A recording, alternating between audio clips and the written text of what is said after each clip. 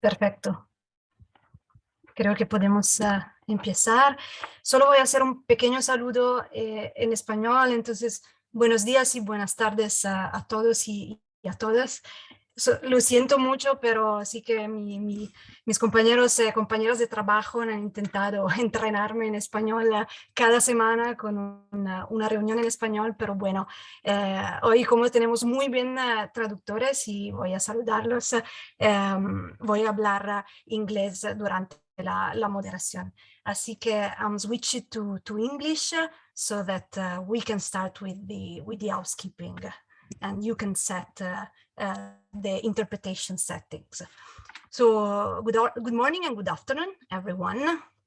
Let me start with some reminder of some, let's say, basic tools that you should use.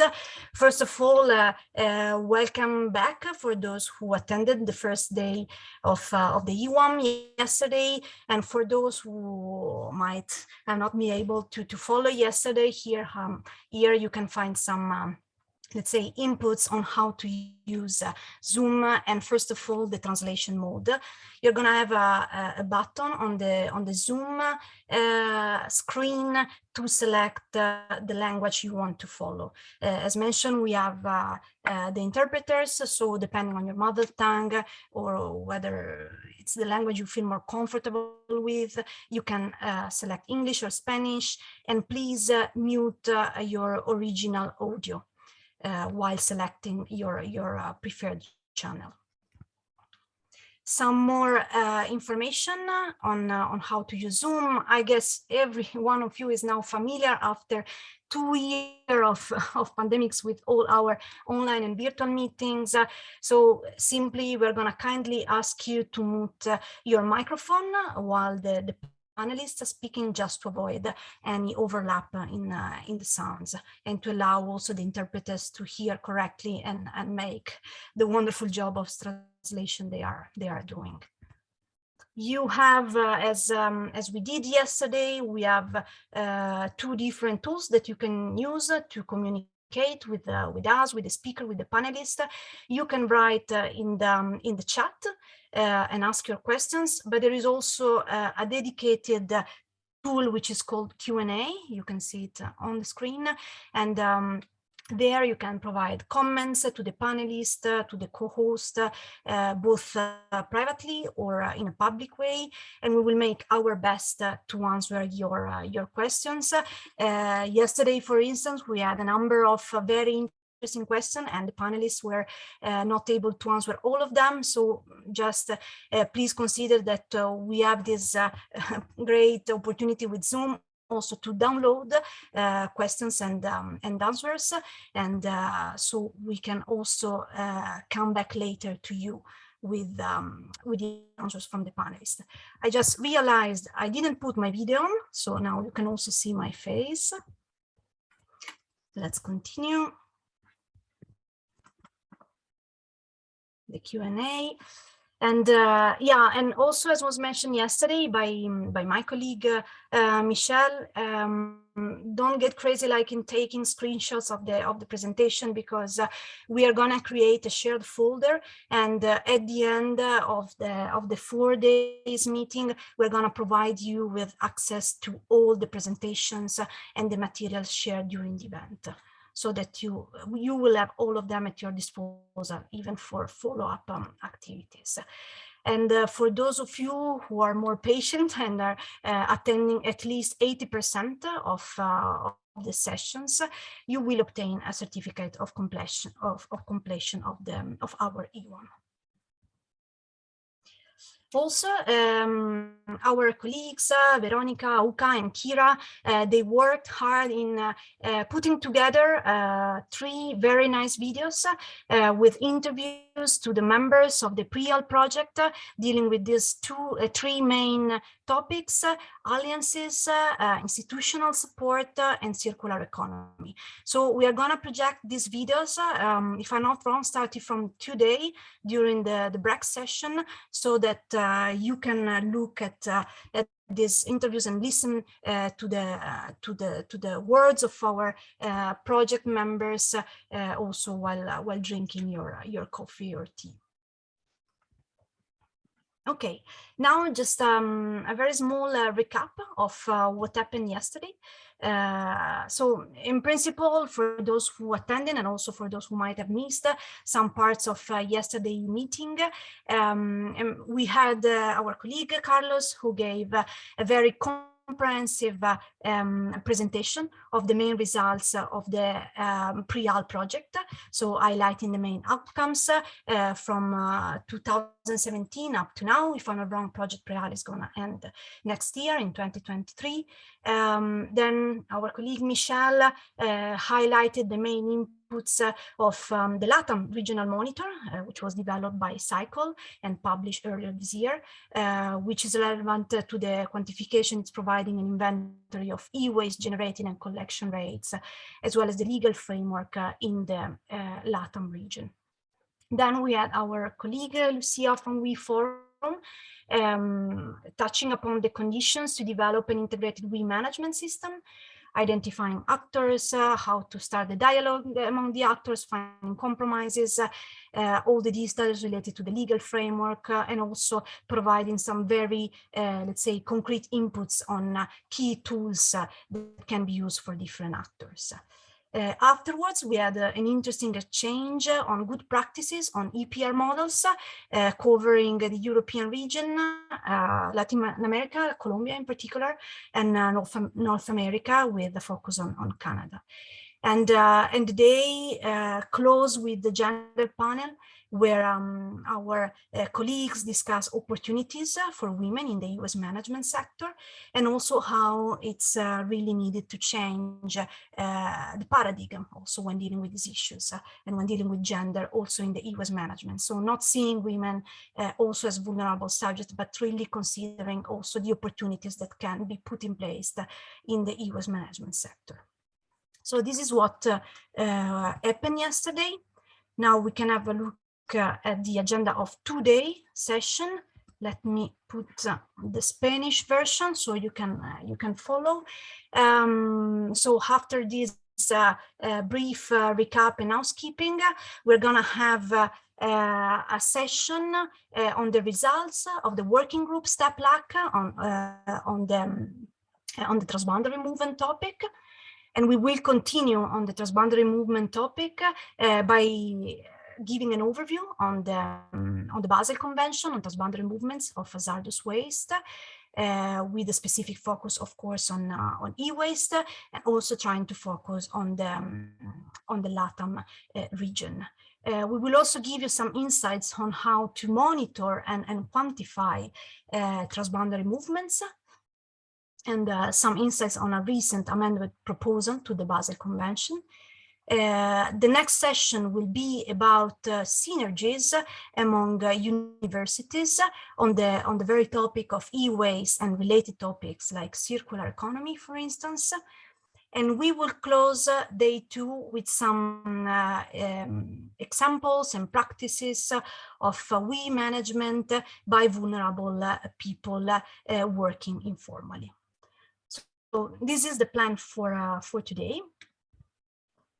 As you may have seen also yesterday, we're gonna use some interaction. Some of the panelists are gonna use the Mentimeter tool to allow some interaction with the participants, even though we are all connected remotely. You probably know already how to use it. You need to connect through your laptop or through your mobile phone to the www.menti.com.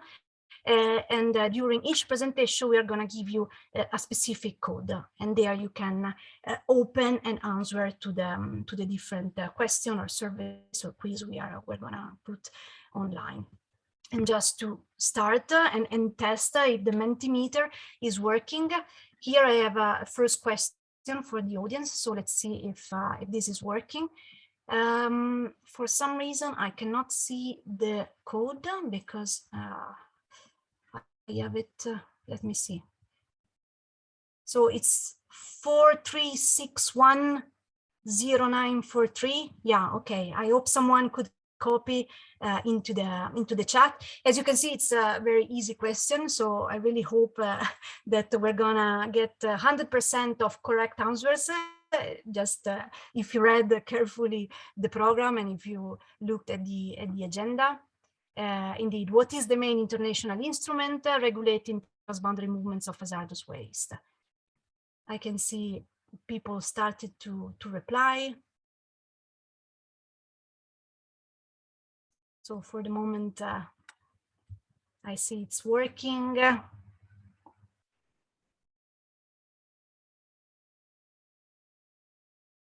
Okay.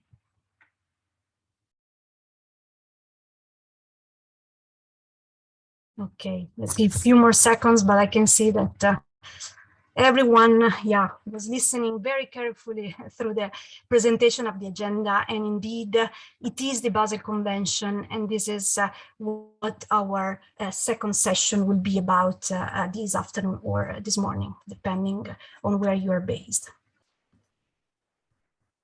So let me switch to the next point, which is touching upon another topic of today, which is the role of vulnerable sectors conducting informal activities in the e-waste management. So this is an open-ended, so we're going to test also this tool. According to you, which are some of the main activities related to e-waste management that may be conducted informally by vulnerable sectors of the population? I can see someone already replied with collection, indeed. Yes, collection and management. Sure, sorting, collection, classification, transportation, the cherry picking, definitely. Let me scroll down. Dismantling, yeah, I was waiting for this. Resale, definitely. Burning, dismantling, recovery of metals and other, valuable materials, indeed.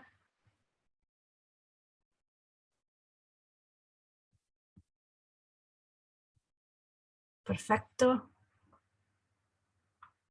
I don't know if the interpreters are also translating maybe the Spanish sentences, maybe some of them could be useful. But yes, I think that valorization,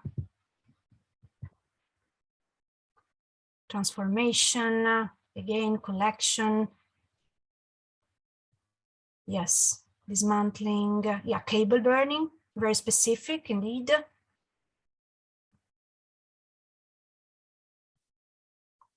Reuse of components, collection of metals. Okay, yeah. I think you covered a very good part of it, and for sure we're gonna hear more about this topic during our last section. So here it was mainly really to get all of us started on the main topics of today's session. So I think we can, yes, dismantling, manipulation. Okay, I think we can stop here, and yeah, indeed, we're going to start now with the first panelist and our first session. Let me just 1 second. Here we are. So, Mr. Danielot. Daniel has more than 18 years of experience working with in Latin America. And back in 2014, he participated as an expert consultant for the formulation of this of the UNIDO PRIAL project in Latin America. And since 2013, is manager for Latin America in the reverse logistics group RLG. So Daniel today is going to give us an overview on the results of the STEP LAC working group on transboundary movement. So Daniel, please, the floor is yours. Thank you. Thank you very much, Elena. I hope you can all see me. Great. Buenos días. Voy a cambiar a español. Buenos días, buenas tardes. Un gusto estar aquí nuevamente. Creo que muchos ya pensarán que yo soy inventario de esta EWAM, pero es un gusto compartir en esta mañana para mí unos momentos con ustedes para hablarles de un proyecto que hemos llevado a cabo gran parte del año pasado y también en lo que va este año con el grupo de trabajo de STEP para América Latina. Y de hecho dejo mi sombrero de RLG aparte o al lado. Hoy voy a ponerme el sombrero del coordinador del grupo de trabajo para la América Latina de STEP, grupo de trabajo que desarrolló justamente este proyecto.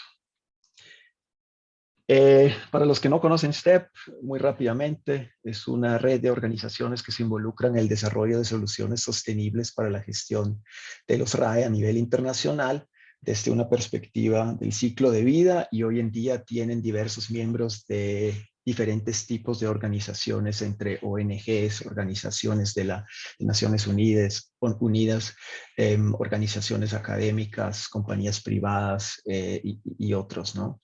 Y apunta principalmente a mejorar la cooperación y facilitar la comunicación entre los miembros con el fin de abordar conjuntamente los problemas que se ven y que son de actualidad, digamos, en la gestión de los residuos de aparatos eléctricos y electrónicos. Y nuestro grupo específicamente... Daniel, disculpe, Disculpa. no Sí, sé si soy yo, pero no vemos tu presentación. No sé si tienes unas slides que quiera compartir. qué pena. Ahora sí lo Vamos a podemos Perfecto, empezar ver. entonces. perfecto.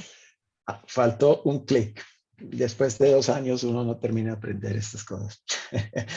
Em, Perfecto, ¿no? Entonces, el grupo para América Latina específicamente existe desde 2017, es activo desde principios del 2018 y tiene unos objetivos un poquito más específicos, obviamente enfocados en la región, entre ellos colaborar en la elaboración de productos tangibles que aportan a temas prioritarios de la región, llevar el conocimiento y la experiencia de los miembros de STEP a diferentes actores del mundo de los RAE en los países de América Latina, y también lo de facilitar la comunicación entre los mismos miembros de STEP que están interesados en la región, ¿no? Aquí pueden ver algunos de los miembros actuales, entre ellos EMPA, GIZ, ITU, RELAC, ONUDI, el WIFORUM, SERI, con el estándar de R2 y algunos otros más. Antes de presentarles rápidamente, o bueno, un poquito más en detalle, mejor dicho, los resultados de este proyecto, aquí el cronograma, como lo llevamos a cabo. Como les había comentado en la diapositiva anterior, el grupo básicamente lo que hace es escoger un tema prioritario que quiere trabajar dentro de las sesiones mensuales que tenemos, y aportar algo a la discusión o generar algún tipo de conocimiento nuevo. En este caso se escogió el tema de los movimientos transfronterizos en América Latina, y el proyecto se enfocó en desarrollar encuestas y paneles de discusión con diferentes actores, o con los que nosotros considerábamos los 2 actores principales de esta temática en la región, que son los gestores como tal y los representantes de gobierno que le dan trámite, por ejemplo, a las solicitudes de exportación de estos materiales, ¿no? Entonces se desarrolló una encuesta específica para gestores de RAE, terminando con un panel de discusión y un webinar, una encuesta específica para representantes de gobierno, que también culminó en un webinar y un panel de discusión. Y lo que hicimos a principios de este año fue un webinar conjunto entre los 2 grupos para profundizar algunos de los temas que vimos o que salieron a la luz en las encuestas. Y ahora justamente estábamos trabajando en una publicación ya por escrito en español, y la idea es que también exista una versión en inglés, y podamos cerrar este ciclo del proyecto en un webinar abierto a todo público más o menos en septiembre de este año. No sabía de la sesión de Mentimeter que hizo Elena al principio. Yo tenía la misma idea para conectar sobre todo a los de Latinoamérica, donde en algunos casos todavía es temprano, a ver si están todos despiertos. Entonces quisiera solicitarles que ingresen nuevamente a menti.com, y el código lo pueden ver justamente aquí en la pantalla. Y también le quisiera pedir el apoyo a Michelle para que proyecte las preguntas, que yo no tengo acceso a eso.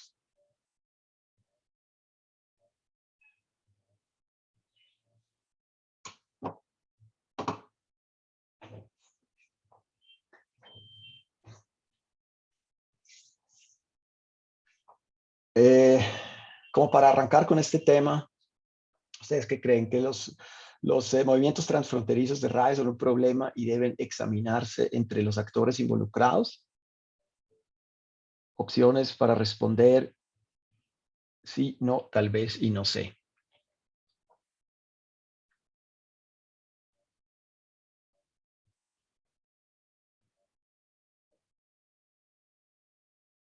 Muy bien, veo que hay varias personas ya conectadas con menti.com.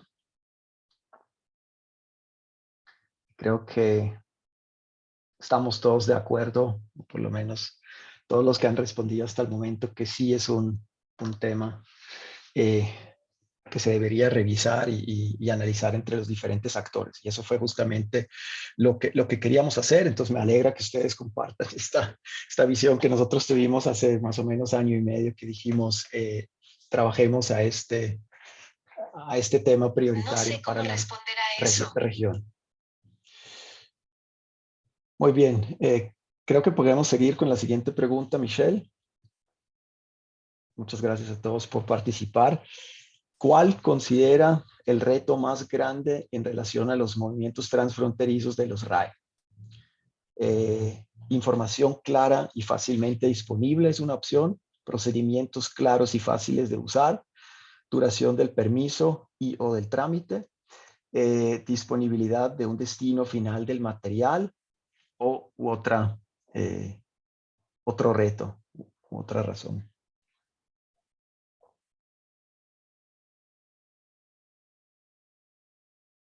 Aquí ya se pone un poquito más interesante con la variedad de respuestas que tenemos.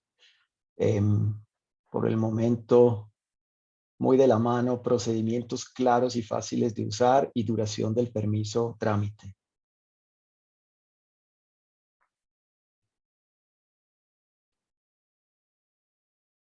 Ahora podemos ver si esto coincide con lo que salió también de las encuestas, ¿no? Pero claramente vemos que hay dos puntos o dos retos que prevalecen, ¿no? O que se escogieron mayoritariamente. Perfecto. Muchísimas gracias a todos los que participaron y seguimos con la tercera y última pregunta de esta sesión. ¿Los movimientos transfronterizos actuales de RAE se realizan de acuerdo con procesos establecidos? Es la pregunta. Sí, no, en su mayoría o no sé.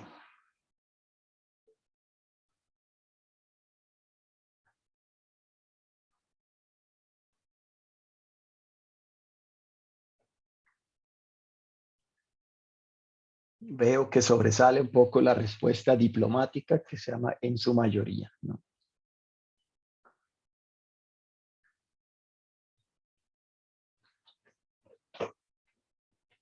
Pero sí, en ese sentido tenemos ahí un claro ganador en la respuesta en su mayoría. Muy bien, muchísimas gracias por participar activamente en esta parte de la presentación. Michelle, si me das permiso, vuelvo a mis diapositivas. Muy bien, entonces, entrando en materia, enfoquémonos un poquito en los resultados de la encuesta de los gestores. Encuesta que se envió a 66 gestores de RAE en 15 países de América Latina. Aquí en la grafiquita pueden ver cómo se distribuyeron esos 66 gestores. El mayor número de gestores a los cuales se envió la encuesta fueron de Colombia y también de Argentina y de Chile, que, bueno, digamos que son también los países, aparte de México, que también se lo mandó a algunos, tiene el mayor número, digamos, de gestores licenciados y aprobados. Recibimos respuestas de 19 gestores, del 29%, y tuvimos una muy buena representación, ¿no? De 12 países de los 15 a los que enviamos la encuesta. Promedio, los gestores que respondieron tienen 10 años de experiencia en el mercado y un 84%, eso fue importante, digamos, para poder de alguna manera validar también las respuestas que nos dieron. Un 84% tiene experiencia con los movimientos transfronterizos, pero ninguno de los gestores que respondió a la encuesta dijo que tenía experiencias de exportaciones dentro de la región latinoamericana, ¿no? De un país de Latinoamérica a otro. Las fracciones que más se exportan son las tarjetas electrónicas, metales no ferrosos, cables, plásticos, cartuchos de tinta y de tóner, también metales ferrosos y baterías y otros componentes, ¿no? Y entre los principales destinos, justamente vemos que la gran mayoría de los destinos finales está o en Estados Unidos o en Europa o en Asia, en Bélgica, sobre todo para el tema de las tarjetas electrónicas. Después, metales no ferrosos van a diferentes partes, ¿no? Entre China, Europa, Estados Unidos, Corea, Canadá. Los plásticos, asumo que eso fue precambio del Convenio de Basilea, ¿no? Mayoritariamente a China. Y cartuchos de tóner y de tinta a Estados Unidos. Y cuando preguntamos por las razones por qué se exportan los RAE o fracciones o componentes de los RAE, la respuesta que más vimos fue que hay un mejor procesamiento en el exterior o no hay una alternativa local realmente para reciclar ese componente o ese material específico que salió del desensamble de los residuos de aparatos eléctricos y electrónicos. Y como segunda razón más mencionada, digamos, las tarifas, ¿no? Mejores tarifas y precios en el exterior que en lo que se podría obtener en el mismo país. Pero también se mencionaron temas importantes como requerimientos de clientes, garantía de trazabilidad o que el desensamble por fuera fuera más, digamos, detallado y más desarrollado. Los desafíos principales que ven los gestores, y creo que ahí tenemos coincidencia en lo que vimos justamente en la encuesta de Mentimeter, ¿no?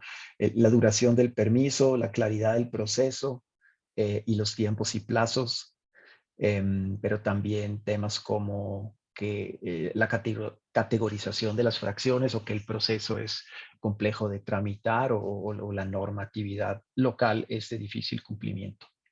Y las fracciones que se considerarían exportar, si la exportación fuera más fácil, ahora en la diapositiva anterior vimos lo que se exporta mayoritariamente, pero aquí realmente es si fuera más fácil exportar.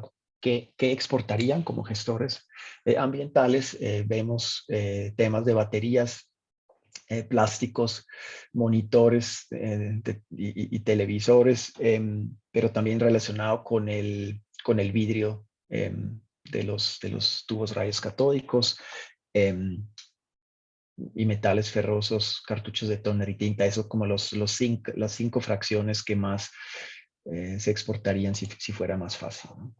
Y también hicimos consultas sobre algunas buenas prácticas que se aplican en la actualidad desde el punto de vista administrativo. Se mencionó mucho que es importante contar con una buena agencia aduanera que asista realmente al gestor en todo el trámite hasta poderlo concluir, y que también uno tenga un buen conocimiento legal de los dos países, ¿no? Del país de origen y del país de destino. Por el lado operativo, hay algunos gestores que respondieron que una previa transformación mecánica del material facilita mucho el tema de la exportación porque cambia un poquito las características y es más viable que se pueda realmente exportar como un material, ya un recurso secundario y no tanto como un componente eléctrico o electrónico, ¿no? y bueno, que se necesita obviamente mucho conocimiento del material y, y, y de la validación de los procesos del mismo gestor, y que bueno, eso encaja, digamos, en esa transformación, ¿no? La industrialización y transformación de los RAE previa puede ser un punto importante. Cerramos ese proceso de los gestores en un panel de discusión en el cual tuvimos la participación de 4 gestores de la región, de Colombia, Ecuador, Costa Rica y Argentina, perdón, el cual fue moderado por Carlos Hernández, y dio también unas conversaciones y unos resultados bastante interesantes. Durante ese webinar y ese panel de discusión, justamente también hicimos o aprovechamos para preguntar algunas cosas adicionales a los gestores que estaban presentes, como por ejemplo si han exportado monitores CRT o vidrios CRT en algún momento, y solamente el 27% dijo que sí. Otra pregunta que me pareció interesante fue si se han asociado con otro gestor para la exportación, donde también solo el 20% dice que sí. Y si, por ejemplo, exportaría a otros países de Latinoamérica, si ese país contara con la infraestructura adecuada. Había un sí rotundo en ese sentido. Esos algunos de los resultados interesantes también que salieron de este proceso, ¿no? Entonces, algunas conclusiones de la sección, digamos, de gestores. La mayoría de las fracciones se exportan porque no existe una solución local para su valorización, aprovechamiento o tratamiento. Las fracciones que se exportarían con mayor frecuencia si el proceso fuera menos complejo son el vidrio CRT, los plásticos y las baterías. Los desafíos más frecuentes se identificaron como la falta de información o falta de claridad del proceso y la duración del trámite o de los permisos, y que se ve una necesidad para procesos más definidos, mejor disponibilidad de información, una estandarización de las fracciones o de la categorización, y también se requieren capacitaciones a los agentes de gobierno, ¿no? Desde el punto de vista de los gestores. Lo que es un punto importante a mencionar es que ese webinar llevó a la creación de un grupo de trabajo regional entre gestores. Creo que empezó como un grupo en WhatsApp. Cuando hicimos justamente la consulta en abril, a uno de los gestores que integran el grupo dijeron que seguía activo para intercambiar cierta información y que para conectarse y compartir experiencias. Creo que eso fue un resultado no intencional, pero bastante interesante. Y también sentimos que para los gestores explícitamente hay pocas oportunidades, digamos, de encontrarse a nivel regional, ¿no? Obviamente existen congresos, por ejemplo, en Estados Unidos, donde varios de los gestores de Latinoamérica atienden, pero así como realmente espacios dedicados únicamente a gestores de la región latinoamericana, creo que hay muy pocos, y creo que una de las conclusiones también fue que se debería tener un mayor intercambio entre los gestores, y eso justamente terminó conformándose en un grupo de WhatsApp. Muy bien, entonces pasamos a la visión como de gobierno de los funcionarios que están involucrados en tramitar estos permisos y autorizar esos envíos de residuos electrónicos y bueno, y fracciones al exterior. La encuesta ajustada, no fue la misma encuesta, obviamente tenía partes muy similares y preguntas similares, pero realmente fue ajustada más a la visión del punto de vista de los gobiernos. Se envió a 15 países y se obtuvieron respuestas de 13 países de la región, también una muy buena representación, y en promedio los funcionarios respondieron que tienen más de 7 años de experiencia con el tema, ¿no? Y que casi el 70% dijo que tienen experiencia directa con el trámite de autorizar movimientos transfronterizos relacionados con los residuos electrónicos. Importante también tener eso en cuenta para validar, digamos, de alguna manera las respuestas.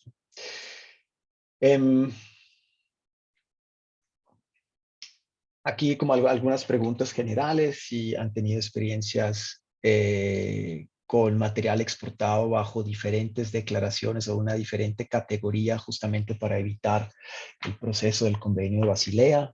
Si han asistido a alguna vez a una formación o capacitación en el marco del Convenio de Basilea. Ahí vimos que las respuestas realmente fueron pocos, ¿no? Si tenemos en cuenta que son 13 países que respondieron, solo 3 dijeron que en algún momento asistieron a una formación o capacitación y bueno, afortunadamente también solo 3 respondieron que han tenido casos explícitos.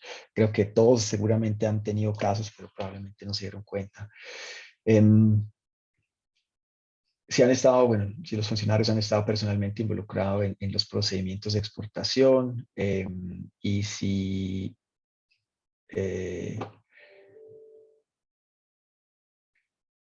perdón, esta parte no me queda claro cómo es que era.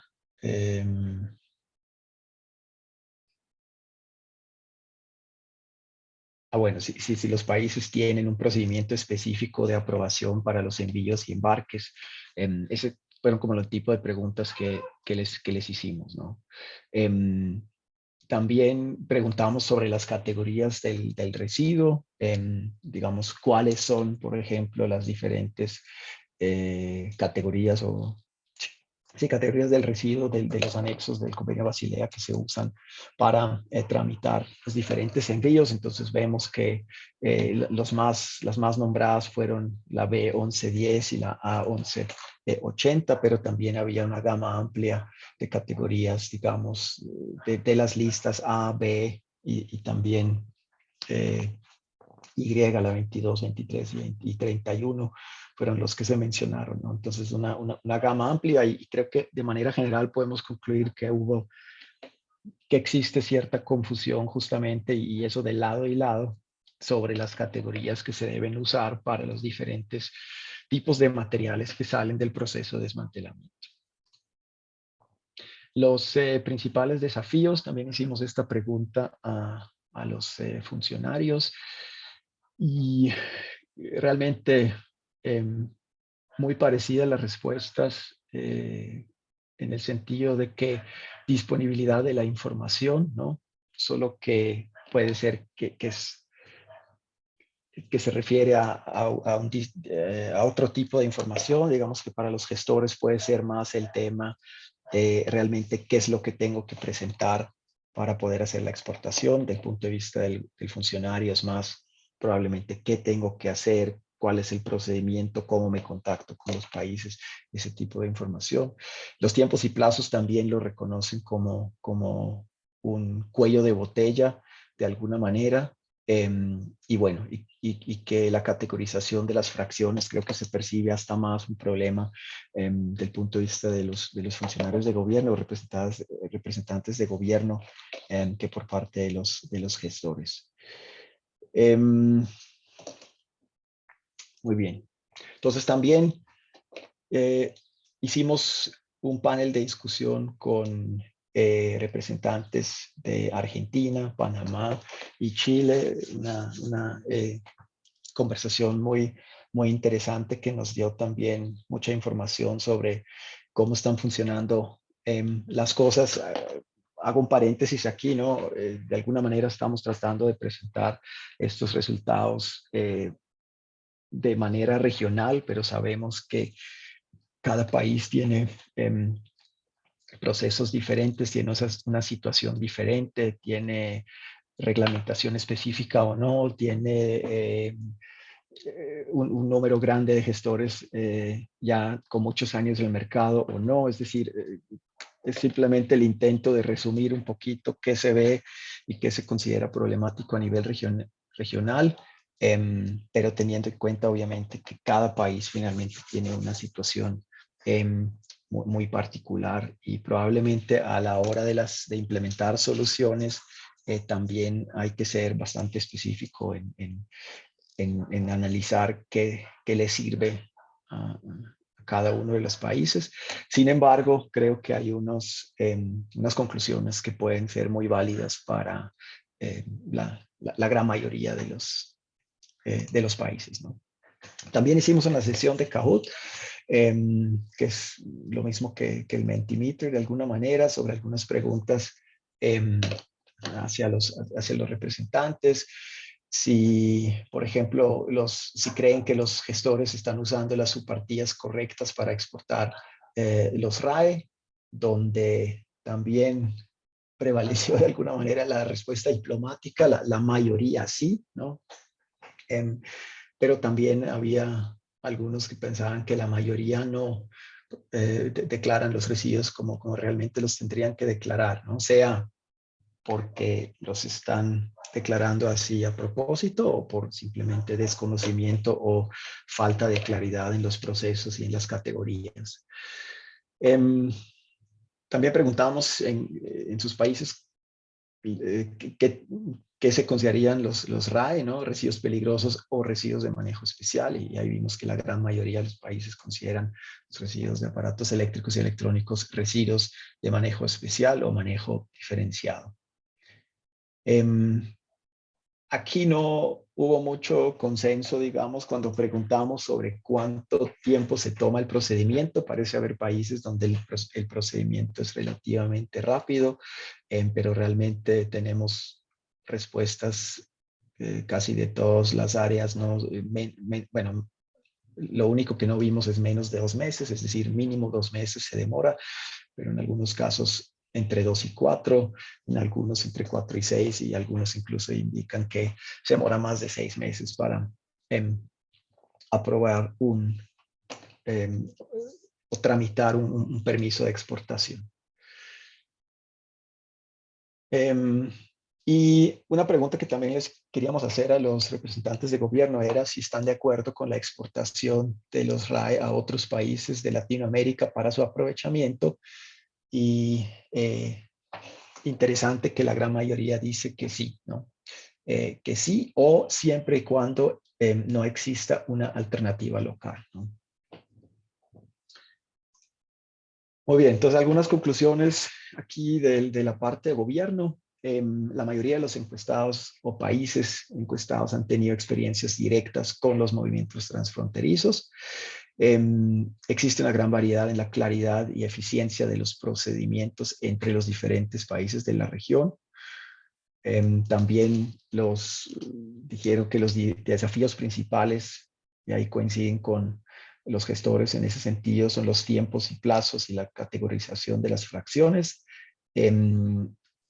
Digamos que los mismos funcionarios de gobierno admiten que hace falta capacitación y el fortalecimiento, digamos, de los procesos y de las autoridades ambientales y aduaneras, y que para ellos sería muy útil, creo que eso es interesante también, sería muy útil tener mayor automatización de los procesos para optimizar los tiempos y la documentación, ¿no? Que también parece estar en el interés de los países poder aprobar estos envíos de manera más ágil y más rápida. Y en el contexto regional se debería promover el desarrollo de instalaciones apropiadas para la gestión de fracciones y transferencia tecnológica, ¿no? Para empezar a construir esa infraestructura local de alguna manera. Muy bien, entonces después de llevar este proceso por aislado, digamos, con cada uno de los grupos, lo que hicimos es juntar a los dos en un webinar que tuvo lugar en abril de este año, donde tuvimos también una participación muy interesante. Tuvimos 2 gestores que participaron de parte de Ecuador y Colombia, y tuvimos, por una baja que tuvimos a última hora, un desequilibrio en ese sentido en el panel, con solo un representante de la parte de los representantes de gobierno, pero creo que Eugenio de Costa Rica se defendió muy bien ante los gestores, ¿no? Realmente no había que defenderse, era una conversación muy constructiva, muy enfocada, digamos, en las soluciones. Y lo que hicimos en esa sesión de trabajo fue enfocarlo un poquito más en los desafíos, justamente teniendo en cuenta que al final los desafíos identificados entre gestores y representantes de gobierno fueron muy similares, ¿no? Aquí intentamos hacer como la comparación directa. Bueno, ¿cuáles son los desafíos principales? Juntamos ahí duración del permiso y tiempos y plazos. Después el tema de la claridad del proceso, es decir, la información disponible y actualizada. La claridad del proceso como tal, después la disponibilidad de la información en las diferentes etapas del proceso y la categorización de las fracciones, ¿no? Em, que eso claramente son los desafíos más mencionados por ambos grupos, pero sí podemos ver que en su importancia, digamos, hay algunas diferencias que obviamente son lógicas, ¿no? Digamos que por el lado de los gestores es más importante, casi lo más importante es la duración del permiso, ¿no? Porque ellos tienen un embarque listo, tienen un destino final identificado y quieren poder sacar este material, sobre todo porque muchas veces el material que se exporta es el que mayor valor agregado de alguna manera genera y es una parte principal del negocio del gestor.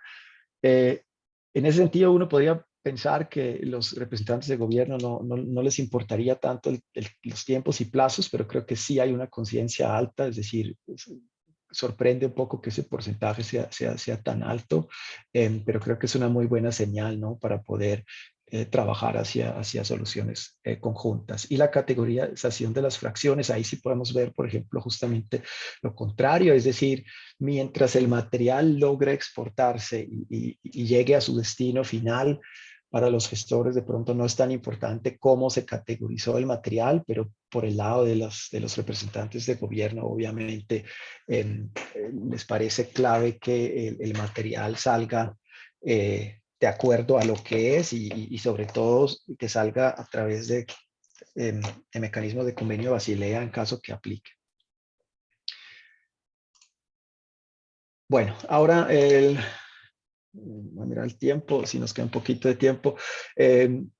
Lo que intentamos hacer ahora en una última parte es como poco ver los retos, pero ya frente al procedimiento de movimientos transfronterizos, como lo podemos ver en esta gráfica, ¿no? Con el exportador, el gobierno del país exportador, el gobierno del país importador, el importador y otro rol importante, el gobierno de los países de tránsito, ¿no? Y para ver un poquito cuáles son realmente esos retos de los gestores.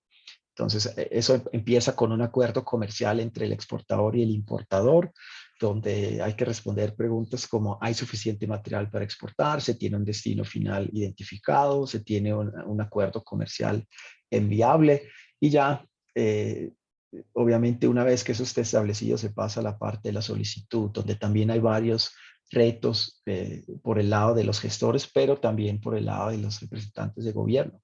¿Qué documentos se tienen que presentar?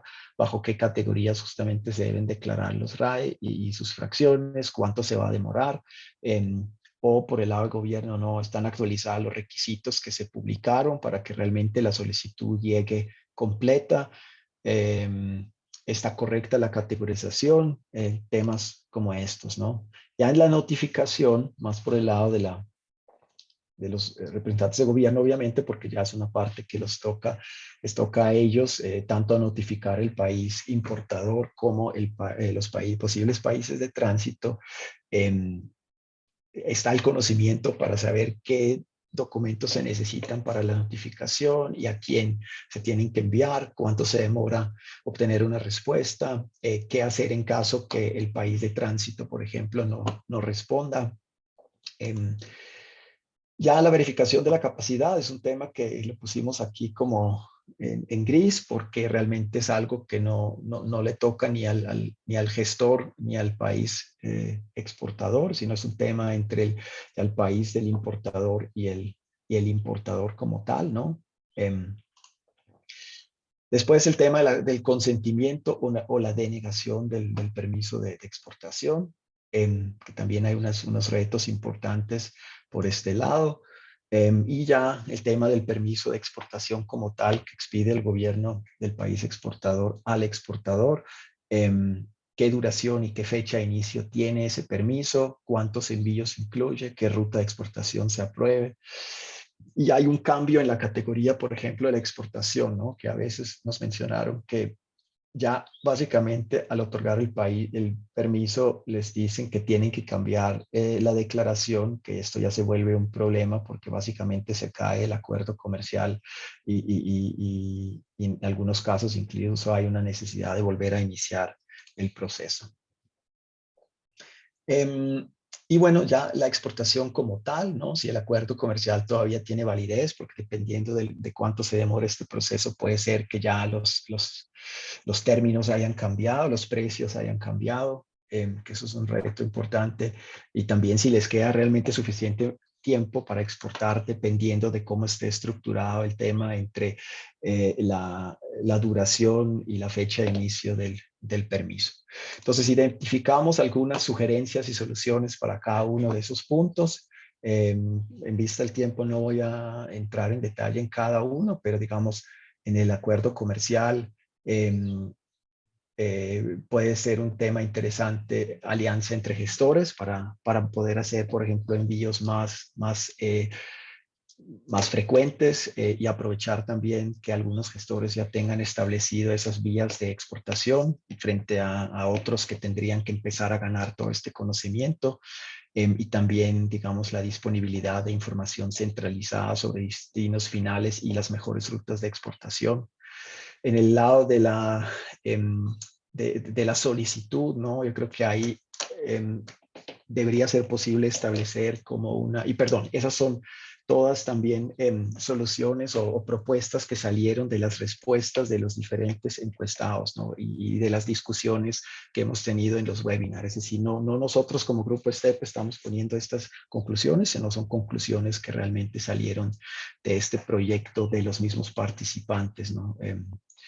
Entonces, el tema de la estandarización de corrientes o de las categorías, que no debería ser tan complejo uno poder decir, este es el material, esta es la categoría, porque al final es una gama de posibles materiales relativamente limitada. No hay infinidades de materiales tampoco, casi siempre son un poquito los mismos tipos de componentes. Se mencionaron temas como un centro de información de RAE, una plataforma operacional para compartir experiencias e información.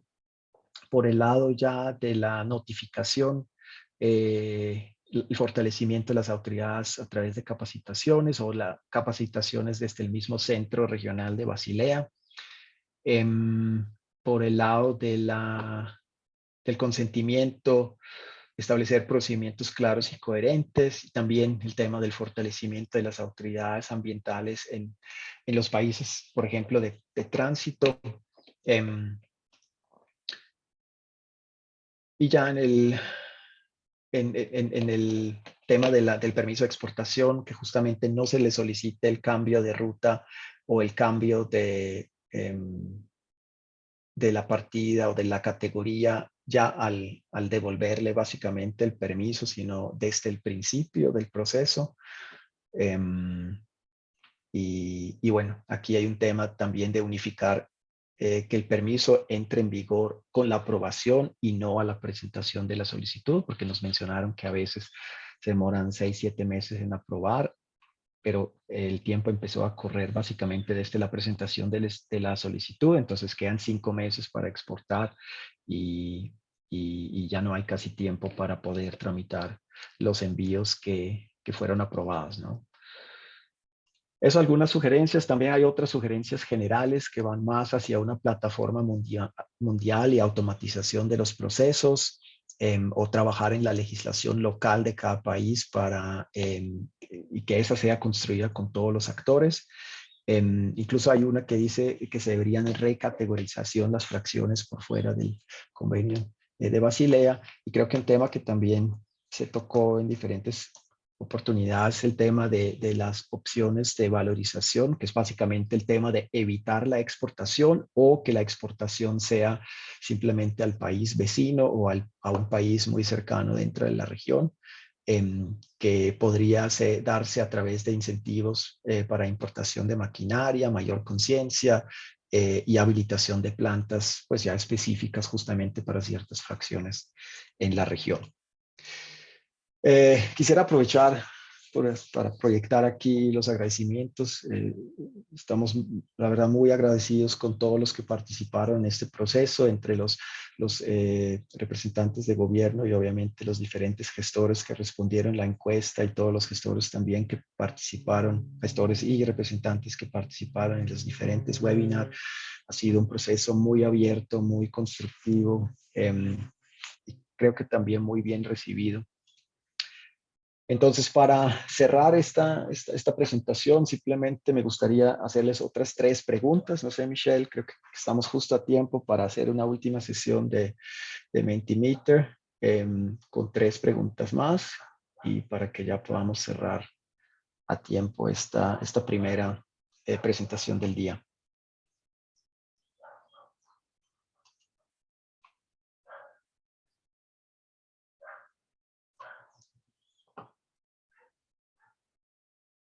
Lastimosamente solo queda como para una pregunta porque faltan 4 minutos y queremos también proporcionarle a los participantes algún tiempo para las Perfecto, preguntas. entonces, está bien. Entonces, por favor, la última de las 3. Okay. Bueno. ¿Quién debería tomar? Aquí veo que hay ciertas respuestas, no sé por qué, pero ¿quién debería tomar el liderazgo en la implementación de las soluciones propuestas? ¿Los gobiernos locales, el Convenio de Basilea, los centros regionales del convenio u otras organizaciones internacionales?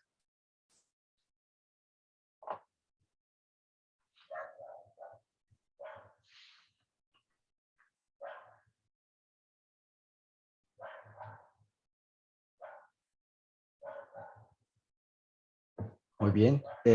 Parece que hay un claro ganador, aunque honestamente me sorprende la respuesta. Pero bueno, eso puede ser justamente parte de la discusión. Muy bien, en vista del tiempo creo que dejamos aquí esta pequeña encuesta. Yo por mi lado solo les quería, no voy a volver a proyectar, pero solo les quería mencionar justamente que estamos tratando de finalizar ahora la publicación y esperamos que dentro de un mes, mes y medio, salga ya la versión en español. Y lo que seguramente haremos es un webinar como para compartir con todos los interesados más o menos en septiembre. Entonces, si están interesados en volver a participar, obviamente muy bienvenidos. Entonces, muchísimas gracias por la atención y estoy abierto a algunas muy pocas preguntas y me disculpan aquí el tiempo ocupado en esta sesión.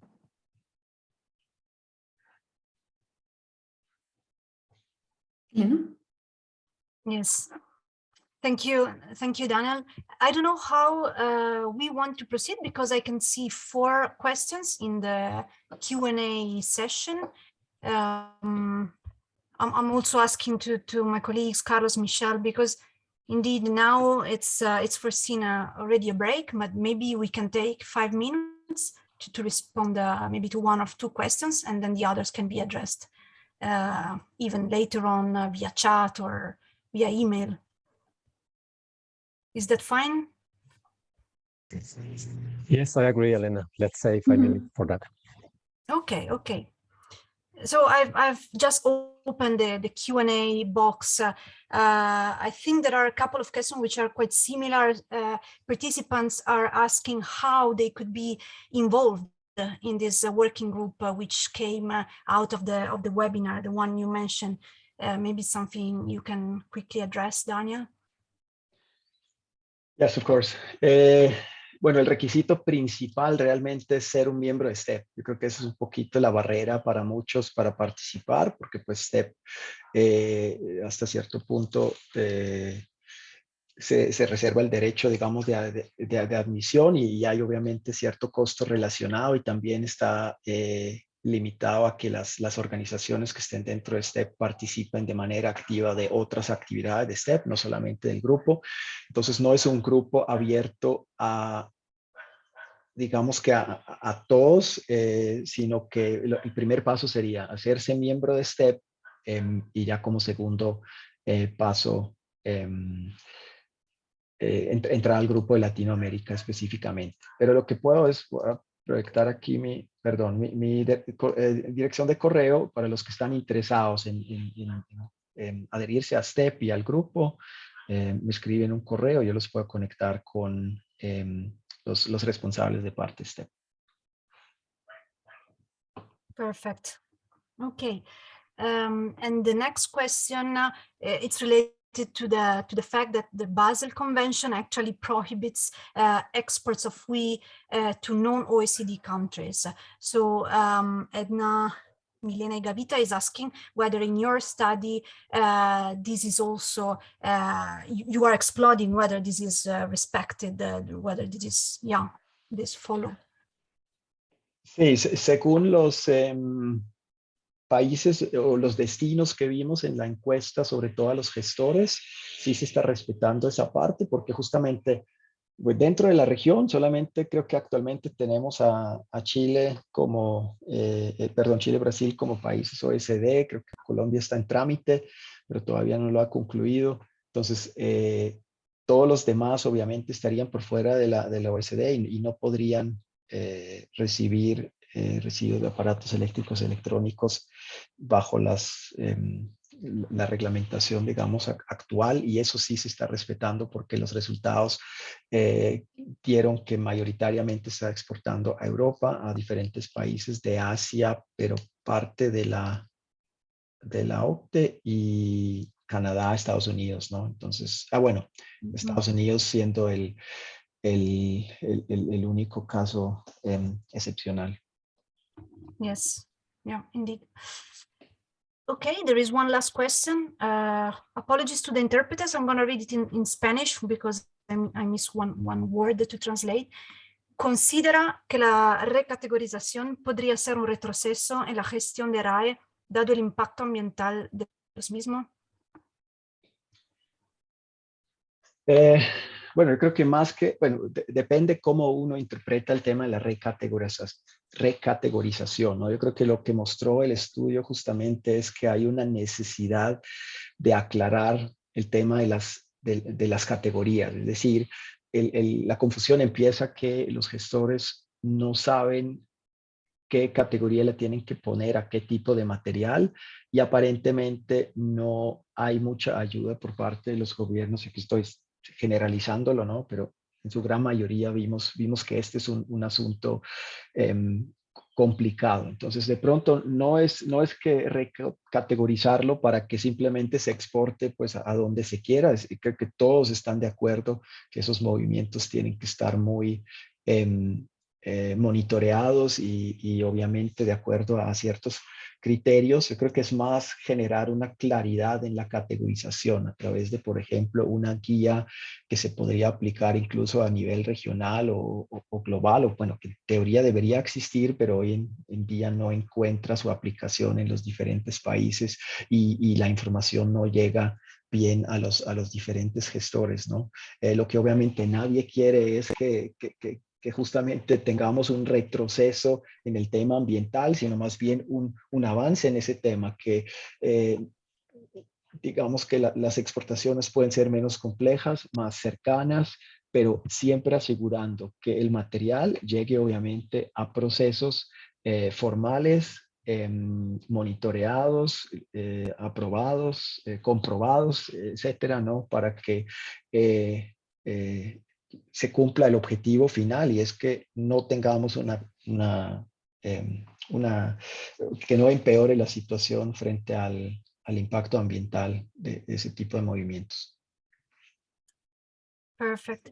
No, thank you, Daniel. I think you made some very good points, and indeed, this your answer to this last question is creating, I think, a very good link to the next session, because indeed we're going to cover how the Basel Convention is regulating the aspect of transboundary movements, and also in the next session we're going to discuss about the monitoring, which is indeed related to the classification, which is something that is still creating some main gaps in data gathering, data analysis, which is quite important to monitor and to understand the extent of the problem. So this is very, very relevant. So I think I would stop now.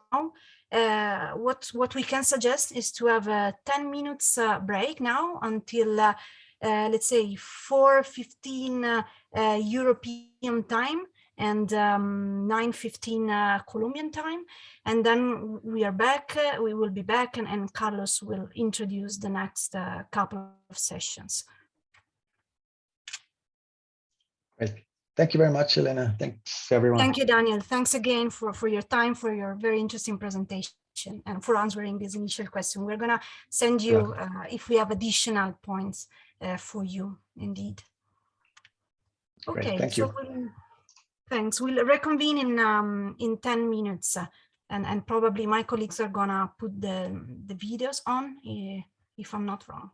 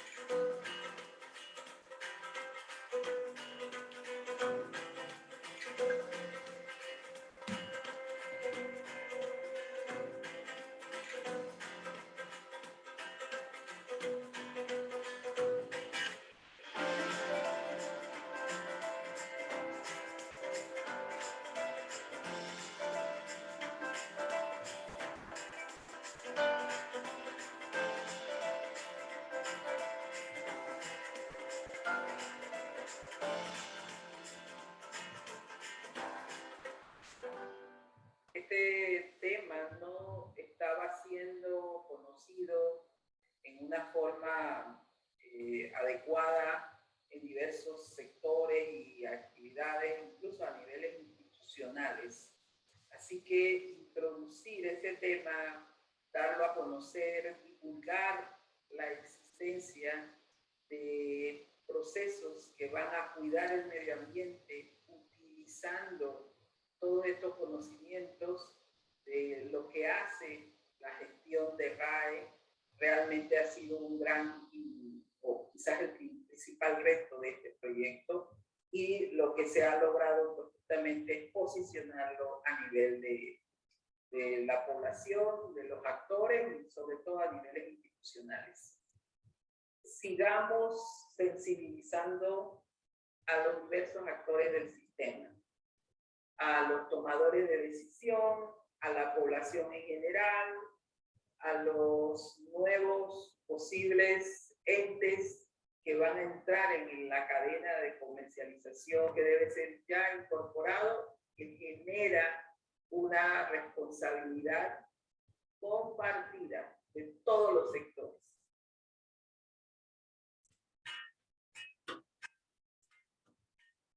Saludarlos, comentarte que el Ministerio del Ambiente tiene establecidos un conjunto de normas referidas a los residuos de aparatos eléctricos y electrónicos desde hace 10 años, cuya implementación viene realizándose gradualmente.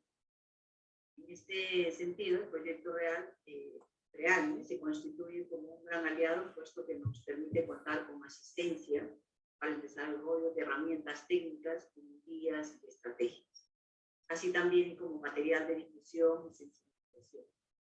El objetivo es que los productores de aparatos eléctricos y electrónicos cumplan con colectar la cantidad de RAE que se comprometieron en sus planes de manejo bajo el marco de la responsabilidad extendida del productor.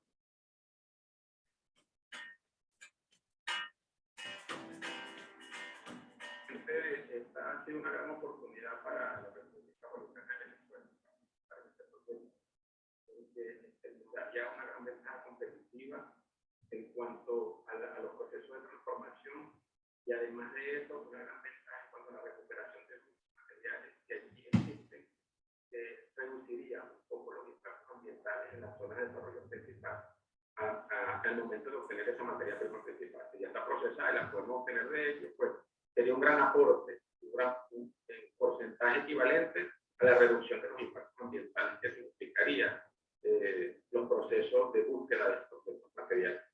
Eso sería uno de los elementos principales. Y además de eso, lograr contribuir con el tema del cambio climático, de acciones de mitigación del cambio climático, ya que es importante informar que contamos ya con la aprobación de un despacho de viceministra para las gestiones de adaptación y mitigación al cambio climático, que lo hemos denominado la biodiversidad y la vida. Ahí están conformados toda la estructura del tema de la biodiversidad, la defensa de la biodiversidad, la dirección de adaptación, de mitigación al cambio climático y el seguimiento y control. En esos aspectos generales aportaríamos un poco más a la gestión estructural del país para las acciones de adaptación y mitigación al cambio climático y poder contribuir con todos los convenios y protocolos internacionales suscritos por la República Bolivariana de Venezuela.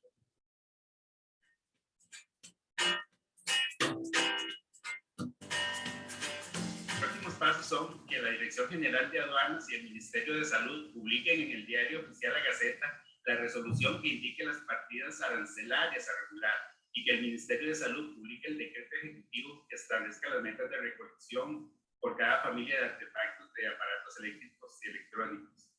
También, para este año, debemos actualizar la política nacional para la gestión de RAE, así como la estrategia nacional también para la gestión de RAE y la actualización de las guías técnicas con las que hoy el país cuenta. El trabajo en todos los temas de residuos de artefactos eléctricos y electrónicos debe ser realizado en coordinación entre el sector privado, el sector público, con el apoyo de ONGs y de las universidades. Gracias al PREAL, hoy tenemos identificadas las partidas arancelarias que debemos regular para poner las metas de recolección y el reconocer el verdadero interés de los gestores de residuos por tratar los plásticos que contienen compuestos orgánicos persistentes en su composición.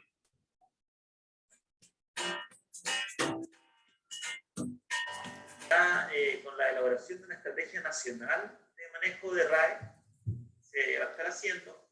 Tenemos también la implementación de un piloto de manejo de plásticos con PPR-COP, digamos.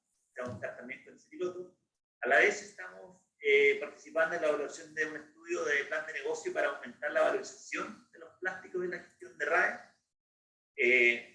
Tenemos también la intención y ha comenzado el trabajo para elaborar un borrador de reglamento técnico para una gestión ambientalmente racional de los RAE. Y también tenemos algunas cosas en carpeta en lo que respecta a educación y capacitación.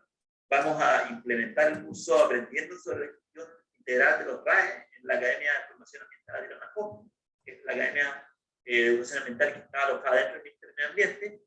Y también estamos trabajando en una línea de fomento a la investigación y capacitación en la temática de RAE dentro de la Academia, trabajando actualmente con la Universidad de Mayo y con IT de Chile.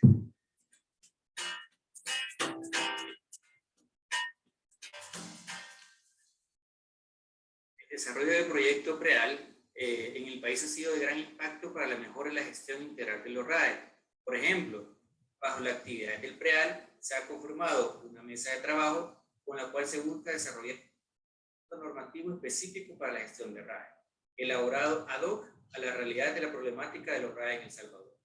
Además de la actividad PREAL anteriormente descrita, podemos mencionar otras con gran impacto con la gestión de los RAE en el país, las cuales son revisión, elaboración de 2 guías técnicas para la mejora de la gestión de RAE, una es específicamente para empresas gestoras y otra dirigida para la correcta gestión de los RAE en instituciones públicas.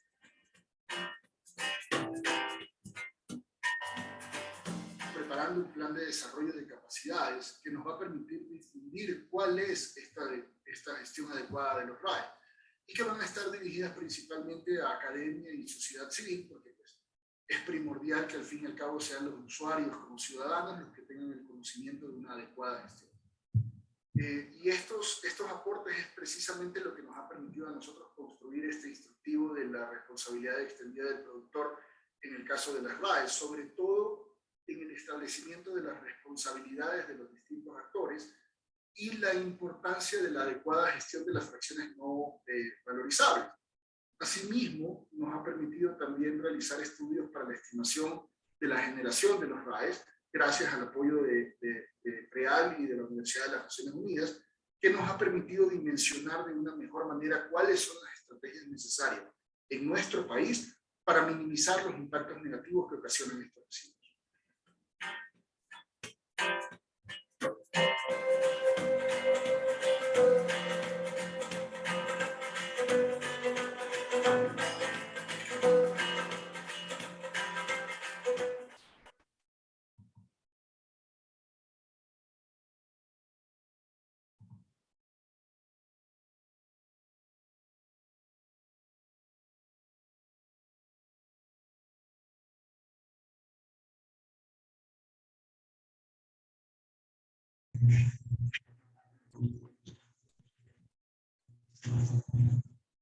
Bueno, muy buenos días para todos. Vamos entonces a dar continuidad a nuestro programa del día de hoy.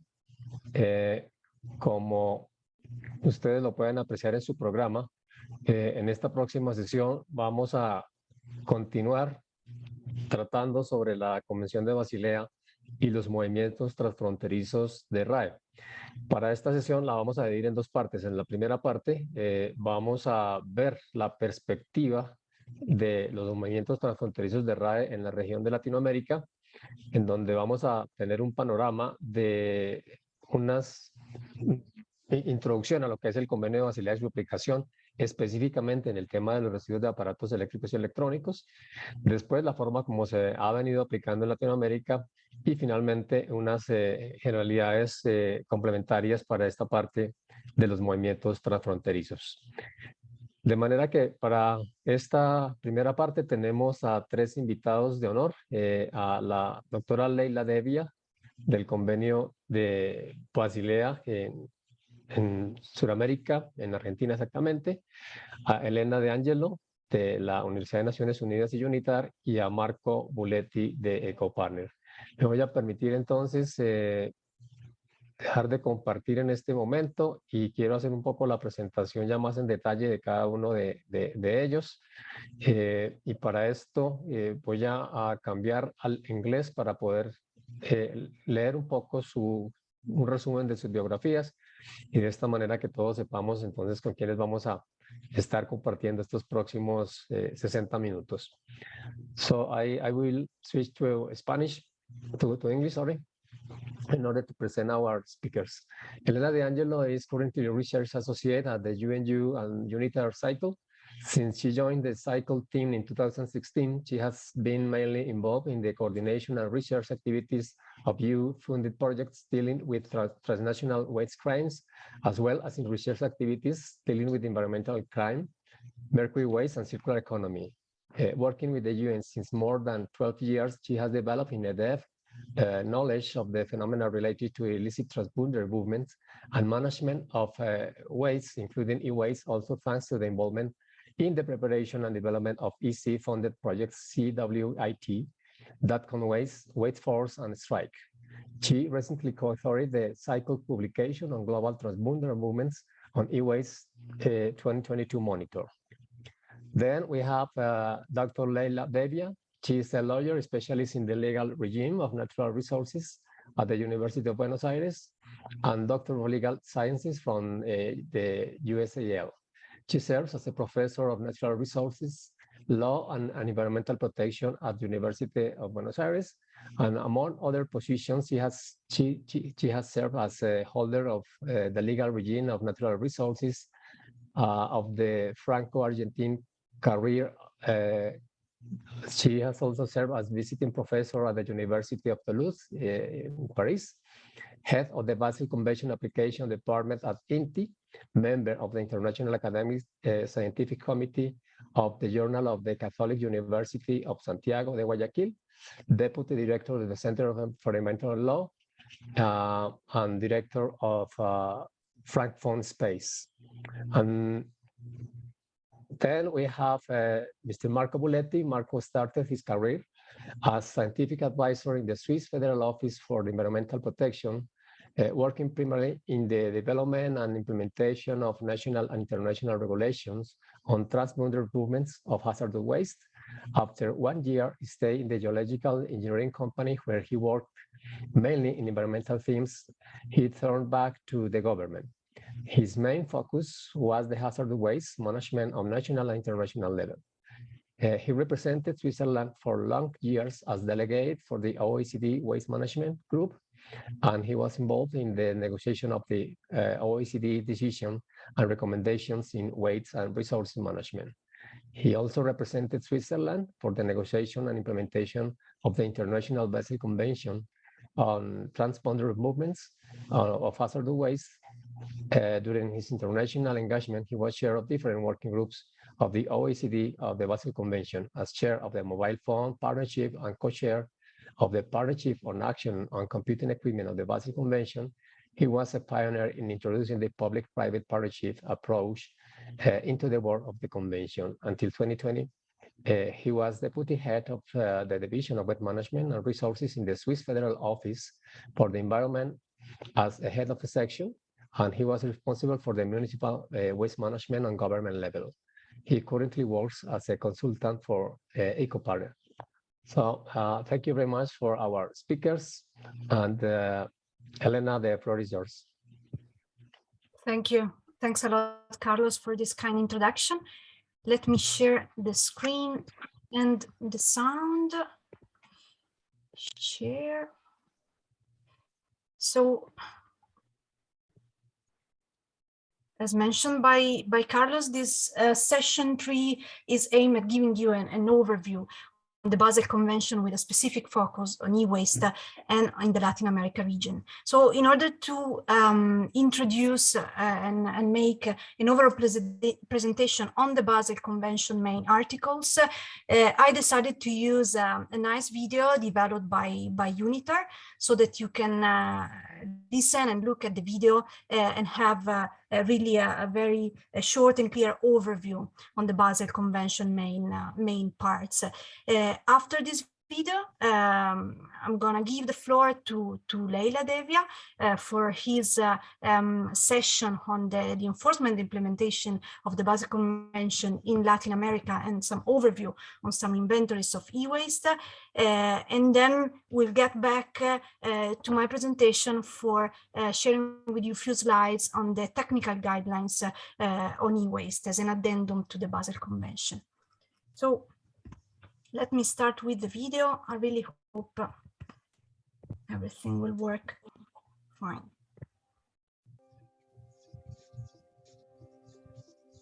Welcome to Unitar's course on the Basel Convention.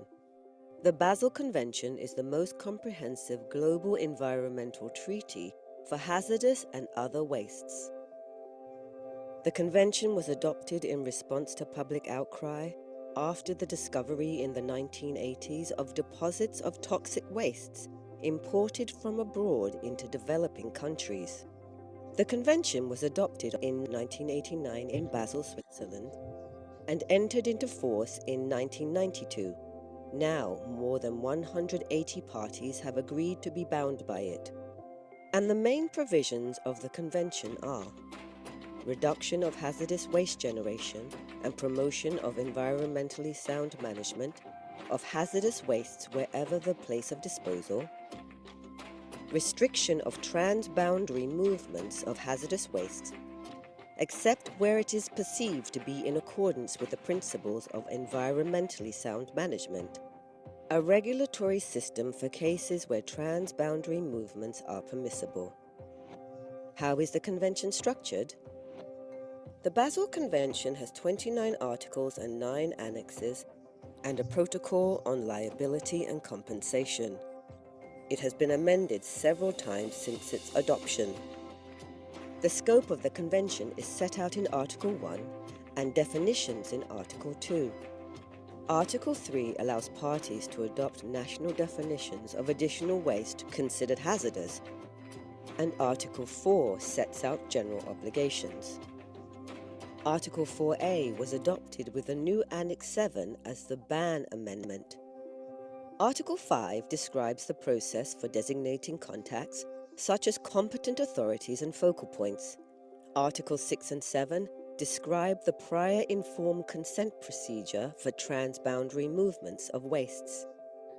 Article 8 sets out the duty to re-import if a transboundary movement cannot be completed as set out in the contract. Article 9 covers how to address cases of illegal traffic. The information to be transmitted in the annual national reports is set out in Article 13.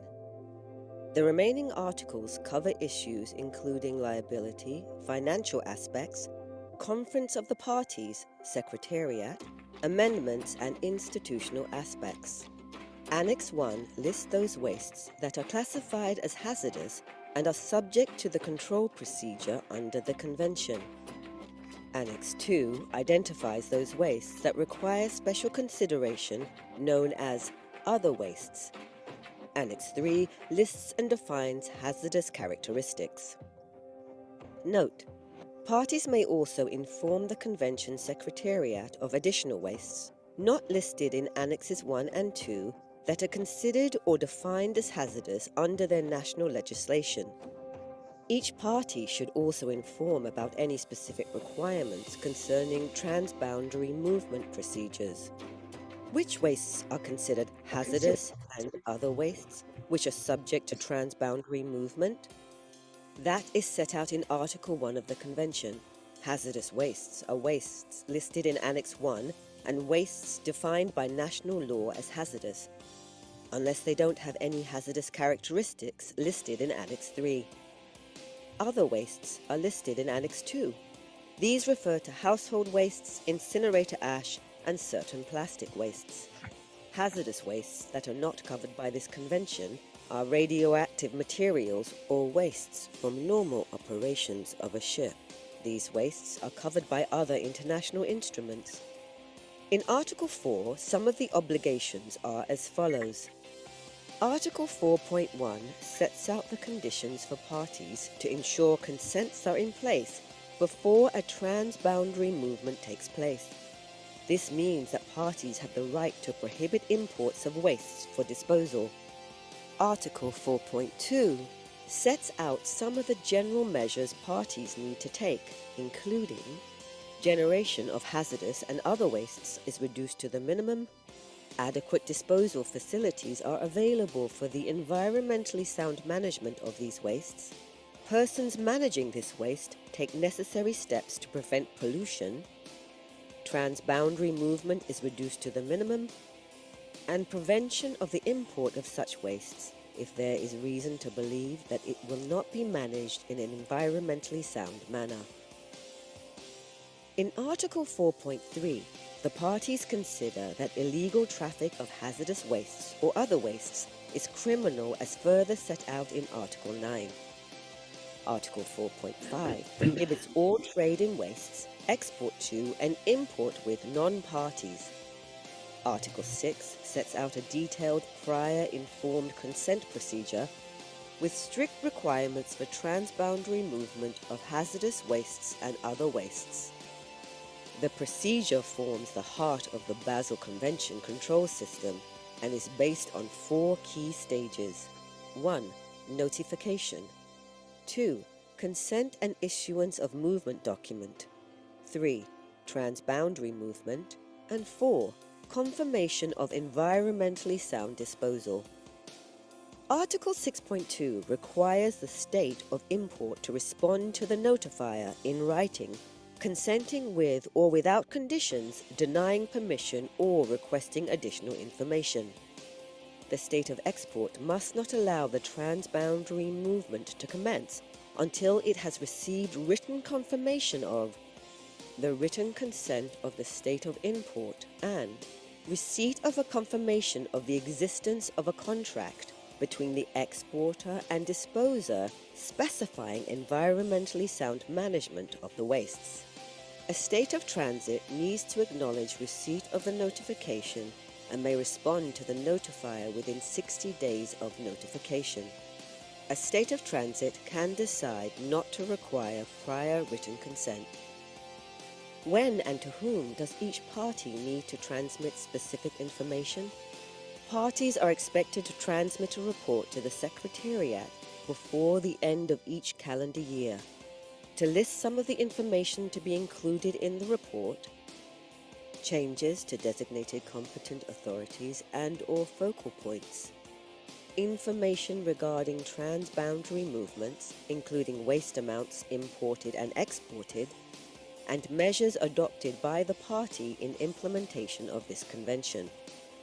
Which types of hazardous waste and other wastes are regulated by the Basel Convention? There are many, but just to name a few. Clinical waste for medical care, waste mineral oils, plastic wastes, electrical and electronic wastes, such as wastes containing specific metals, for example, lead-acid batteries, persistent organic pollutant wastes, for example, PCBs. Additionally, specific technical guidance materials are provided for the following wastes: e-waste, plastic waste, mercury waste, POPs waste, and about ship dismantling. Hundreds of millions of tons of wastes are produced each year globally, with increasing amounts each year. Particularly, hazardous wastes are predicted to increase in the future, needing comprehensive global approaches and instruments such as the Basel Convention to protect human health and the environment. We wish you good luck with the implementation of the Basel Convention.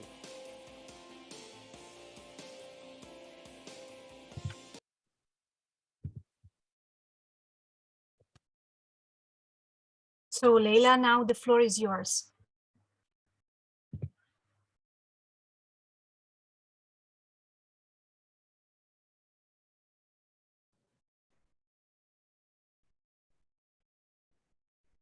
Gracias. Bueno, hola a todas y todos. La verdad que muchas gracias por invitarme a participar. Voy a hablar en español. Gracias por la presentación.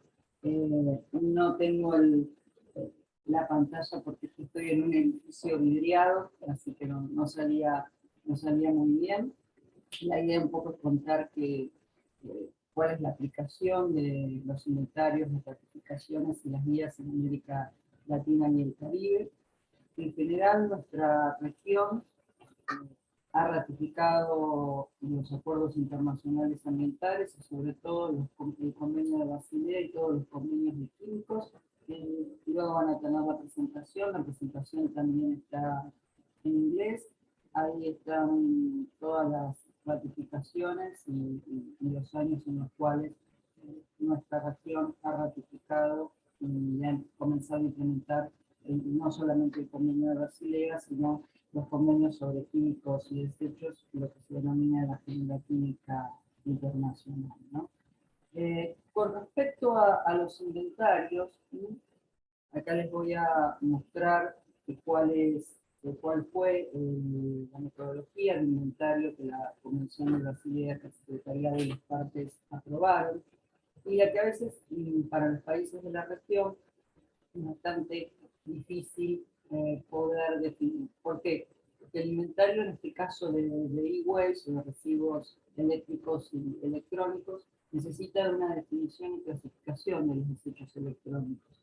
Y el Convenio de Basilea, como otros convenios, en su definición de residuo de desecho peligroso, también lo ata, lo une a la legislación, al ordenamiento positivo local, o sea, la definición que cada uno de nuestros países tenga sobre desechos electrónicos en este caso. Luego se tiene que definir el alcance y elegir y aplicar la metodología, y preparar los resúmenes nacionales y obtener datos también sobre las instalaciones de eliminación y movimientos transfronterizos.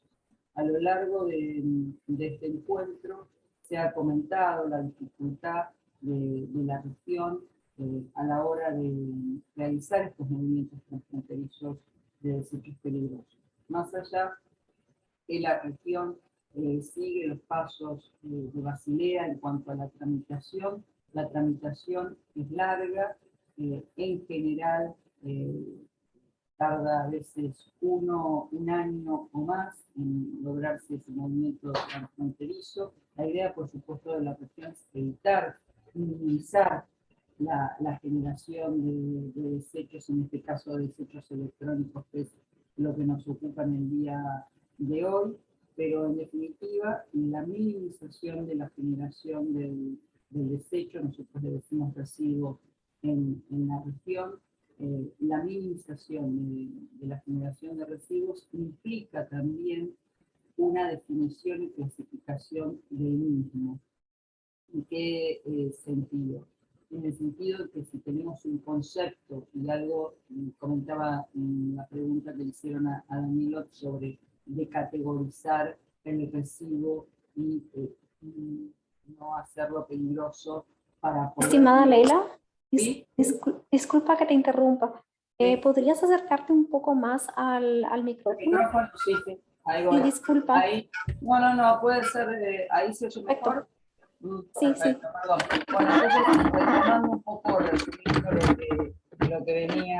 lo que venía diciendo, la Convención de Basilea en nuestra región es una convención que ha sido ratificada por todos los países de la región, también las enmiendas, el caso de la enmienda de prohibición de ingreso de residuos peligrosos. También esto está incorporado en la legislación, en el ordenamiento positivo de cada uno de nuestros países.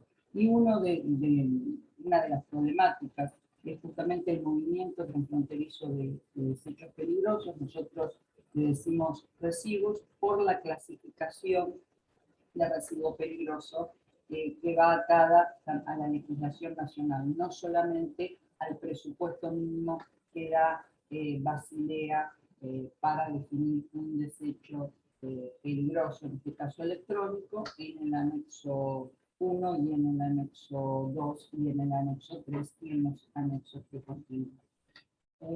Dentro, si hacemos un inventario de desechos electrónicos, hay una amplia gama de equipos puestos en el mercado, no solamente las computadoras, y como también decían los anteriores expositores, hay una relación muy estrecha con la organización aduanera en cada país y con la clasificación arancelaria. Por eso, una de las cuestiones que la región ha levantado en casi todas las conferencias de las partes de la Convención de Basilea, es justamente tener una clasificación, una relación mucho más estrecha con la Organización Mundial Aduanera, para poder tener esa clasificación arancelaria en relación a lo que puede ser un desecho electrónico en este sentido.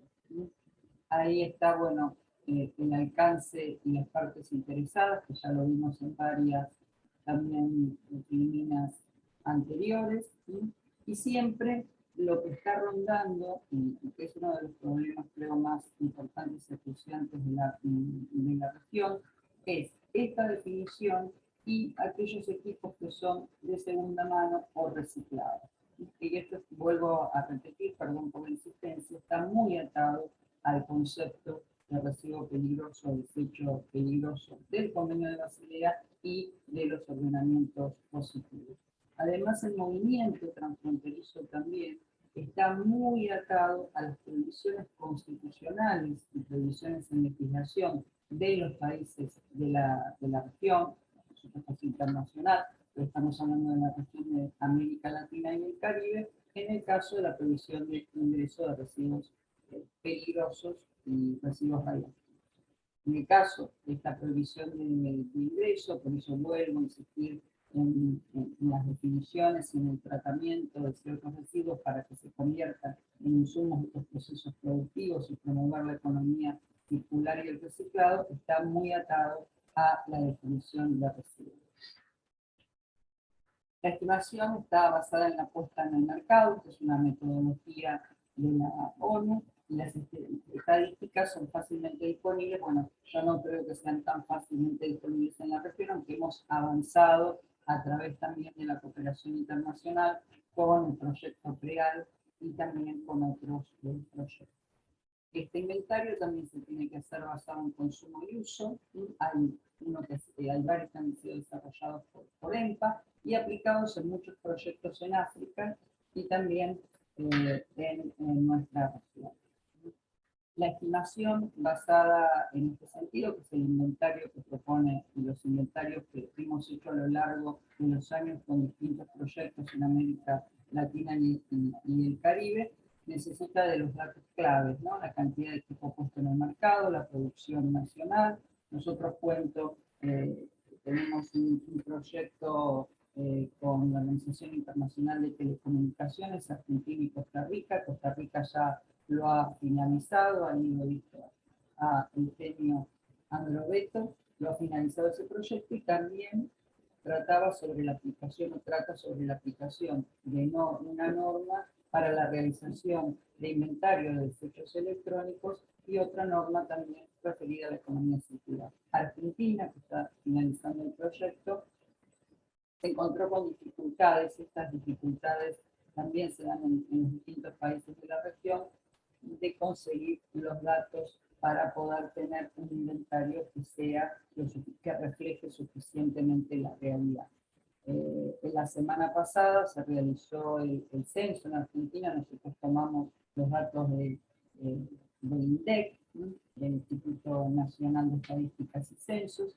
Entonces, el estudio que hicimos lo tuvimos que basar en un escenario de datos al 2010, porque recién se volvió a hacer el censo el miércoles pasado. Entonces, esto también dificulta el hecho en sí de la realización de inventarios, a pesar de toda la asistencia técnica y gracias a la asistencia técnica de las diferentes organizaciones para lograr inventarios que reflejen la realidad y a los estudios también de RELAC, de todos aquellos actores involucrados, ¿no?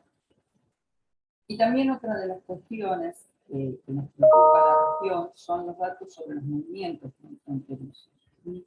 ¿Por qué? Porque la dificultad justamente de poder realizar estos movimientos transfronterizos y se reflejó en la encuesta que se llevó a cabo hace un rato, la dificultad, por supuesto, la distancia y el tiempo sobre todo. Yo creo que no es solamente los trámites, sino el tiempo que lleva a hacer estos trámites, ¿sí? Y que a veces no llegan a producir movimientos transfronterizos. Esto también tiene que ver con las dificultades que no solamente tiene nuestra región, sino otras regiones sobre la caracterización de los residuos peligrosos. Insisto, se ha avanzado muchísimo, ¿sí? A cuando se ratificó Basilea en la década del 90, pero yo creo que esta dificultad también surge del hecho de que nuestros países están siempre atentos a no recibir basura, ¿sí? A no, por supuesto, transportar basura y las características de peligrosidad.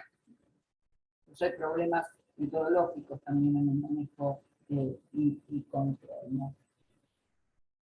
Tenemos algunas referencias claves. Bueno, pasamos de la ratificación, que la ratificación ha sido realmente muy efectiva. Todos nuestros países se han obligado al Convenio de Basilea, al Convenio sobre también contaminantes orgánicos persistentes, a Minamata, toda la agenda química internacional que está muy relacionada y hay una sinergia entre los distintos convenios. Esa es la parte de la ratificación. La parte de inventarios fue aprobada en la COP19, pero como decía, hay distintas metodologías basadas en esta metodología que los países de la región han ido implementando en distintos proyectos. Pero no solo debemos implementar a través de un proyecto estos inventarios, en este caso de desechos electrónicos o de desechos en general, a través de las distintas metodologías y normas que elige el país, sino que esto también debe ser seguido con una continuidad y monitoreo, porque si no, nos pasa lo que muchas veces sucede, que no hay un dato característico en un momento dado, no hay un dato puntual. Vuelvo a repetir, tanto el inventario como las guías como la ratificación está atado en nuestra región a la prohibición de ingreso y está atado también a la caracterización y a la definición del desecho, en este caso del desecho electrónicos. Y esto, ¿por qué es importante? No solamente por el movimiento transfronterizo, sino también por la promoción de la economía circular y por también todo lo referido a la transición energética y al reciclado. Entonces tenemos como varias clases: ratificación, inventario, que es lo que pasa, qué es lo que está pasando en la región y qué es lo que ha pasado históricamente, y vuelvo a repetir, un gran avance a partir también de la cooperación internacional y de la cooperación regional que hemos mantenido entre varios países de la región. Ahí las referencias claves están algunas de las guías sobre estos inventarios, y también las directrices técnicas sobre movimiento transfronterizo de electrónicos, la directriz técnica que ha sido tan discutida y sigue siendo tan discutida, que en la COP12 del 2015 se adoptó en forma provisional. Y ahí lo que volvemos a observar es que esta guía sufre el problema de no ponernos de acuerdo en general sobre el movimiento transfronterizo de desechos electrónicos que no son desechos peligrosos, en esa distinción. Yo creo que Marco después, por supuesto, va a hablar de la enmienda, de la propuesta de enmienda a la Suiza, que creo que trata, es una opinión personal, por supuesto, creo que trata de salir de esta directriz o poder interpretar mejor esta directriz. Ahí tienen, bueno, todas los links para poder acceder a todos los documentos.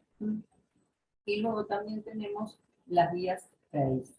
Las guías PACE, cuando solicitaron también que habláramos un poco de cuál es la aplicación en la región, se ha hecho, las guías están disponibles, y se ha realizado un trabajo de varios workshops y varios talleres en la región de América Latina y en el Caribe a través de los centros regionales, no solamente el centro regional de Argentina, en las cuales se han traducido las guías al español. Se está trabajando para traducir las guías del centro de Brasil en portugués y en demás idiomas. Y la idea un poco es bajar a estas guías a la región, que se aplican. Pero ¿qué es lo que pasa? Perdón, esto vuelvo a repetir, tiene que ver un poco con la experiencia de todos estos años, ¿no? ¿Qué es lo que sucede? Y creo que es algo que nos revela en general con todos estos documentos y guías que se tienen para facilitar a la región. Y ahí sí creo que es no solamente el rol de los centros regionales, que deberíamos trabajar muchísimo en bajar estas guías para que sean aplicadas en las distintas regiones y en los países. Porque tenemos un sinnúmero de guías, estas específicamente sobre computadoras, o sea, sobre uno de los aparatos eléctricos y electrónicos, y en general se hace el taller, se traduce, se aplica, puede haber un manual, pero no hay con tantos documentos desarrollados y tantos proyectos un uso constante de las guías y de su aplicación. Ahora son las guías PACE, ahora venimos con PACE en follow-up to PACE, y vamos a tratar de rever, estamos reviendo qué es lo que está pasando y ha pasado en otros grupos técnicos de Basilea con la aplicación de las guías. Se trabajan 4 o 5 años, a veces 3, 2, en documentos muy interesantes con la colaboración, no solamente en este caso hago referencia a la región de Latinoamérica y el Caribe, y después no vemos una utilización de esas guías. Muchas veces nos decimos, bueno, las guías a lo mejor son manuales muy pesados, tienen que ser más dinámicos, tienen que tener ilustraciones, diagramas, o sea, siempre se está buscando cuál sería la mejor fórmula para que estas guías que surgen de un consenso y que son trabajadas por expertos puedan bajar a los distintos países de la región. Ahí tienen también otros documentos de orientación, o sea, fíjense todos los documentos y todas las guías que hay y traducidas también para nuestra región, y se han hecho varios workshops en ese sentido. Bueno, Toda esta información y más también el proyecto creado muy que nosotros el centro está implementando para Argentina y para Ecuador, que están en la página del centro, pero lo que me parece fundamental, creo que es reiterativo, pero que sí nos lleva un camino. Hemos avanzado, es un proceso que nos ha llevado mucho tiempo en la región, pero hemos adoptado y ratificado desde el principio el Convenio de Basilea y hemos participado en las guías, hemos participado en las actualizaciones de las guías sobre movimientos transfronterizos, trabajamos y participamos en los distintos grupos de trabajo que se van creando en la convención. Creo que hay que rever cómo se hace ese traspaso, ese trabajo para que haya una implementación efectiva. Que no solamente digamos, bueno, esto es un caso testigo, hemos aplicado la guía en tal país o en tal sector, sino todos estos documentos, todos estos proyectos que han generado muchísimos documentos relevantes e importantes, y los estudios hechos también, puedan plasmarse en una efectiva aplicación en nuestra región y, por supuesto, en las demás regiones.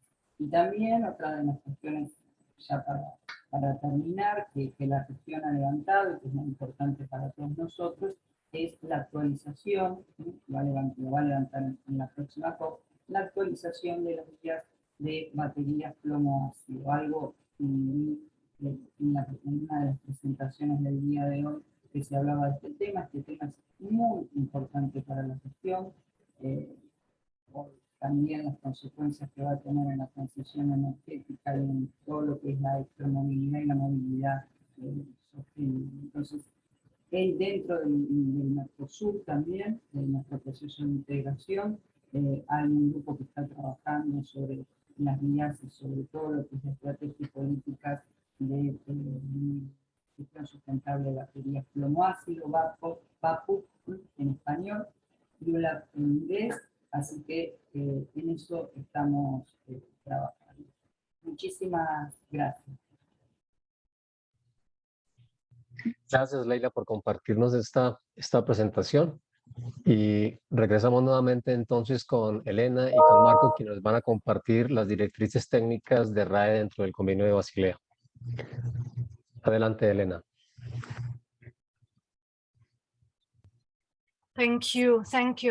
And yeah, I guess there were some audio problems, so I hope that both for the audience and for the interpreters, it was possible to follow. Apologies for this, it can happen. Now, yeah, let's go back to the presentation. Let me share my screen. And we're going to focus now on the Basel Convention technical guidelines on e-waste. I was looking at the Q&A chat earlier. Someone was asking about implementation of these technical guidelines in the LATAM region. Honestly, it is a very good question. This is something that we are also willing to explore because, let's say, from the practical point of view, what we saw in other regions, in other continents, is that it's not so easy to grasp information on the actual implementation and enforcement of the Basel Convention guidelines on e-waste. But let's now have a look on what these technical guidelines are about. Before, as usual, I'm sharing the instructions because I'm gonna use Mentimeter during my presentation. So here you can write down the new code. You can connect already to menti.com. So that you can keep your mobiles and laptops ready to interact during this presentation. So let's go and have a look at the main structure of this addendum to the Basel Convention, which are the technical guidelines on e-waste. I'm using the short name because the long one is really, really long. This structure was already shared by Leila, so I'm really going quickly through it. You're gonna have an introduction detailing the scope of the technical guidelines and giving some background on the main e-waste properties. Then the first section is going to detail the provisions included in the Basel Convention with relevance to this distinction between used electrical and electronic equipments and e-waste. The next session is going to give an actual guidance on the distinction between used equipment and e-waste, and this is something we will particularly explore during this presentation. Then there is also a session giving guidance, providing guidance on transboundary movement of e-waste, particularly focused on how to make the distinction between hazardous versus non-hazardous e-waste. The next session providing guidance on enforcement of provision regarding transboundary movement, and then on how to conduct testing for the functionalities in order to understand whether a used equipment can indeed be reused or refurbished, or if it is already waste. So starting from the scope of the Basel Convention technical guidelines, so what are they covering and how? Generally, they are making and helping enforcement officer mainly to make a distinction between hazardous waste and other waste as defined in the context of the Basel Convention. Basically, they're focusing on transboundary transport of whole used equipment, but also components that can be removed through dismantling from the equipment, and these should be tested for functionality in order then to be reused after repair or refurbishment. And the terms equipment in the technical guidelines refers to used EEE and relevant components. On the other way around, what is not covered by the technical guidelines are transboundary movements of materials which are removed or derived from dismantling or recycling e-waste. So we can list, for instance, metals, plastics, cables, activated glass. So these are not covered by the technical guidelines. So I think it's been mentioned yesterday, today, that indeed definition of e-waste can be different based on national legislation. Even the interpretation of the definition can be different. So just to set here the ground, how e-waste are defined in the Basel Convention and therefore in the technical guidelines. Basically, the convention is referring to electrical or electronic equipment that is waste, and waste is defined in the Basel Convention in its Article 2, paragraph 1, as you can see, as substances or objects disposed or intended to be disposed or required to be disposed by the national law. And it's including also the components, sub-assemblies, consumables, which are part of the equipment in the moment when the equipment actually becomes waste. Now, which are the core questions, the main questions of the technical guidelines? We need to think of the technical guidelines as a practical tool to help environmental inspectors, to help customers officers to answer to this, let's say, list of main questions when dealing, for instance, with the transboundary shipment getting to their country, to their, for instance, ports of arrival. So when stopping, detecting a shipment and finding electronic equipments, the first question inspector or customs officer should ask himself or herself is it actually used equipment and it's maybe declared on the shipping document, or is it actually waste? Second question, if it's waste, is it hazardous waste, or it's part of the definition of other waste? The next question would be, if it is either hazardous or other waste, is it illegal? Always referring to the definition we also saw in the first video of illegal. shipment and illegal transboundary movement as per Article 9 of the Basel Convention. And if it is illegal, what should happen with the shipment? Now, we don't have enough time to go through, all the details related to this question, but probably one of the most important aspects to be considered, and I'm telling you this because in the past years we have been doing a number of trainings with enforcement officers, in particular customs officer. And when you ask officers which are the main challenges they face in their daily work, the first answers you will get is, well, it's hard to define whether a product, an item, in this case electronic equipment, is actually waste or is not waste. So the technical guidelines can be of support in this, let's say, understanding. And they define when a number of situations, a number of characteristics, when used shipment needs to be considered as e-waste. Here we can list them. So when the item, the equipment is destined for disposal or recycling, so should be considered e-waste. When it's destined for disassembly or what it's called cannibalization, so to obtain spare parts and valuable materials. When the price paid for the equipment is actually lower than what would be expected if the item would be fully functional. If the item, if the equipment is not complete, so if some essential parts are missing, and therefore the equipment cannot perform its main function. If there is a defect, again affecting the functionality, and I'm going to show you some practical examples in a while. If there are physical damages, if the load of equipments, of items was not sufficiently protected, so in case the shipment was maybe damaged because of insufficient or improper packaging. Also, if the items were damaged from a first sight, like in appearance, which means that these are less marketable, they are not good for reselling on the market.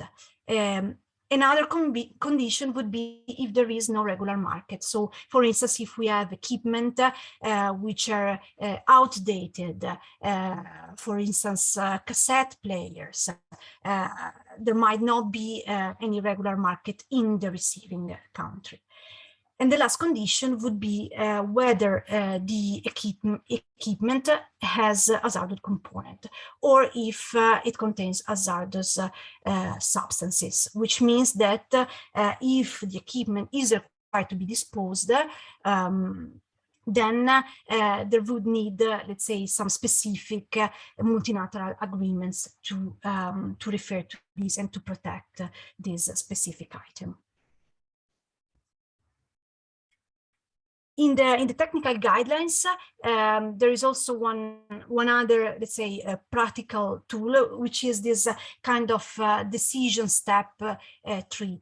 Basically, you start from the very beginning, and you need with your item. Imagine you have just stopped a container, and you have an old TV in your hands. So you look at this and you ask yourself: so is this equipment is considered as waste? In this case, in my legal definition, so in the legal definition by my national legislation.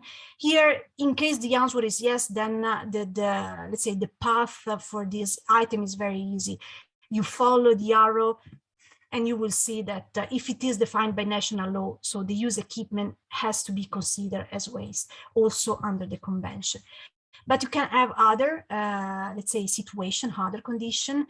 So in case the functionality has been tested and the item is functioning, so if the answer to the testing functionality test is yes, then you can go to the next step. And so you need to check whether the same item was properly packaged. in case this was, you go to the next step, and you need to ask yourself whether the necessary documentation, the required documentation was present. So if the used item or the declared use item is basically passing all these steps, you can get to the conclusion that this equipment indeed is still can still be reused, can go for refurbishment, and overall should not be considered as waste.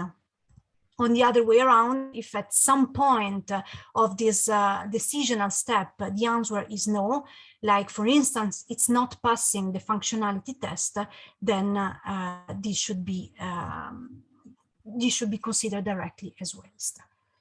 So I know this is quite theoretical, so might be not so easy to understand. So what I tried to put together is a small exercise with Mentimeter. So if you could go to menti.com and type the relevant code 97340763, you should be able to see a first image of this equipment, electric equipment, indeed a cassette player. Those who were born before the 80s should recognize, certainly recognize this. So the question I'm going to ask you is, according to what you see, I know that the picture is not completely clear, but according to what you see here in the photo, so would you consider this as e-waste? Yes, no, or you are not sure. Try to think at the list of characteristics I was listing before. Okay, so people started replying. Most of the people now seems pretty much sure that this should be considered e-waste, but others still are not sure.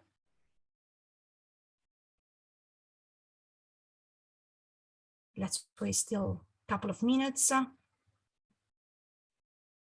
Let's say at least there is one clear answer, which is no, it is e-waste. But some respondents are not sure, and this is understandable.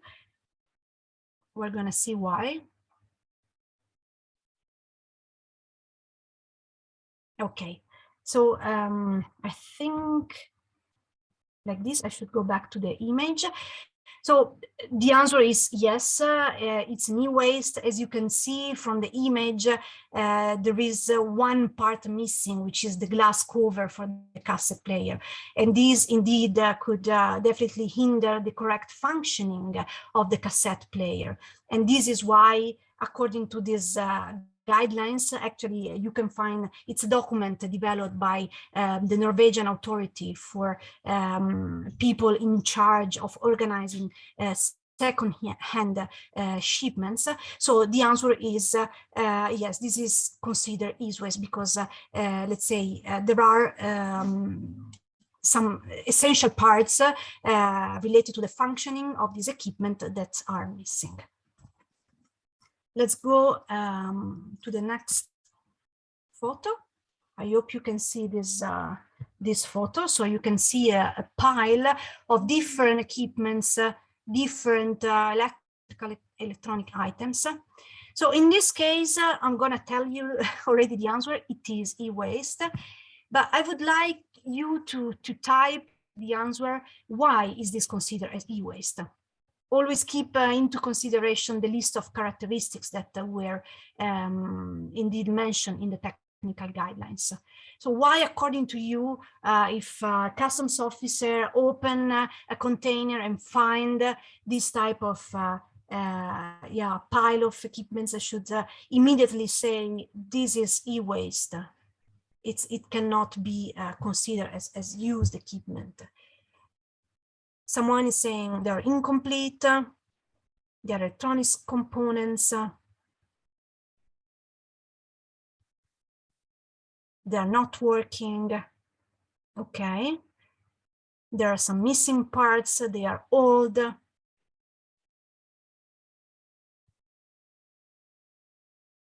Okay. Yeah. Take into consideration that we haven't had the time, let's say, to perform functionality test, but still you're able to state that this is e-waste just looking at the pile of items. Damage, yeah, I can see one keyword, which is damage. And this is the key point. If you refer to the list of characteristics we mentioned earlier in the technical guideline, this is the key point. So they were not duly protected, they were not duly packaged, and so this is most likely that during the shipment they have been damaged. So basically they are not anymore functionable. Indeed, based on this, functionality test is not even probably needed or requested.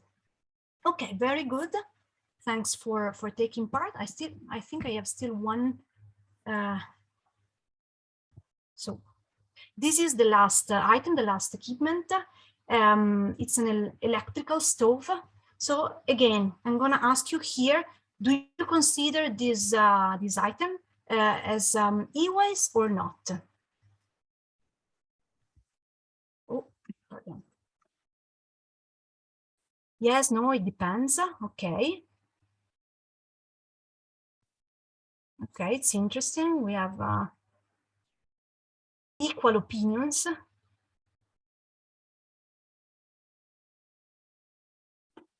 Still, the majority is saying yes, but we have 11. It depends. No.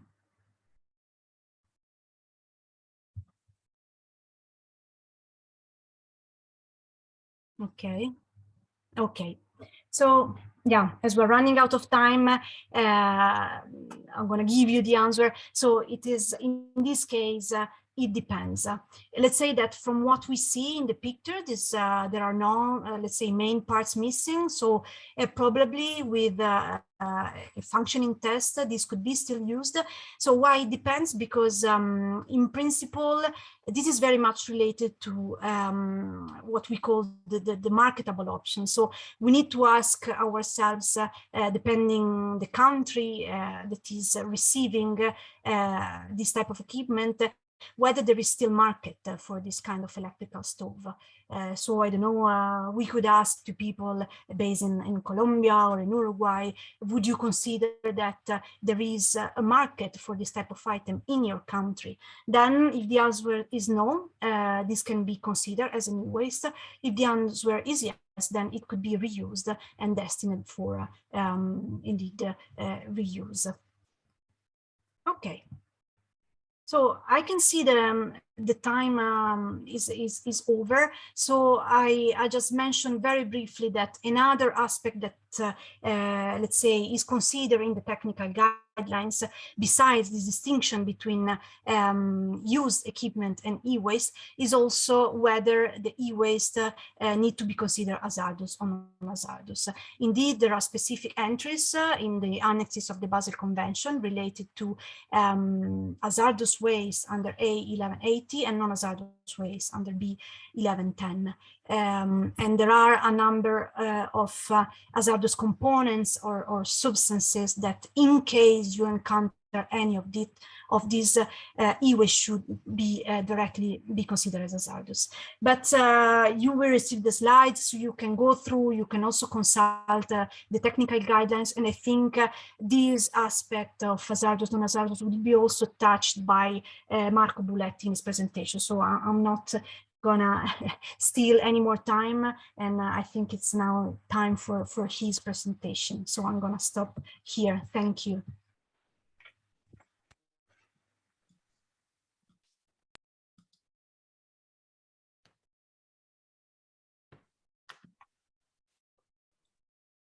Perhaps now we can just mention just one question because of the time that we're a bit late right now. So for this first session, how do you, among the documentation, well, I'm going to do it in Spanish and the translators can translate. Se considera entre la documentación el principio de jerarquización en el manejo de residuos para que se priorice la reutilización antes que el reciclaje y la valorización energética, además para favorecer la economía circular localmente.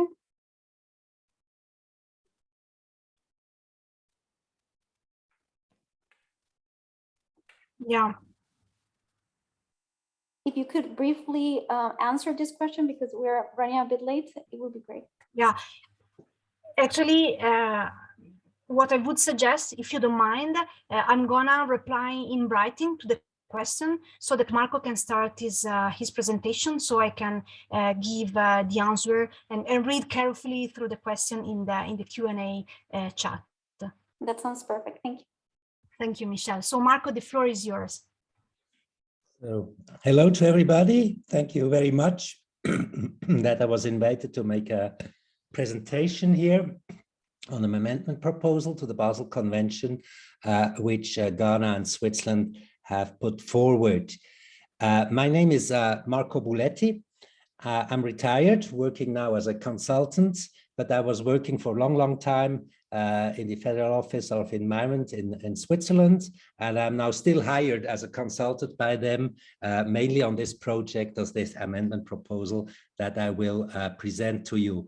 Now, we will start with a short film introducing our amendment proposal, and after this I have a few slides to explain a little bit further in detail this proposal, and mainly go to questions that arise when you see this proposal. I'm going to try to share my screen. I hope it works. Does people see my screen? Yes, we can see. Procedure for all e-waste. A proposal from the governments of Ghana and Switzerland for an amendment of the Basel Convention. Today, only transboundary movements of e-waste characterized as hazardous under the Basel Convention are subject to notification and thus controlled. Ghana and Switzerland propose to control transboundary movements of all e-waste streams. The aim is to direct all e-waste to environmentally sound management with state-of-the-art recycling, and thus ensure a maximum of resource recovery.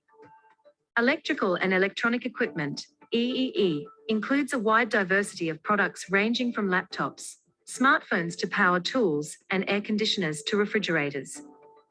Besides its use in household and business appliances, electrical and electronic equipment are also being used in a growing number of cars, buildings, and services, such as transport, health, energy, or security systems.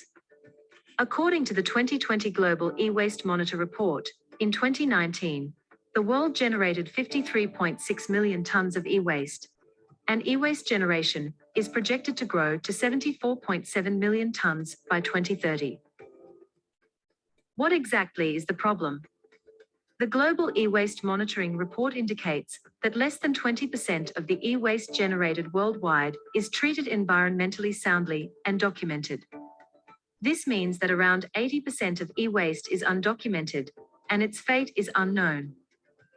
The same report estimates that 3.8 to 10.7 million tons are moved across boundaries per year as second-hand products, or as e-waste, and such exports are often directed into vulnerable countries without the necessary environmentally sound treatment technologies and infrastructure. Today, only transboundary movements of e-waste characterized as hazardous under the Basel Convention are subject to notification and thus controlled. However, e-waste not treated in an environmentally sound manner burdens the environment and human health, no matter whether classified as hazardous or not. Improper practices, such as open burning or uncontrolled dumping, burden the air, water, and soil and human health. Additionally, harmful pollutants like PCBs and heavy metals, such as lead, cadmium, or mercury, must be segregated and disposed of properly. Moreover, it is a loss of natural resources, especially if we consider the value of the raw material in the e-waste, which the Global E-Waste Monitoring Report estimated in 2019 to be $57 billion. But how can the transboundary movement of wastes be controlled? The way to control the entry of waste into countries is the implementation of the prior informed consent procedure laid down in the Basel Convention. The PEAK procedure ensures that planned transboundary movements of waste subject to the Basel Convention must be notified in advance, and only conducted if the waste is set to be treated in an environmentally sound manner. Additionally, Transboundary movements are only permitted with the consent of the involved exporting, transit, and most importantly, importing countries. Unwanted imports can be therefore prohibited. However, the peak procedure is only applied for transboundary movements of waste characterized as hazardous, which are listed on Annex 8 of the Convention. The Basel Convention classifies wastes as hazardous when they exhibit an intrinsic hazardous characteristic, such as toxicity. For example, PCB, mercury, lead, and certain flame retardants. Transboundary movements of waste not classified as hazardous are not controlled, since in this case, the peak procedure does not apply. So e-waste not classified as hazardous, although burdening the environment or human health if not treated in an environmentally sound manner, can be shipped to other countries without any control. Can this situation be changed? Yes, it can. According to the Basel Convention, wastes listed in Annex 2, categories of waste requiring special consideration and moved transboundary, are also subject to notification and a peak procedure. Therefore, the governments of Ghana and Switzerland submitted a proposal to list e-waste not characterized as hazardous on Annex 2 of the Convention. What are the benefits of the proposal? The main goal of the proposal is that all e-waste streams, classified as hazardous or not, will be subject to the peak procedure when moved across boundaries. As a result, all e-waste moved transboundary will end up in environmentally sound management, recycling with state-of-the-art technology, and a maximum of resource recovery. The peak procedure will also guarantee tracking and transparency on all e-waste flows and protect vulnerable countries from unwanted imports. Further benefits include supporting the inclusion of key actors, such as the informal sector, and reducing the illegal traffic of e-waste, as well as contributing to the circular economy and the creation of jobs by increasing the amount of recycled e-waste. How exactly does this modification work? The proposal includes 3 modifications of Annexes 2, 8, and 9, including the waste lists of the Convention. Modification 1. Amend Annex 2 of the Convention, listing the wastes requiring special consideration. Adding a new entry, Y49, on Annex 2 for waste electrical and electronic equipment, which is not characterized as hazardous. Modification 2. Amend Annex 8 of the Convention by rewording the existing entry A1180 for e-waste characterized as hazardous, as a mirror entry of the new entry Y49 on Annex 2. Third and last modification. Amend Annex 9 of the Convention by deleting the 2 existing entries, B1110 and B4030, for e-waste not characterized as hazardous under the Convention, because they would be moved and captured in the new entry Y49 of Annex 2. With these amendments, the peak procedure will be required for all e-waste streams moved transboundary, whether e-waste is characterized as hazardous or not. The proposal is suggested for possible adoption at the upcoming Conference of the Parties in June 2022. We sincerely hope that you will support this proposal for an amendment of the Basel Convention. The governments of Ghana and Switzerland will continue working with all Basel Convention parties and the Secretariat to protect our planet from the adverse effects of uncontrolled transboundary movement and disposal of wastes.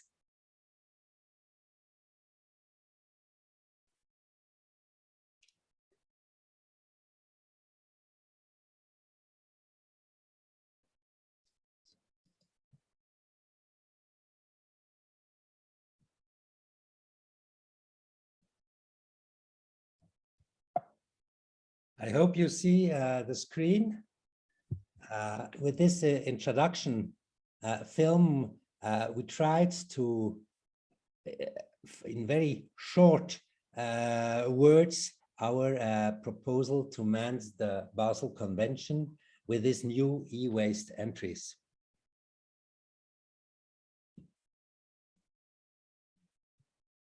Unfortunately, the slides are not moving. I don't know why.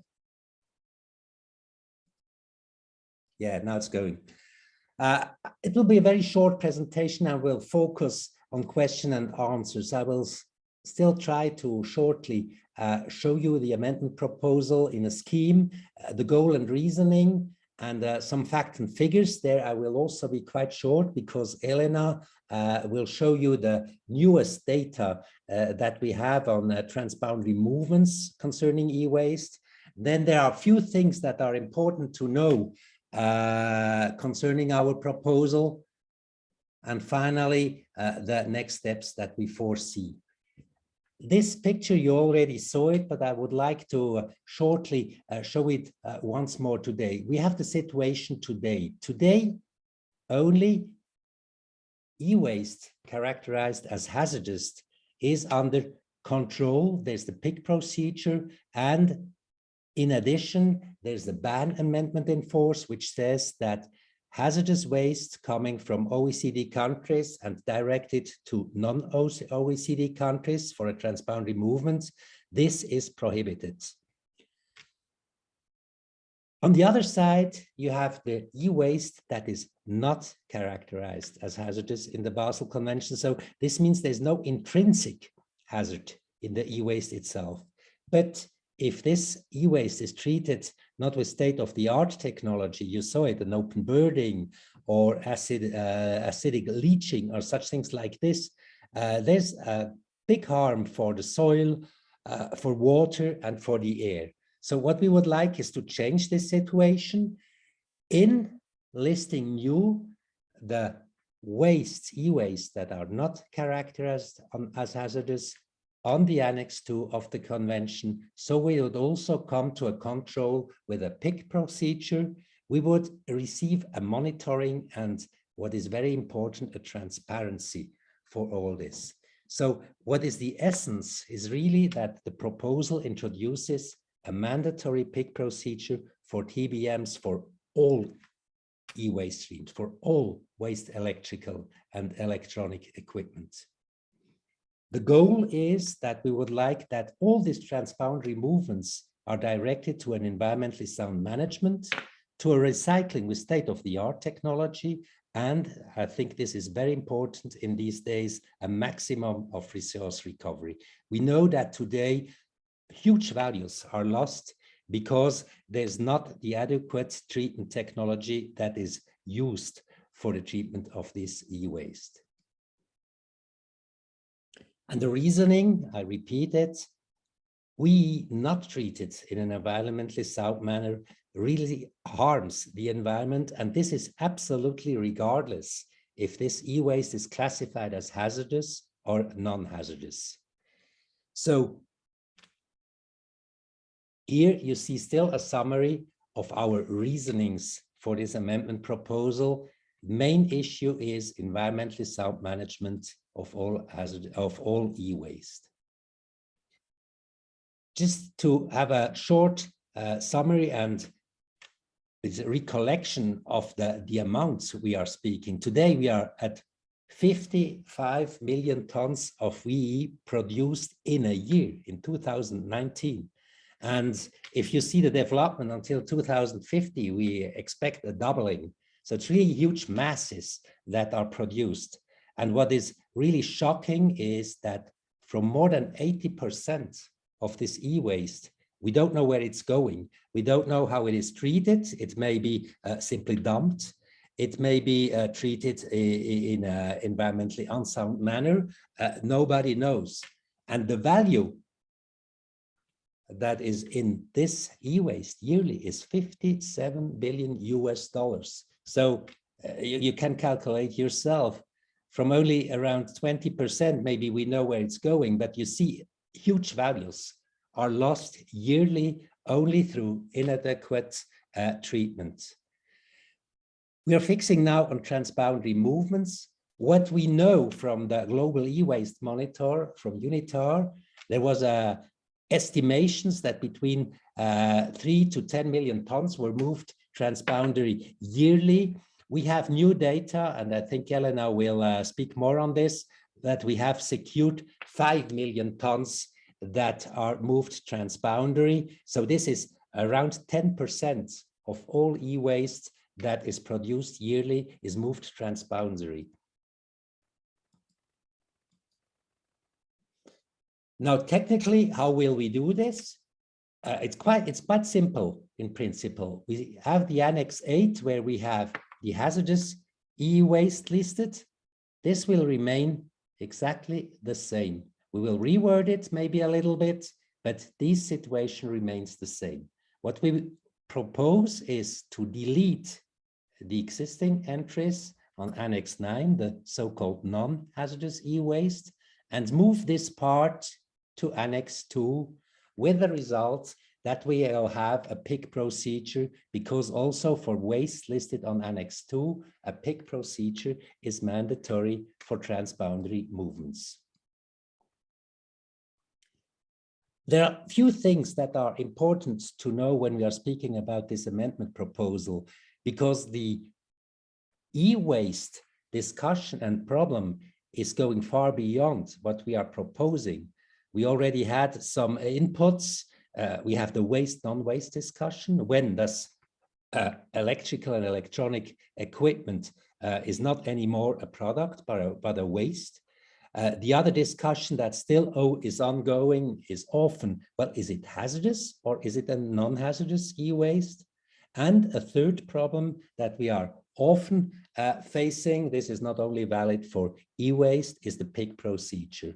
So a lot of people are saying the PIC procedure is difficult, it's time consuming, it's not clear to everybody. So the conclusion is, I think we should be well aware that improvements are needed concerning the PIC procedure. But what is also clear that this amendment proposal has nothing to do with the PIC procedure per se, because this PIC procedure is valid for all waste stream. And if we want to tackle it, we have to look at this in this context. Concerning the waste, non-waste discussion, is also important to know that we absolutely don't want to interfere with this discussion. This is ongoing, but what we certainly have is we have a waste definition in the Basel Convention itself, and we are changing absolutely nothing at this waste definition. It remains the same as it is.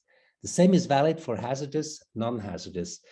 What is to be classified as hazardous or non-hazardous is clearly defined in the Basel Convention. And again, our amendment proposal has nothing to do with this classification as hazardous or non-hazardous.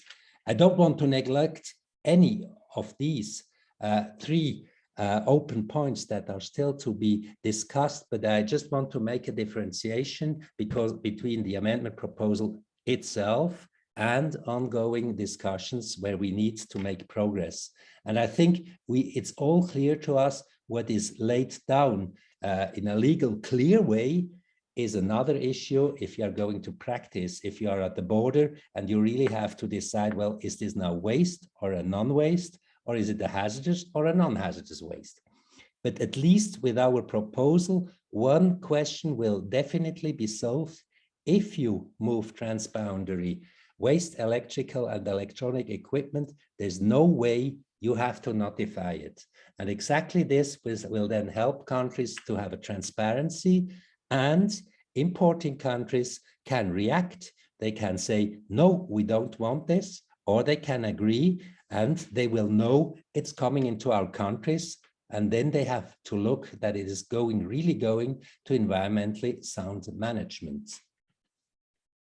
During the proposal that we have made, we already received comments and a lot of questions or questions for clarifications. And what I tried to do is to put together the most important ones and to give you first answers to this. One question was always, well, what is about fractions? If you treat e-waste, you will receive fractions. They can be clean or not clean. And the question will then be, well, is this still an e-waste or not? And the answer is that if such a fraction is already listed somewhere in the Basel Convention, it would not be anymore an e-waste, but it would be then classified under this existing entry in the Basel Convention. This is mainly valid for copper fractions, for metal fractions, and so on. Of course, it's not the idea that you simply shred something and say, this is now a metal fraction. It will still have hazardous components in it, for instance. It still will have plastics in it, and so on. So if it's not clearly listed somewhere in the Basel Convention, this would remain an e-waste and still would be classified under the new entry Y49 for non-hazardous fractions, or A1180, this is for hazardous equipment. And a question that is also sometimes coming is concerning printed circuit boards. Well, printed circuit boards are not a fraction. These are still simple, different materials. You have metals, precious metals, but you have also the board on it, which is plastics, sometimes with brominated flame retardants that are hazardous, sometimes not. But waste printed circuit boards that are dismantled, for instance, from an e-waste will still remain to be classified as an e-waste. The same questions we had for other components. So there the answer is, if you have components that you dismantle from an equipment, for instance, a fully functional hard disk, and this would be then moved transboundary and destined for direct reuse. So this would be classified as a second-hand product. So this could be a fully functional hard disk or a graphic board or whatever. So such components that are dismantled would not fall anymore under the entry Y49 or A1180 as an e-waste. And this is the idea. But there the question will be, is it fully functional? Is it a product or is it a waste? If it's still a waste, of course, it would remain to be classified as a waste. Same questions, of course, for non-functional EEE. There are a lot of questions and problems to how to classify not fully functional EEE. Is it a waste or not? So what is certain from our side is that our e-waste entries are not giving the answer to this because the decision, because if it is a waste or not, must be based on the definitions of waste in the Basel Convention.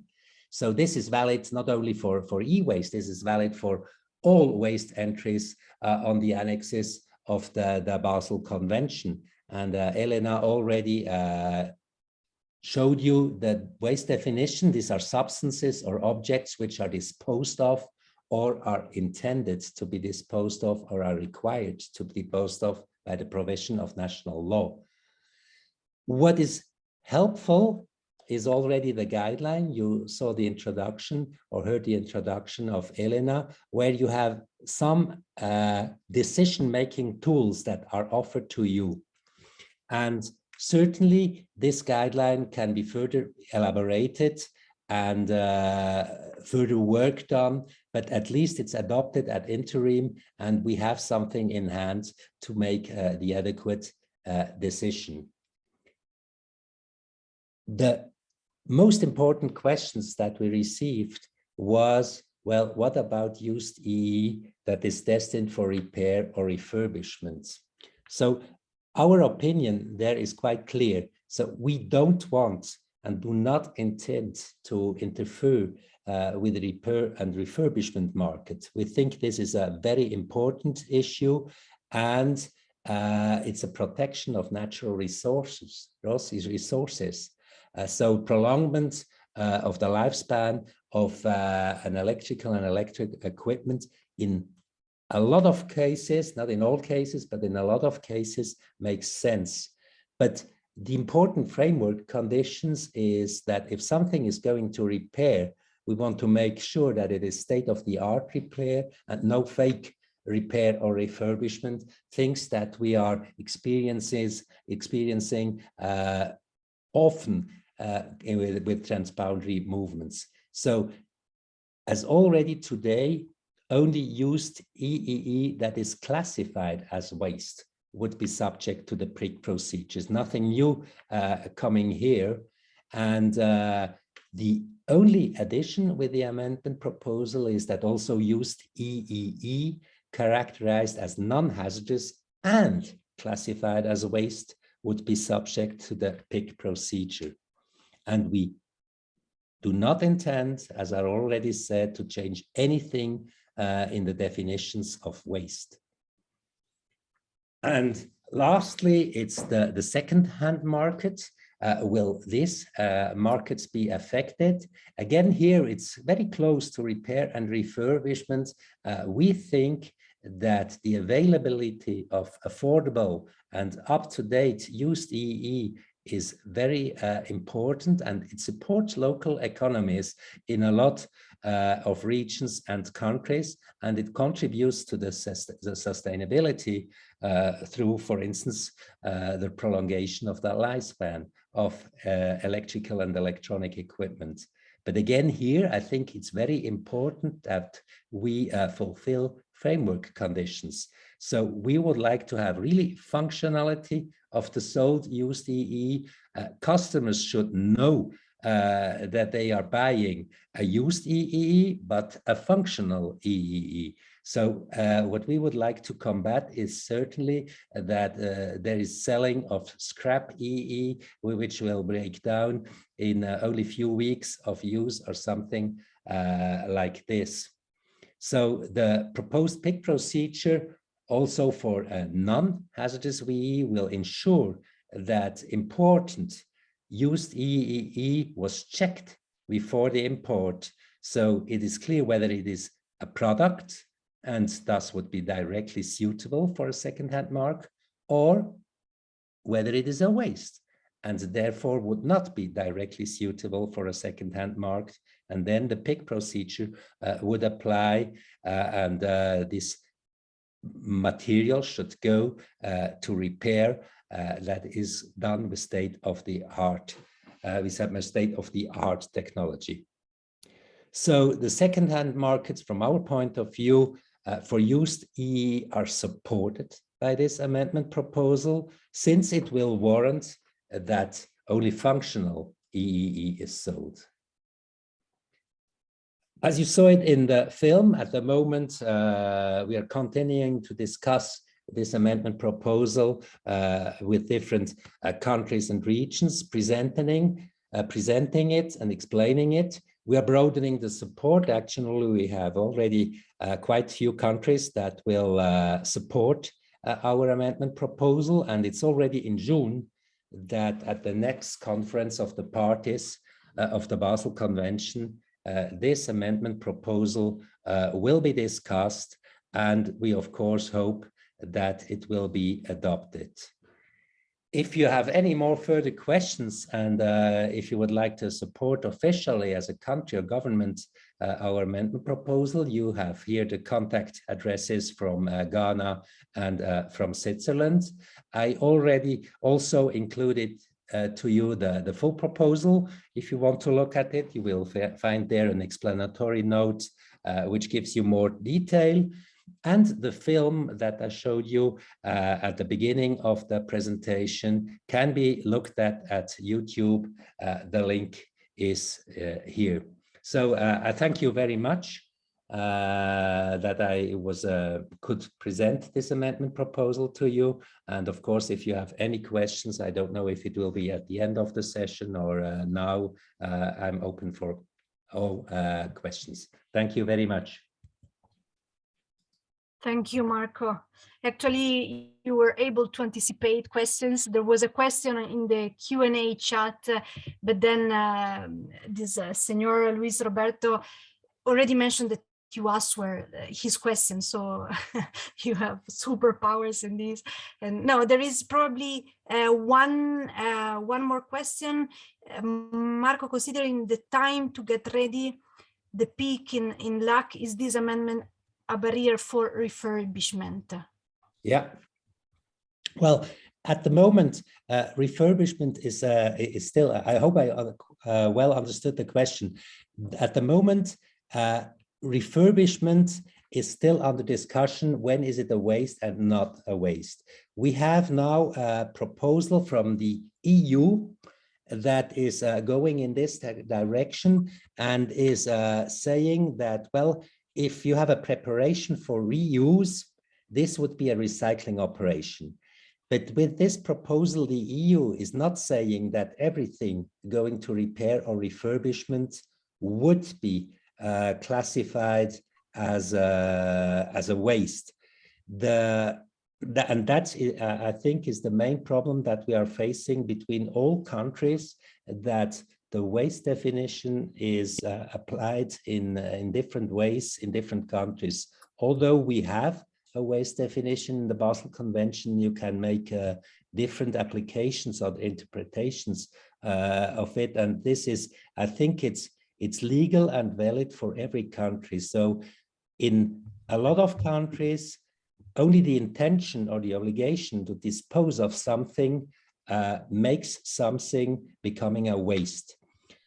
In other countries or regions, the waste definition is applied that you dispose something, but you are directing it to a certain disposal operation. And only in the combination, something becomes a waste. So there is, how you say, different applications. And what EU is proposing is that the first step is to decide, is it a waste or not? And only when this decision has been taken, they would look at a recycling operation. So it doesn't mean that if something is going to repair, it automatically becomes a waste. But it's very, very, how you say, difficult, not explaining it, but I think in applying it, because at the end you have the national definition of waste in the background. And for governments, it's very, very difficult. They can't change this waste definition. And I think this will be a main discussion point when the amendment proposal of the EU will be discussed. On the other side, I'm quite sure the discussions will go further. And I think at least with the guideline, we already have some very good hints. Something that is well packaged, well labeled, which was tested, which has a description of the testing and what must be repaired. There can be made exceptions that such transboundary movements could take place, let's say, not under the, how you say, waste title, but still as a used good. But we are not yet there, I would say, internationally to come to a final conclusion. Yes, indeed. Thank you, Marco. If you don't mind, and there are a couple of follow-up questions in the Q&A chat, but as we are running almost 20 minutes late, if you don't mind, maybe you can go to the Q&A chat and answer to the follow-up questions so that you can continue the conversation. Absolutely, no problem.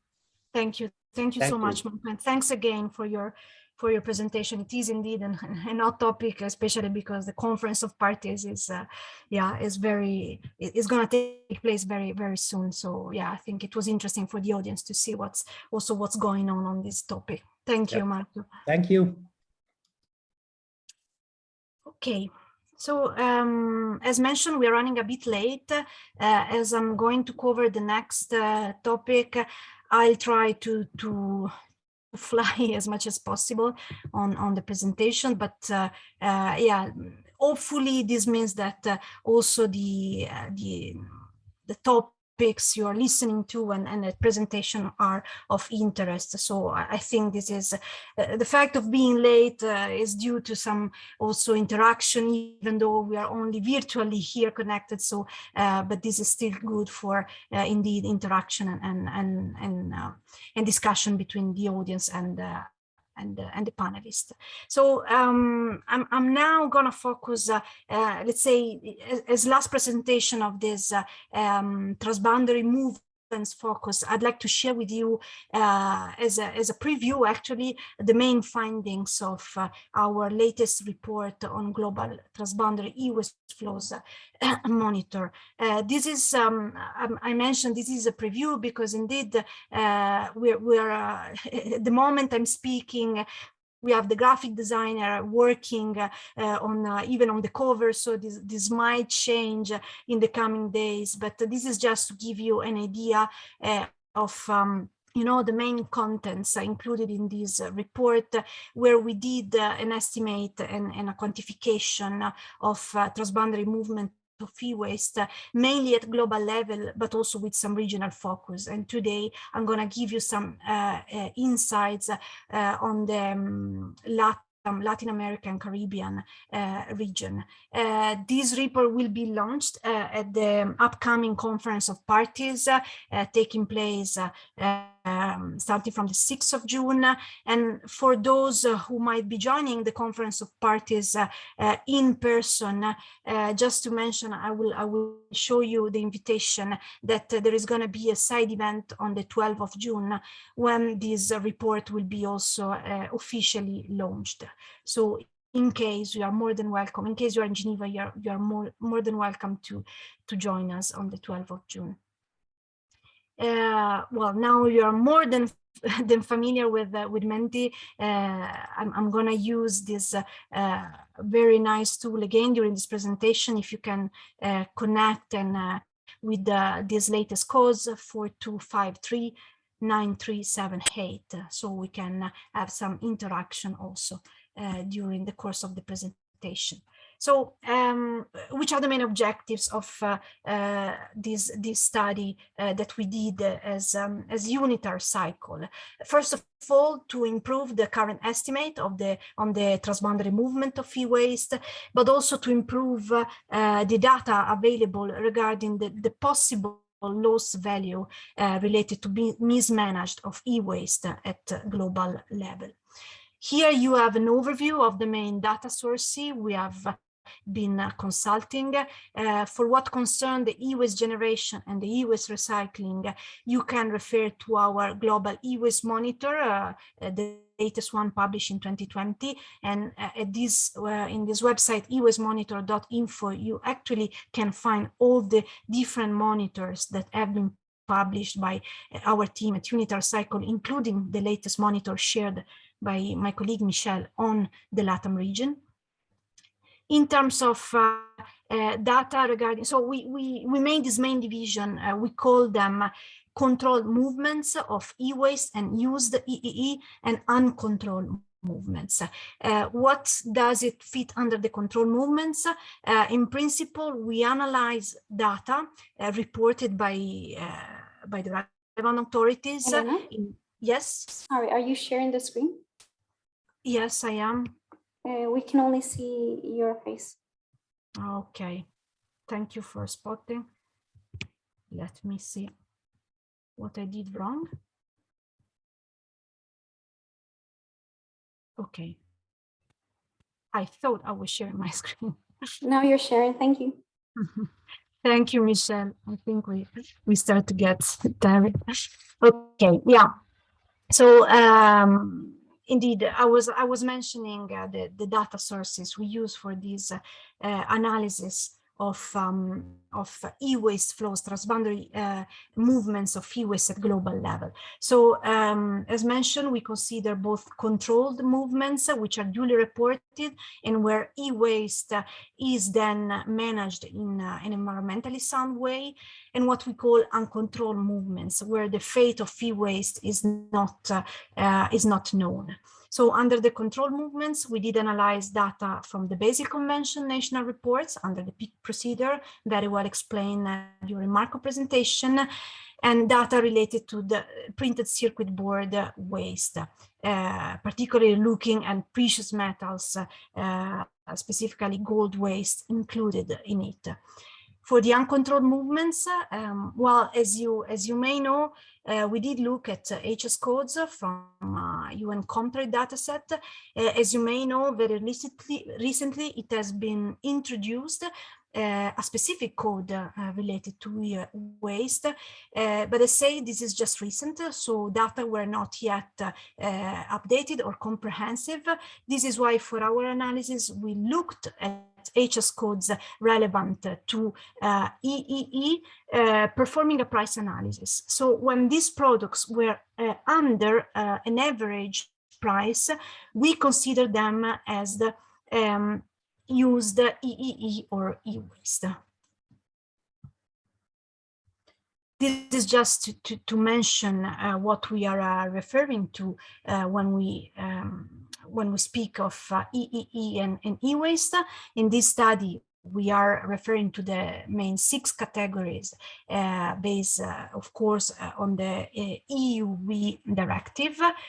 But it's worth mentioning the following categorization. It was briefly touched upon during Leila's presentation when going through different methodologies. Indeed, the product categorization under the 54 UN keys, it's probably one of the most recognized type of categorization of e-waste globally, and it's been used in a number of scientific studies in order to have comparable data and comparable analysis. And let's say the main objective of categorizing all e-waste under these 54 product categories is to basically group them under a certain type of similar characteristics, which include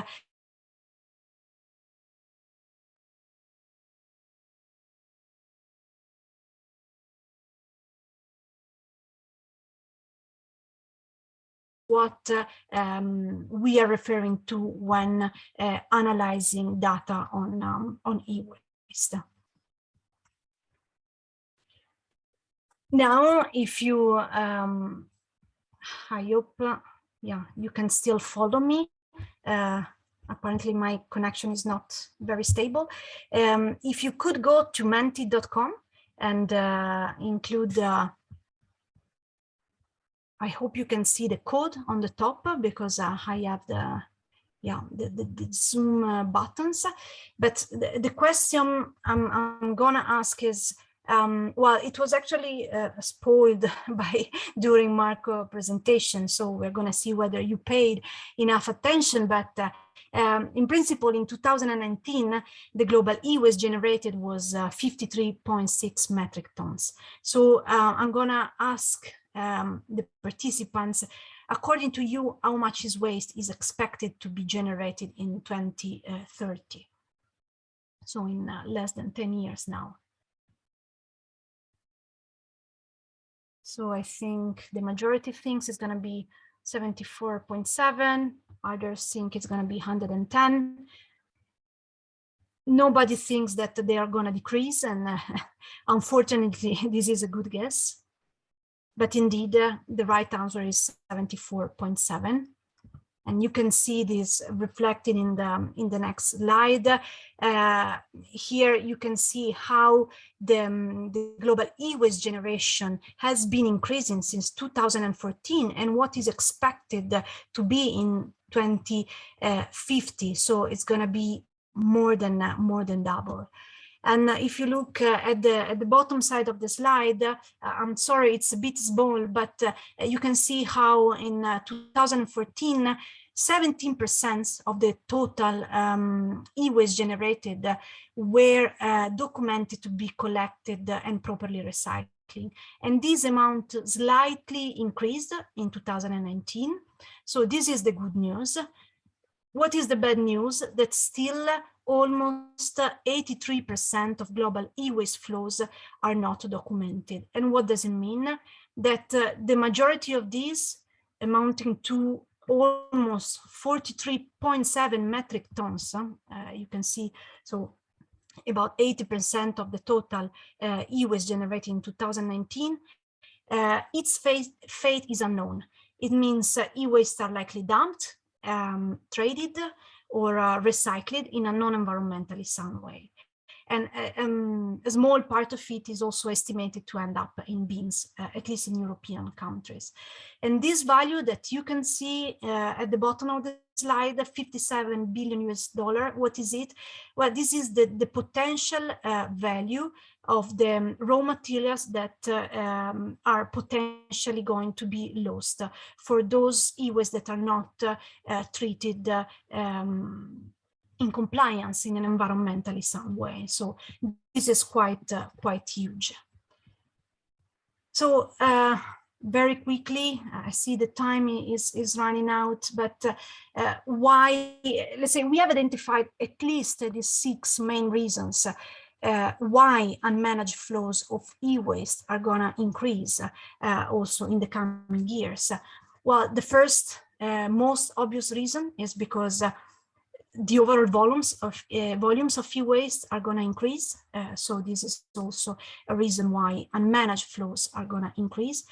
There is still absence of specific e-waste legislation. In 2019, only 70% of countries were covered by a specific e-waste legislation, which means about 1 every 3 countries has not a specific e-waste legislation. And this was also touched upon yesterday during the first session. Then there is limitation in the e-waste management infrastructure, competition between the formal and informal sector, main issues related to legal and illegal shipments, import and export, and the fact that e-waste are often mixed with other waste streams, which make it, of course, more difficult to treat them adequately. Okay, I'm having another question for you.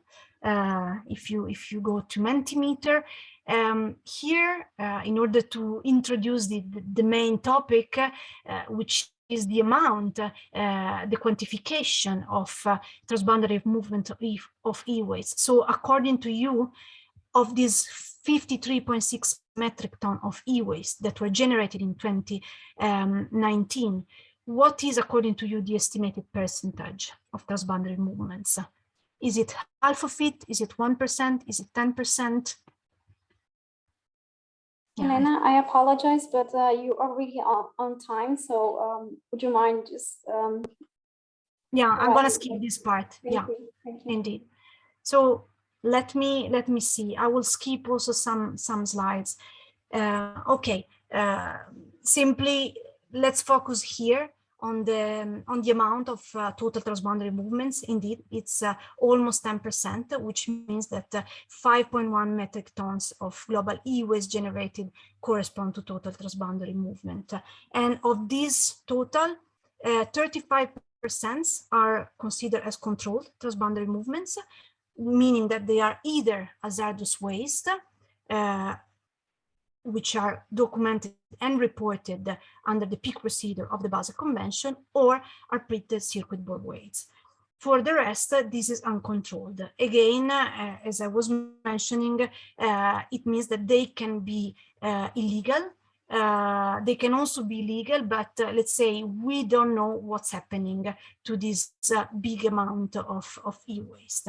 So this is also related to the total of value of raw materials that we might be losing.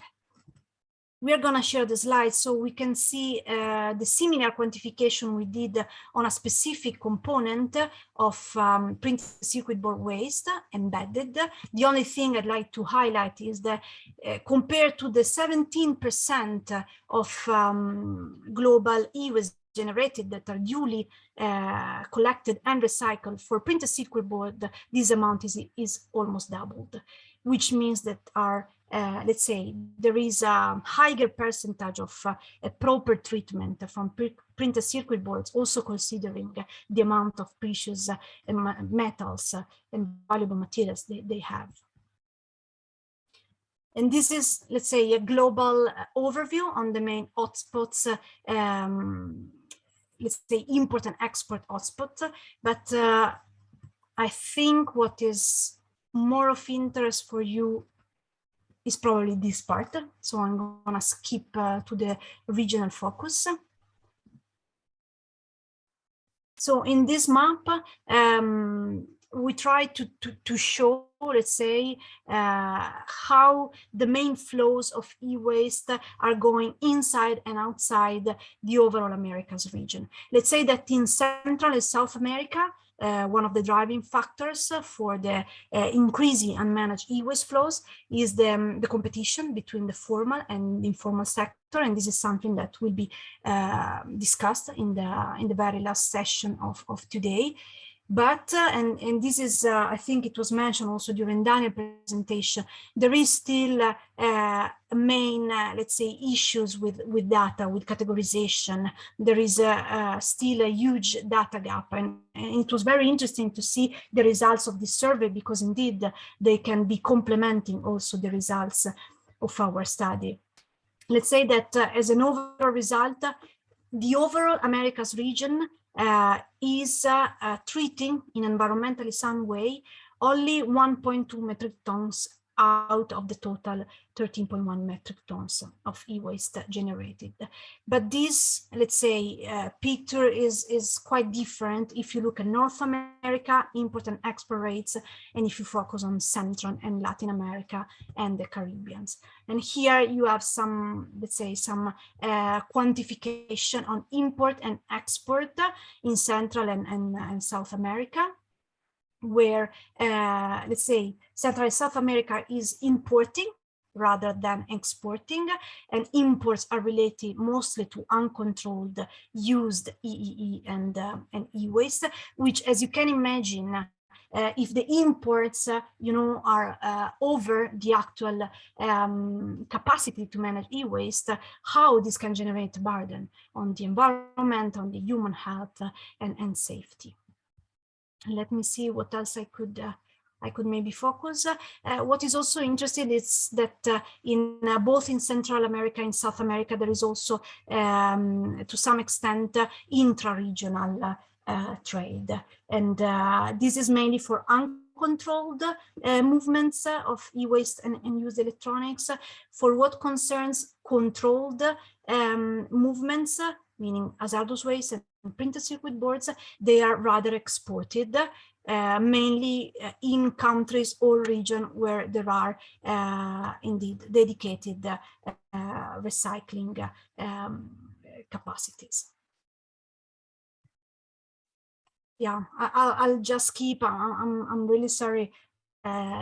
This was intended to be a bit different, but what is important to say, and you will see this report published very soon, but just let's consider this really as a starting point for performing global, regional, and national monitoring. Why this? Because it's important in our view to continue this monitoring exercise, because understanding the flows, the routes, which are the trends, it's the only way for us to understand the main challenges, and ultimately also to try and monitor and limit uncontrolled transboundary movements, which can generate damages to the environment and to human health, which is then the most important point.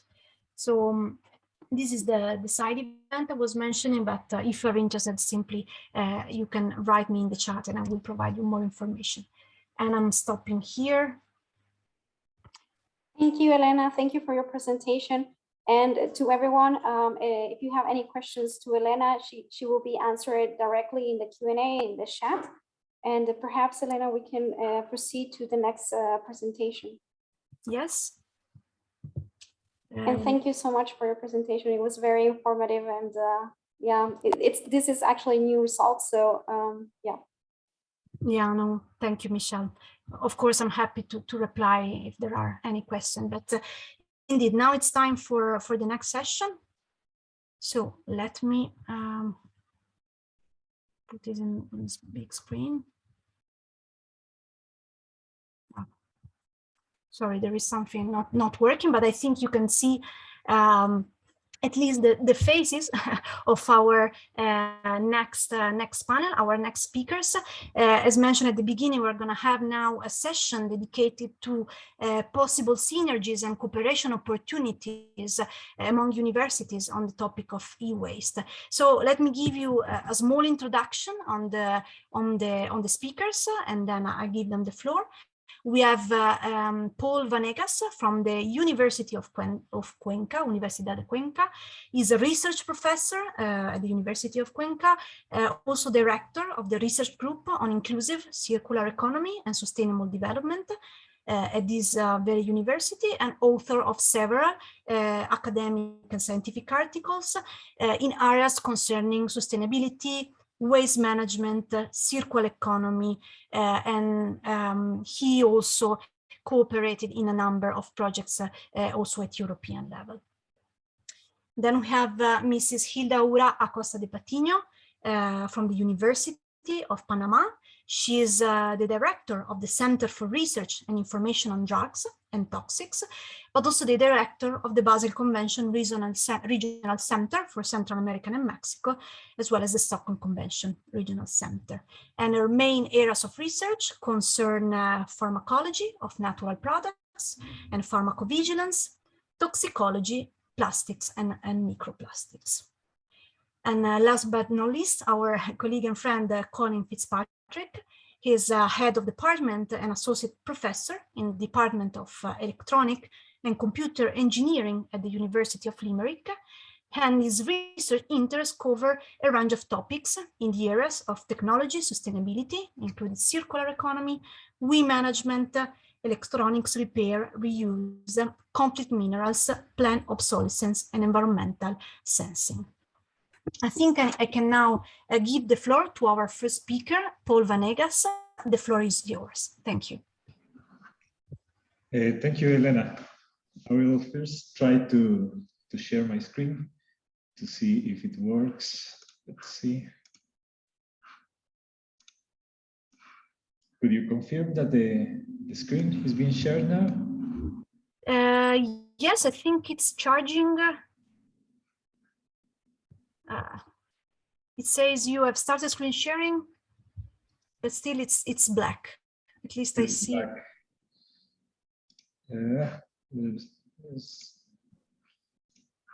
I'm trying again then.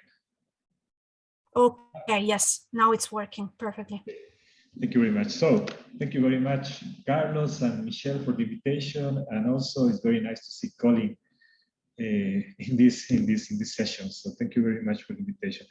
I prepared my presentation in Spanish, but I noticed that everybody is following now in English, so I will try to do it in English then, but the slides are going to be in Spanish, so I hope. Oh, don't worry, you can speak in the language that you feel more comfortable. We have experts translators, so they can translate into English, and we will include it in the chat the instructions for translators, so you can speak in either language.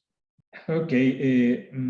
Maybe I will, just because of the time, because I understood I have limited time, I will just quickly switch to Spanish then, and I hope that the translation, if I do it step by step in Spanish, of course, just to be able to translate it properly. So, quisiera conversar ahora de las sinergias de las universidades y lo que hemos hecho en la Universidad de Cuenca con respecto a e-waste. Tal vez algo breve sobre mi universidad. Es una universidad que está situada en Cuenca, es la segunda más antigua del Ecuador, tenemos 152 años, 12 facultades, 7 departamentos de investigación, 49 carreras donde cubrimos todas las áreas del conocimiento. Lo que estamos centrados fuertemente ahora es en que la enseñanza y la vinculación, lo que hacemos como outreach, esté basado en la investigación. Y ese es un reto. Y uno de los retos que tenemos son justamente los problemas relacionados con la sostenibilidad, como el tema de la gestión sostenible de los desechos electrónicos. Para esto, nosotros lo que hemos tratado en nuestra universidad es de entender a estos problemas como la gestión de residuos electrónicos desde una perspectiva holística, ¿no? Donde tenemos la gestión sostenible de RAE vista desde el punto social, desde el punto económico, desde el punto ambiental también. Aquí hay dos formas de ver la sostenibilidad, ¿no? Una con este diagrama de Venn que se intersecta y otro que está la parte económica dentro de la parte social y dentro de la parte ambiental, entendiendo que nos desenvolvemos en un medio ambiente, en el planeta, que tiene límites, que está la gente en el centro, que es la gente que interactúa con este medio ambiente, y que el sistema económico es una parte de lo que como sociedad nosotros tenemos y hacemos. Entonces, en esta perspectiva, está claro que para atacar estos problemas, como la gestión sostenible de RAE, no se lo puede hacer solamente desde un lado, no solamente desde la parte técnica o desde la parte social o desde la parte económica. Necesitamos un conjunto de perspectivas para poder realmente dar una solución a estos problemas. Y es ahí donde nosotros tratamos de como universidad y como departamento trabajar, ¿no? Necesitamos verlo desde una perspectiva de multiperspectividad, desde varios puntos de vista para ver el problema entero y no solamente una parte del problema, una parte del elefante como está en la diapositiva.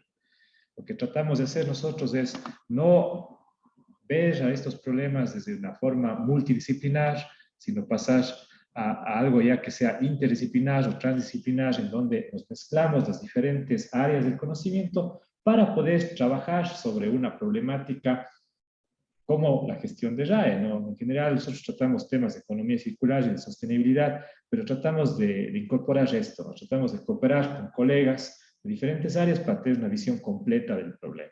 Esto no es fácil, no es muy evidente cómo se colabora entre diferentes áreas de la universidad, pero es algo que nosotros en lo que creemos y lo que estamos poniendo mucho esfuerzo. Esto lo hacemos, por ejemplo, en mi universidad, a través de la formación de un departamento interdisciplinario, donde tenemos diferentes grupos de investigación, cada uno con sus expertices. Aquí tenemos sociólogos, economistas, ingenieros, abogados, químicos, trabajando en dar soluciones a problemas de sostenibilidad, problemas como urbanos, movilidad y también, por supuesto, gestión de residuos y dentro de esto la gestión de residuos electrónicos. Dentro del papel de la universidad y lo que hemos podido hacer en el departamento con esta perspectiva para la gestión de residuos eléctricos y electrónicos, he puesto algunas de las líneas generales en las que hemos estado trabajando solamente para guiar la conversación. Espero que esto sea eso, ¿no? Una guía de una discusión que luego, espero a través de las preguntas, podamos ir conversando un poco más, depende de los intereses de los participantes. Creemos que nosotros como universidad podemos aportar en estas áreas, ¿no? En estas 7 áreas que voy a desarrollar poco a poco. Lo primero, creemos que necesitamos todavía trabajar en definiciones teóricas y en definiciones de indicadores, ¿no? Cuando hablamos de economía circular para electrónicos, por ejemplo, a veces pensamos que esto está claro y que todo el mundo entiende lo mismo, lo que deberíamos entender es lo mismo.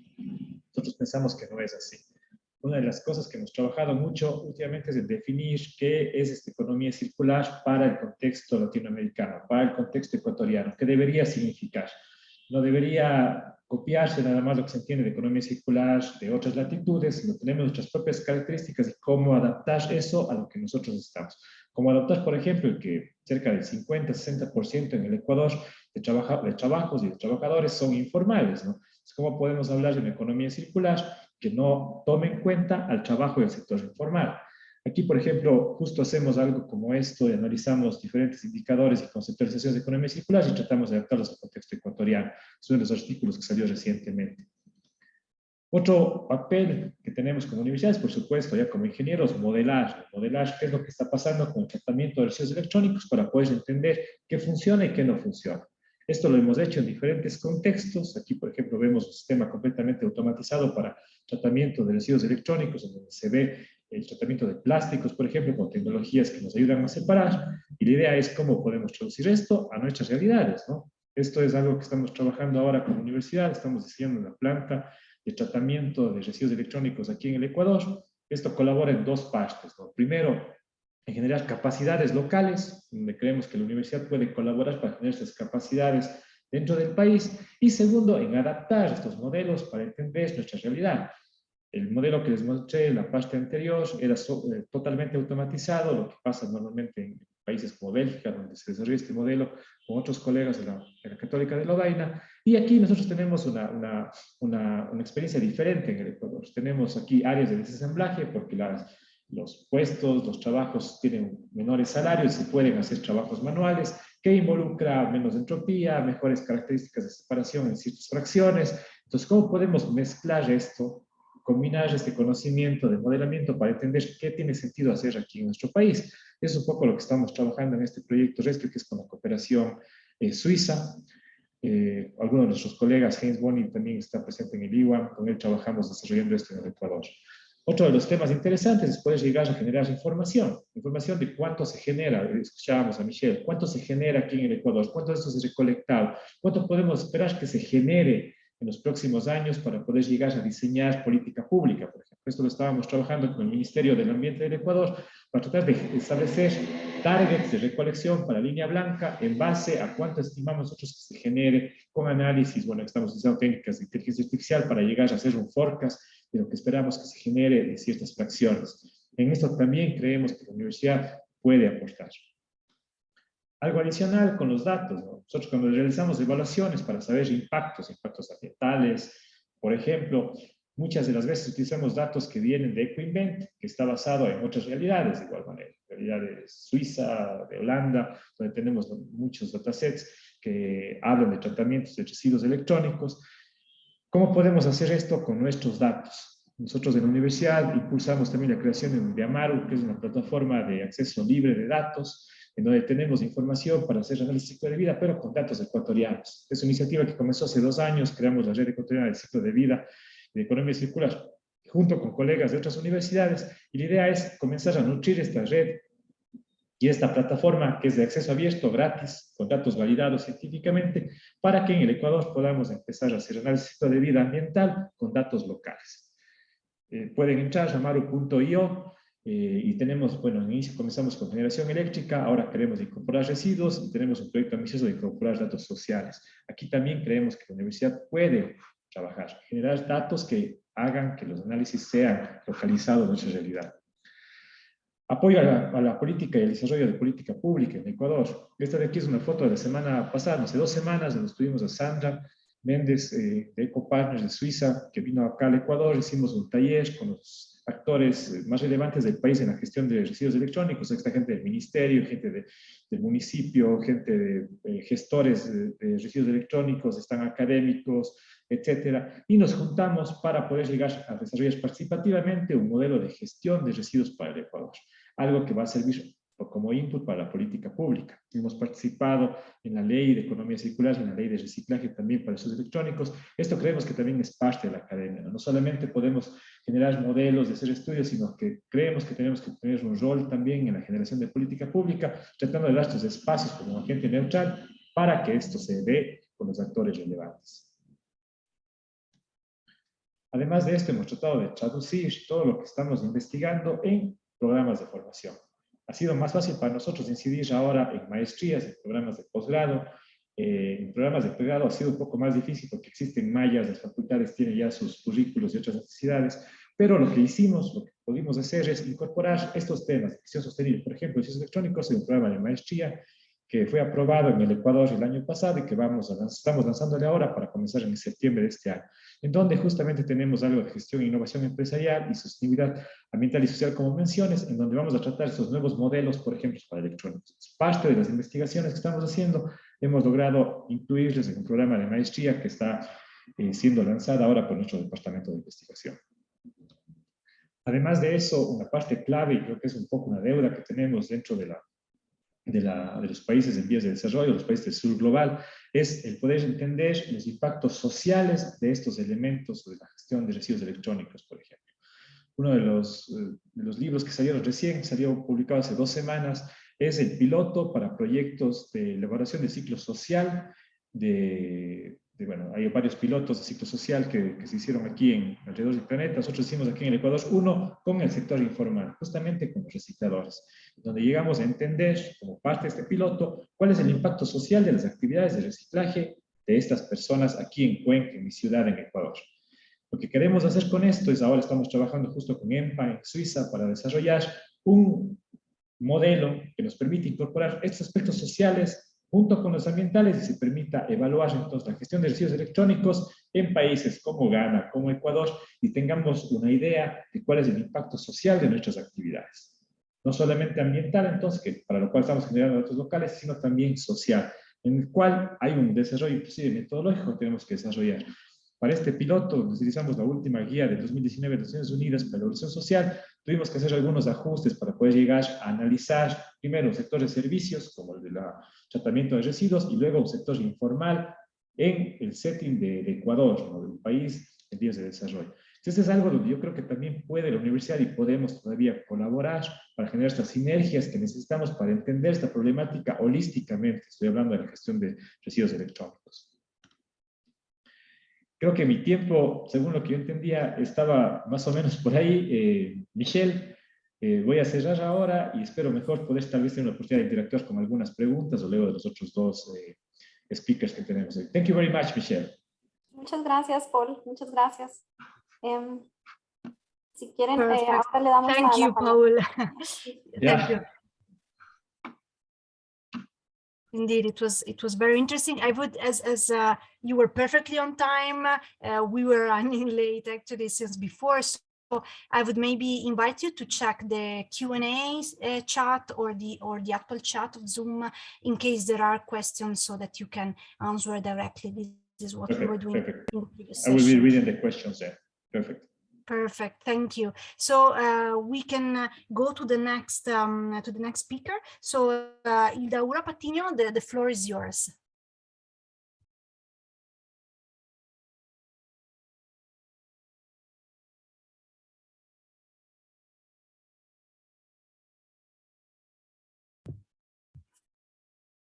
I don't know if there is any connection issues. I can see Hildaura, Señora Hildaura is online.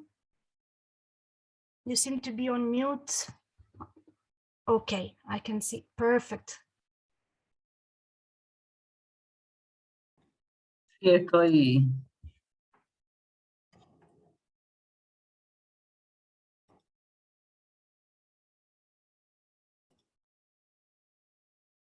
¿Me escuchan bien? Buenas tardes. Perfectly. Perfectly. Muchísimas gracias al comité organizador y felicitarlos por esta importante actividad que en este caso nos invitaron en relación al tema de sinergias y vínculos de las universidades en el tema de los residuos electrónicos.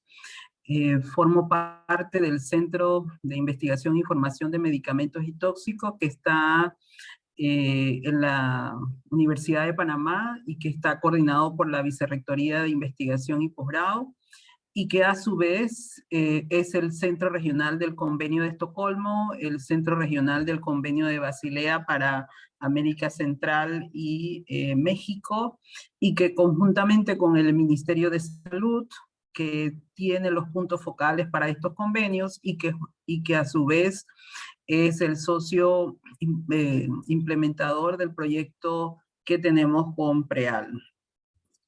Las universidades que se han involucrado con este proyecto en Panamá, justamente es la Universidad de Panamá como el socio implementador del proyecto, y que a su vez tiene dos representantes miembros de la comisión que ya se ha nombrado por parte del Ministerio de Salud para atender el tema no solamente del proyecto, sino darle continuidad a la información que se derive de aquí y todo lo que el país pueda seguir haciendo en relación a los desechos eléctricos y electrónicos.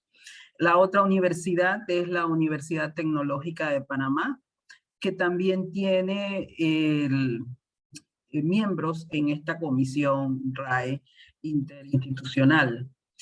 Como sabemos, el proyecto PREAL contempla la identificación y acercamiento a las universidades que tienen una oferta académica de carreras relacionadas con la materia para evaluar aquellas que muestran potencial, ya sea que tengan experiencia o que muestren mayor interés en agregar el tema de RAE a sus actividades educativas, tanto a nivel de educación continua, su formación de grado e investigaciones.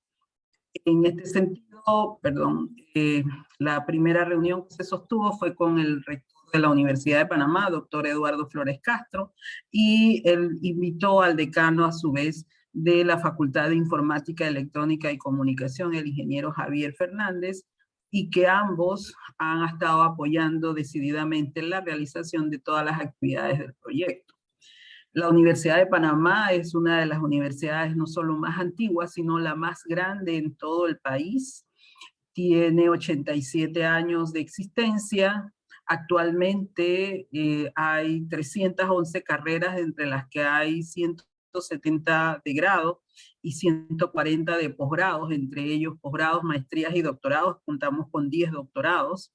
Se estructura a través de 19 facultades y hay 4.155 docentes. La matrícula de este último semestre, primer semestre de 2022, es de 93.425 estudiantes, y hasta la fecha llevamos 277.791 graduados. Esta actividad se hace en todo el país, no solamente la más antigua, sino la más grande del país. Cuenta con centros regionales en diversas provincias del país, a lo largo del país. También extensiones universitarias, y en áreas apartadas de difícil acceso hay 27 programas anexos que también ofrecen carreras y actividades académicas para esa población. Por tanto, todo el trabajo que se está haciendo debe repercutir, y en sí lo estamos trabajando para que todo el país sea beneficiado con el mismo. En relación a la Universidad Tecnológica de Panamá, es una universidad que tiene 40 años de existencia, ya este año celebran su 41 aniversario. Ellos nacieron como después de haber sido una facultad de la Universidad de Panamá, y han desarrollado increíblemente muchas actividades. Es una universidad que tiene 150 ofertas de formación, tanto a nivel de técnico, licenciatura, y por supuesto también cuentan con posgrados, maestrías y doctorados. Tiene 2011 administrativos en su equipo de trabajo y 1.750 docentes. Con estudiantes tiene un total de 27.210 estudiantes, y ellos tienen 7 centros regionales también en diferentes provincias y 2 extensiones en el campus, en la provincia de Panamá, que tienen 2 sedes específicas. Entonces, con estas 2 universidades hemos trabajado durante el proyecto. En la Universidad de Panamá tenemos actividades de cooperación con estudiantes de la Facultad de Informática, Electrónica y Comunicación, ya que junto con la Universidad de Naciones Unidas y el trabajo que Michelle Wagner nos apoyó a desarrollar, nos capacitó para buscar las estadísticas nacionales de RAE generado. También hemos trabajado con campañas de recolección, tanto de RAE como de otras actividades que se han hecho con proyectos de reciclaje en forma conjunta. Está registrada una investigación sobre el sistema de redes de empresas de desecho tecnológico en Panamá, y también hemos incluido el tema de RAE dentro de la formación de la maestría en ciencias clínicas con especialización en medicina de trabajo y ambiente. Aquí tenemos la imagen de que esa actividad de la generación de estadísticas nacionales la trabajamos conjuntamente con la profesora Denia Rodríguez, con un grupo de estudiantes de la Facultad de Electrónicos. Se les dio la capacitación. Acá están nuestros asistentes técnicos, Además, Barrera, y los estudiantes trabajaron la información de los últimos 10 años, generando datos para 6 categorías de RAE. Esta actividad se desarrolló como un proyecto de servicio social dirigido por la profesora Denia Rodríguez, y que luego se presentó en el tercer Congreso Nacional de la Universidad de Panamá a nivel de la Vicerrectoría de Extensión.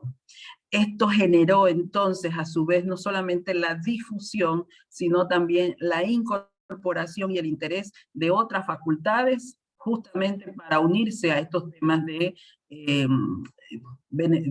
sensibilización de la comunidad y los jóvenes, sobre todo, en el manejo adecuado de los residuos de aparatos eléctricos y electrónicos.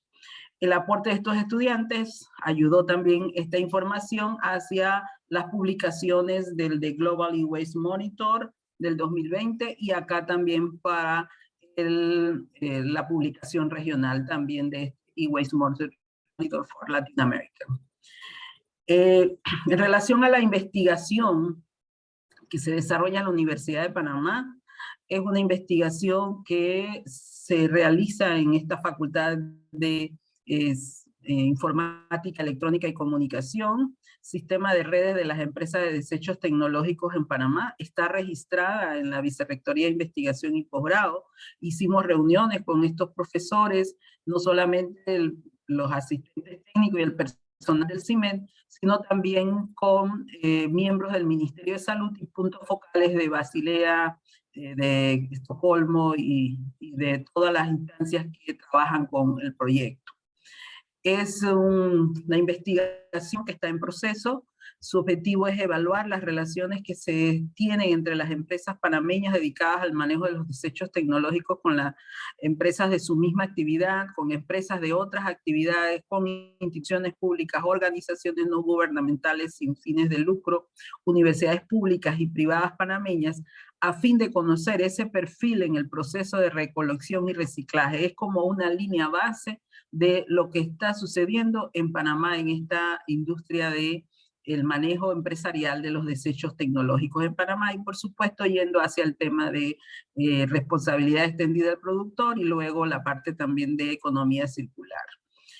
Este grupo de investigación conformado por el doctor Ardínez fundamentalmente y sus colaboradores, las profesoras Ana Yancy y la profesora, perdón aquí el nombre, María Luisa, Marili y Ana Luisa, inscribieron también un grupo de investigación que la Universidad de Panamá ya el año pasado dio apertura a la formación de grupos de investigación. En este momento el grupo de investigación se llama Tecnología y Conocimiento, y justamente este proyecto fue el primer proyecto registrado por este equipo de investigadores en Panamá, que el día que se inauguró esta actividad de grupos de investigación, el doctor Ardínez fue el seleccionado para exponer en el acto inaugural de los grupos de investigación. Así que se ha dado una gran difusión a este importante tema. Aquí hay muestras de las campañas de recolección en conjunto con otros proyectos, tanto el área de los plásticos, los papeles, pero por supuesto los desechos eléctricos y electrónicos también. Esto se hizo en nuestro campus, pero también vamos a ver adelante que también hay otras actividades que se han hecho en otras regiones del país. Con el programa de residencia de maestría en ciencias clínicas con especialización en medicina del trabajo y ambiente, nosotros estamos innovando en esta formación, ya que Panamá por primera vez está generando médicos especialistas en medicina del trabajo y ambiente. Este es el primer grupo que se forma en Panamá. La mayoría se ha ido formando en otros países, pero ya estamos entonces con la formación local, y la rotación que pasó por nuestro centro en la Facultad de Medicina fue justamente el área de la toxicología. En esta rotación de toxicología, un módulo que se le asignó fue el esquema de los RAE y su importancia en el ambiente y en la parte ocupacional. Ellos entonces no solamente hicieron investigación del tema, la ingeniera Dilis Barrera les dio todo el conocimiento, no solamente del proyecto, sino de toda la información que conlleva este tema, y a su vez se hizo una visita a una de las empresas gestoras vinculadas con el proyecto para que no solamente conocieran directamente todo lo que se hace, sino también que ellos como especialistas en medicina del trabajo y ambiente puedan hacer sus recomendaciones a los riesgos laborales que pudieran detectar. De esta forma, se le entrega a la empresa información altamente importante para su manejo en la salud ocupacional y ambiental y disminuir la exposición a posibles afectaciones de sus trabajadores.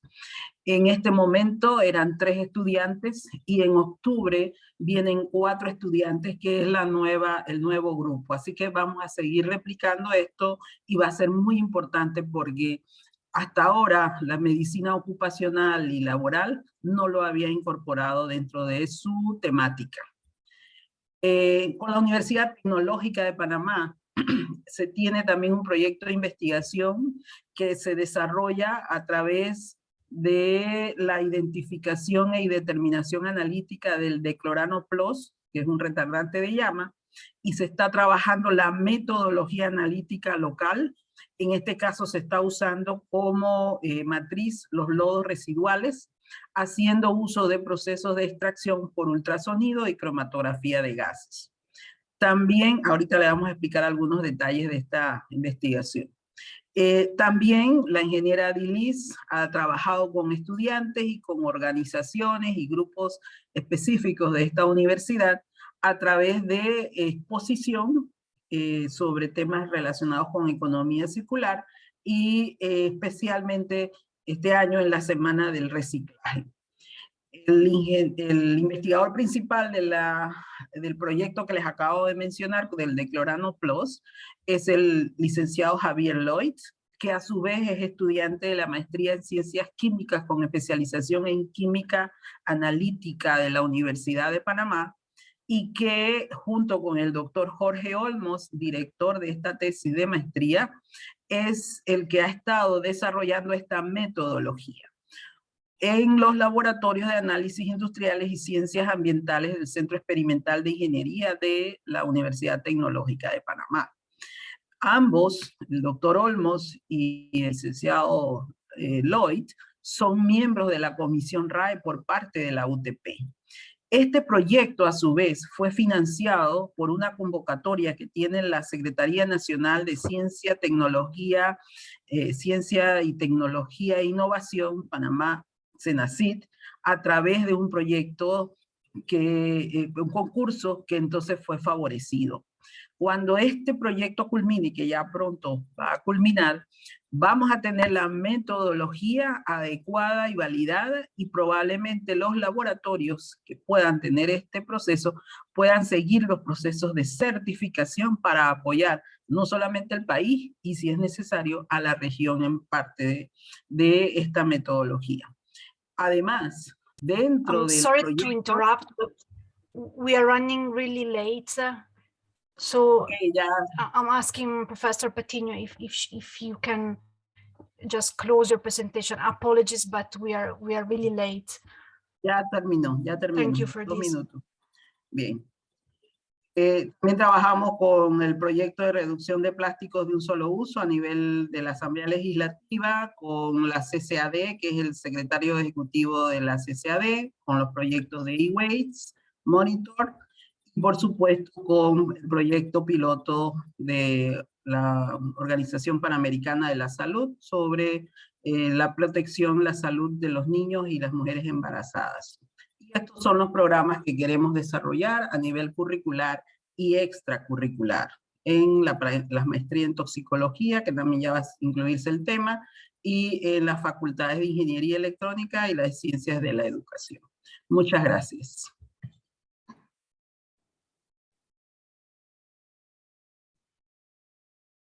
Thank you very much. And again, apologies.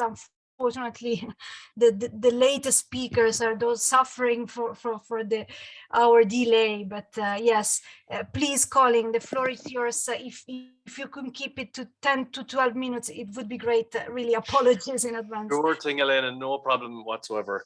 Yeah, but again, thank you for the opportunity to speak. I'll just share my screen here.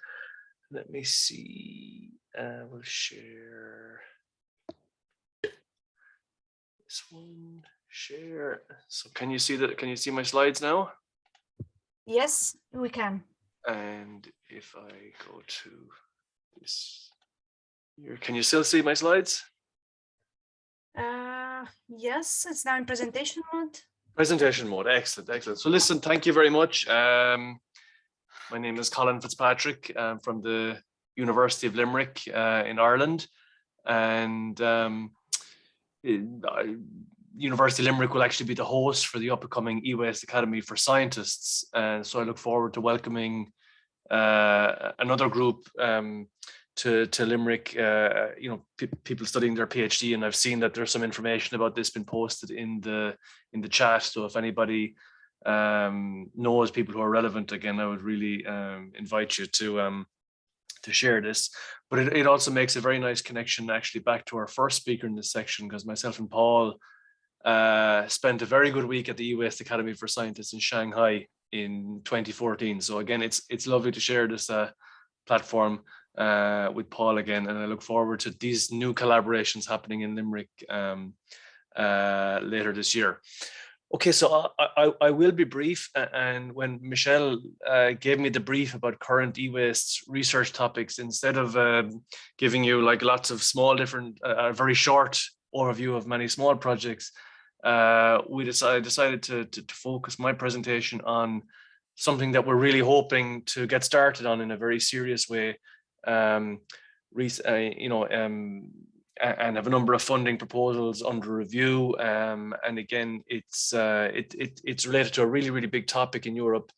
And this is essentially related to batteries. And, we all know, due to, climate change pressures and so on, there's a very big drive for the electrification of vehicles. But this is leading to a corresponding demand for materials from batteries, and the EU expects that the demand for batteries will grow by up to 14 times by 2030.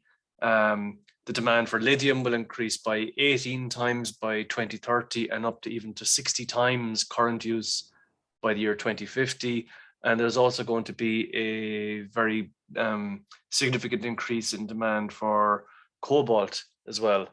And of course, in Europe, as you know, we're not very good at extracting our own resources, and Europe is very sensitive to having all of this demand for new technologies and new products, but being very dependent on materials coming from all different parts of the world, and has designated many of these materials as being critical raw materials. And in particular, you'll see that lithium and cobalt are both mentioned on this list, which are some of the key materials for this electrification of transport.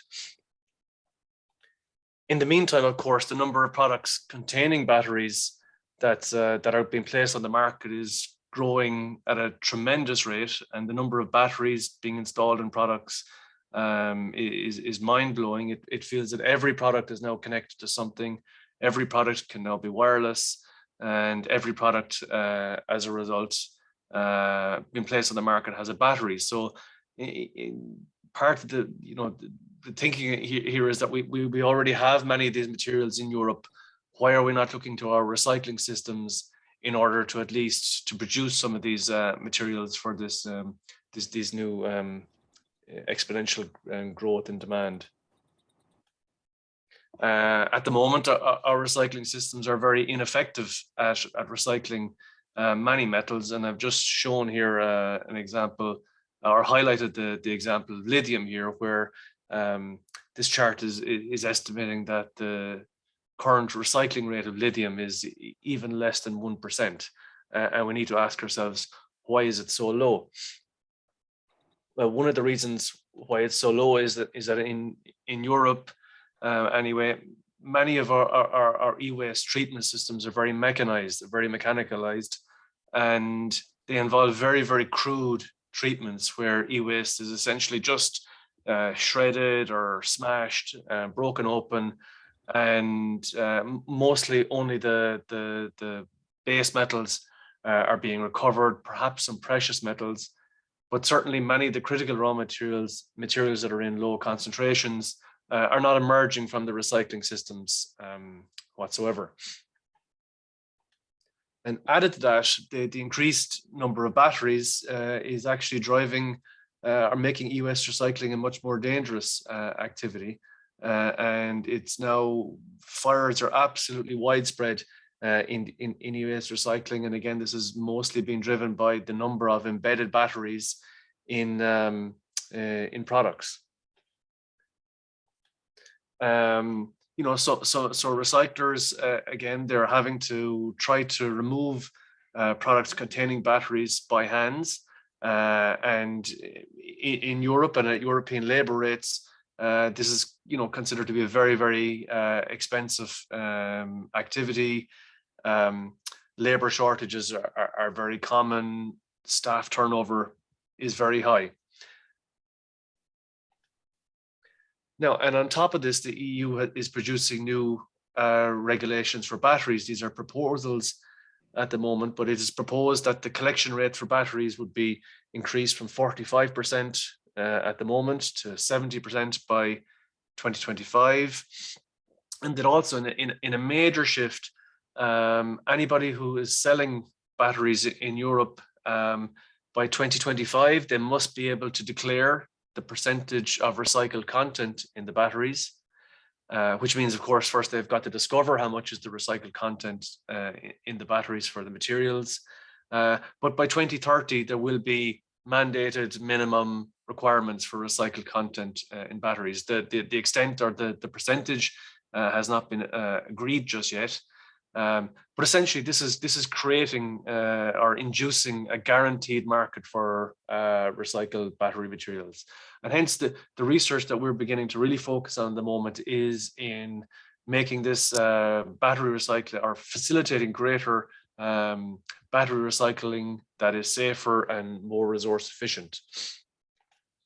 Now, the issue, of course, with many batteries is that you can't see them because they're embedded within the product. So we're hoping to develop a laboratory where we will be doing automatic sorting of batteries, which will be driven both by optical systems, so by cameras, which will recognize products, robotic arms removing and sorting these, and also using X-ray scanners to actually to be able to visualize deep inside what's in the products and to identify and sort the batteries in order that they can be taken for better recycling. This is just again just another image from one of our proposals where we're looking at a conveyor belt. Items will pass along the conveyor, the X-rays will pass through the articles, and then we'll create these images. Such that we'll be able to identify the batteries within. And then ultimately we want to replace this X-rays with much more, we would start with expensive X-ray sources and then replace these X-rays with much lower cost X-rays that produce lower resolution images, but hopefully can make the whole system much more affordable in a commercial sense. And then lastly, in my last slide, I'd just say that there's a very strong social emphasis on the work because the ability of actual operators to work in conjunction with robots and the social acceptance of the technology is a very, very important dimension. So we need to make sure that the system has been developed in a sustainable way that workers are happy to work alongside robots using artificial intelligence and X-rays in order to create this safe and resource efficient recycling system that will respond to this demand for basically for battery related materials. Okay, so hopefully I've brought you back on schedule there with that quick tour. Thank you. Thank you, Colin, for helping us, and thanks for this indeed for these insights on new areas of research that indeed can create opportunities also for cooperation among universities, but I would say also between university and other institutions. So thank you so much, and I would invite also the participants, if they have specific questions on these topics for Colin and also for the other speakers, again, to use our chat and Q&A tools. I could see already some exchange. So now, not to lose the time that we could recover thanks to our panelists, let me introduce the last round of speakers. Here we are. So now we are gonna listen as a last section to examples of e-waste management experiences with vulnerable population operating informally. And we have three valuable speakers who are helping us to go through this topic. We have Carmela Centeno from the industrial development. She's an industrial development officer at UNIDO. We have with us also Mr. Wilson Contreras from Lumina. He's actually the currently executive director of this post-consumer corporation, Lumina Lighting. And we have Cesar Arellano from Traperos de Maus in Peru, who has extensive experience in solid waste management from the municipal and non-municipal level, and he developed this association. Okay, with any further ado, Carmela Centeno, the floor is yours. I would really encourage all the speakers to keep your intervention, if possible, between 10-12 minutes maximum, so that we can close the meeting in due time, because the interpreters cannot stay longer. So we really appreciate your help with this. Carmela, the floor is yours. Thank you. Yes, if I can share my screen, please. Do you have? Yes. Perfect. We can see the screen. Yes.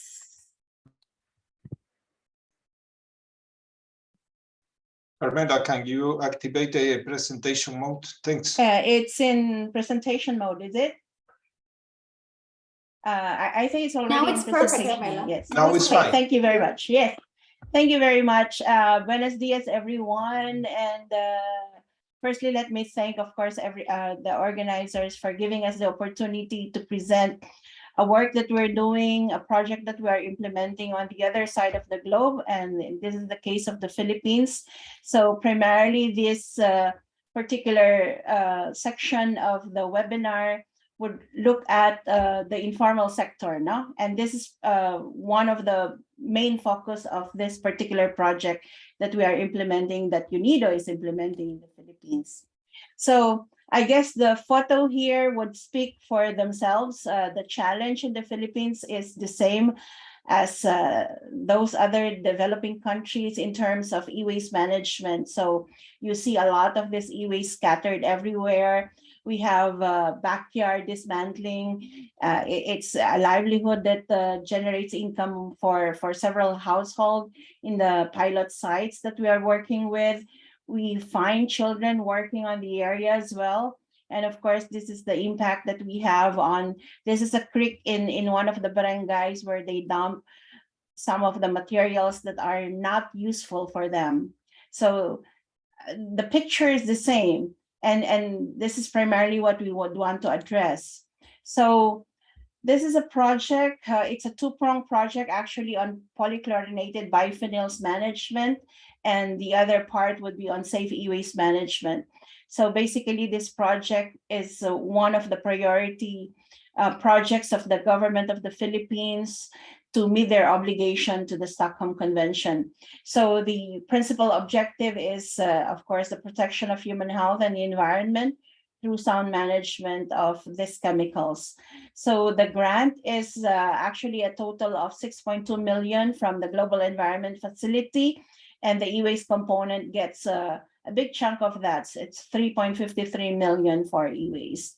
So our committed global environment benefit is primarily on, of course, elimination of polybrominated diphenyl ethers, which is found on the plastic casings in e-waste.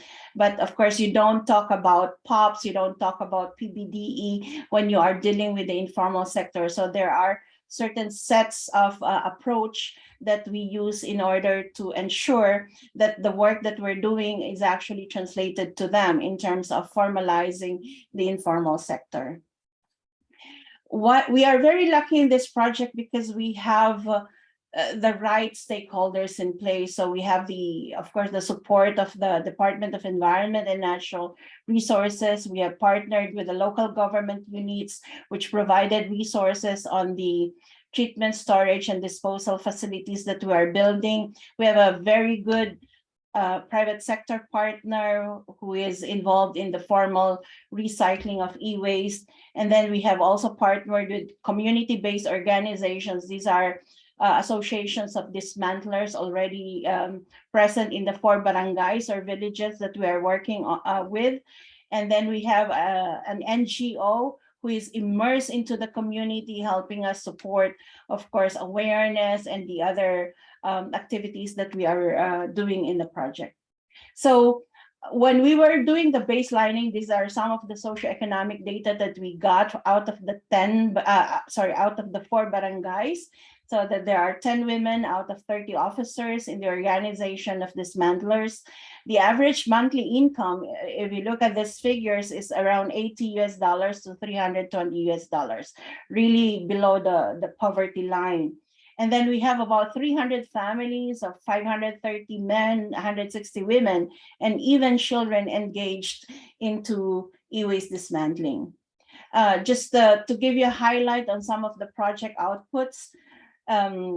So when we came in again, it was very difficult to actually engage them. So the approach has to be really very clear on what we are trying to do. And you know, we don't want to impact their source of livelihood. So this is where the work of the NGO is actually very critical.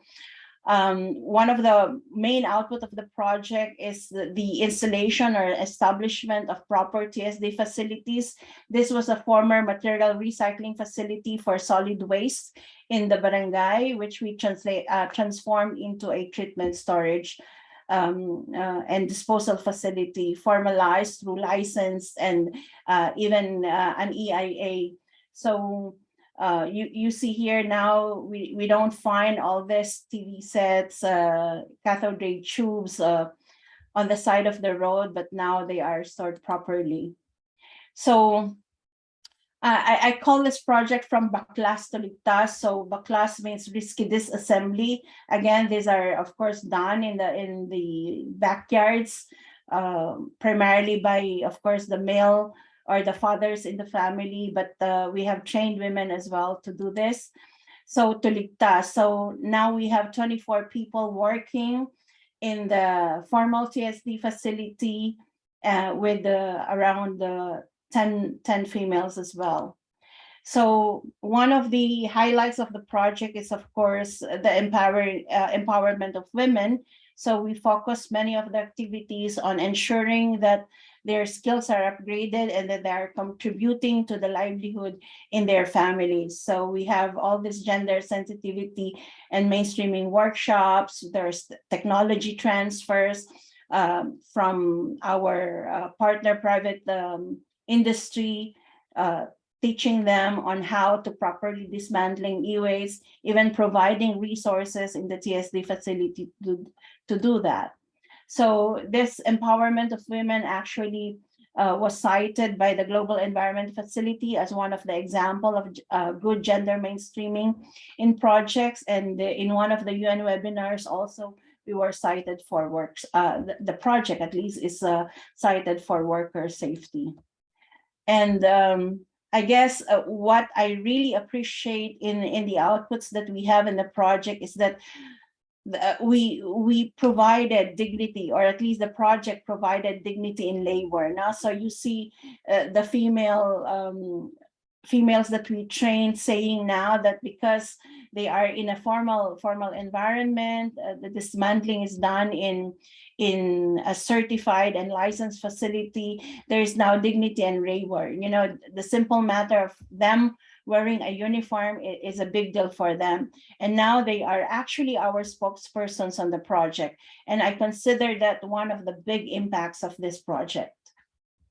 We are also reaching out on the youth. So we did a lot of awareness raising workshop with high school students, and we did a lot of activities with them, from art contests to songwriting contests, etc. And the feedback is very positive on the awareness on the impacts of POPs. Again, when we came into the barangays or the villages, the POPs is of course not known, PBD is not known, the impacts of e-waste dismantling is not known. And now I think there is really a generated interest on and a heightened knowledge on the impacts on health and environment of POPs and e-waste.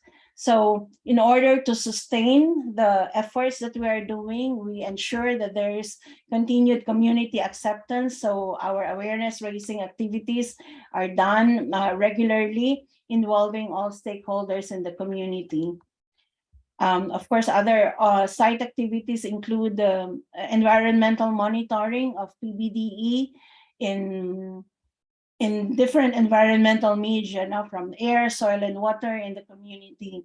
So basically, we are doing a lot of PBDE analysis to ensure that we do not recycle any PBDE contaminated equipment. One of the discussions earlier, which I appreciate very much, is the classification between a waste and non-waste. Maybe we do also POPs and non-POPs. Now, this presentation hopefully would also provide a different angle in terms of POPs, not only on looking at e-waste.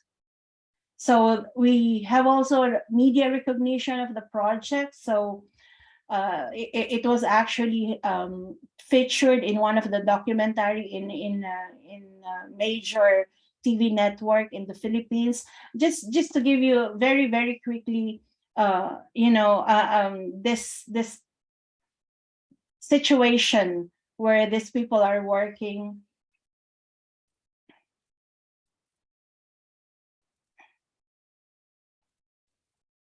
So in terms of replicability and sustainability, the project managed to partner with two of the major telecommunications company in the Philippines, the Globe Telecoms and Smart Communications, which provided additional resources. Now, so we are now building another TSD facility in one of the barangays, sponsored by Globe Telecoms, and just the from the main outputs, the project catalyzed several efforts in the countries to ensure that there is sustainability of the work that we're doing. Mega World also is one of the major real estate property building condominiums in the Philippines, and we have partnered with them as well. So this is primarily a gist of the work that we are doing in terms of e-waste management in the Philippines. So thank you very much again for the opportunity. Thank you very much, Carmela, for your presentation. It was very informative, also with the visual support of photos and videos. And you touch upon some of the main issues of this EWAM as well, including gender dimension, health and safety of children, and so on and so forth. So indeed, POPs, we're going to touch upon hazardous components tomorrow. So thanks again for your presentation. And now the floor is yours, Wilson.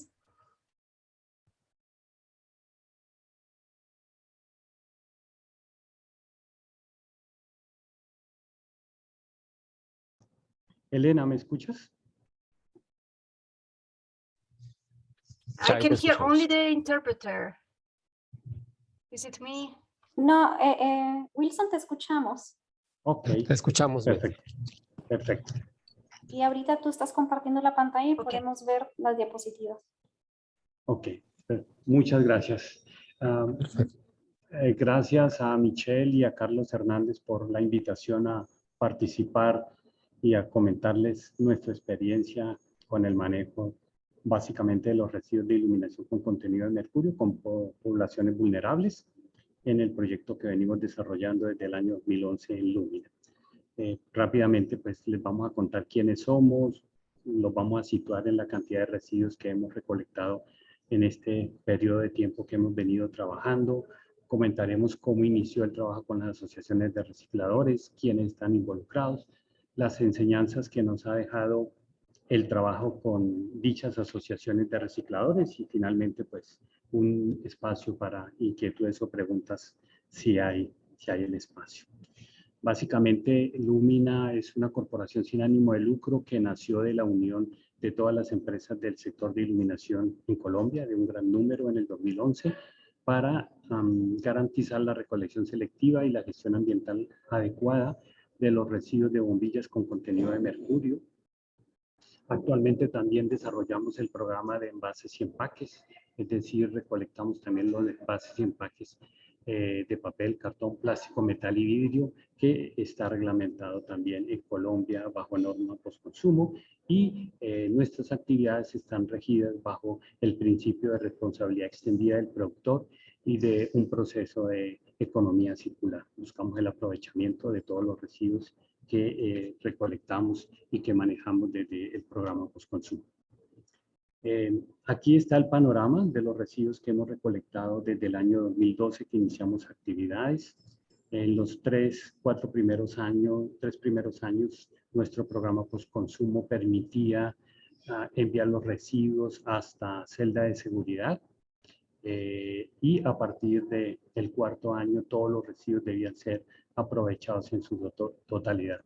A partir del año 2013 empezamos una estandarización y un ensayo con uno de nuestros gestores en la ciudad de Cali, aquí en Colombia, para hacer el aprovechamiento de las bombillas con contenido de mercurio, y finalmente ese proceso quedó estandarizado en el 2015 y en el 2016 empezamos a aprovechar todos los residuos.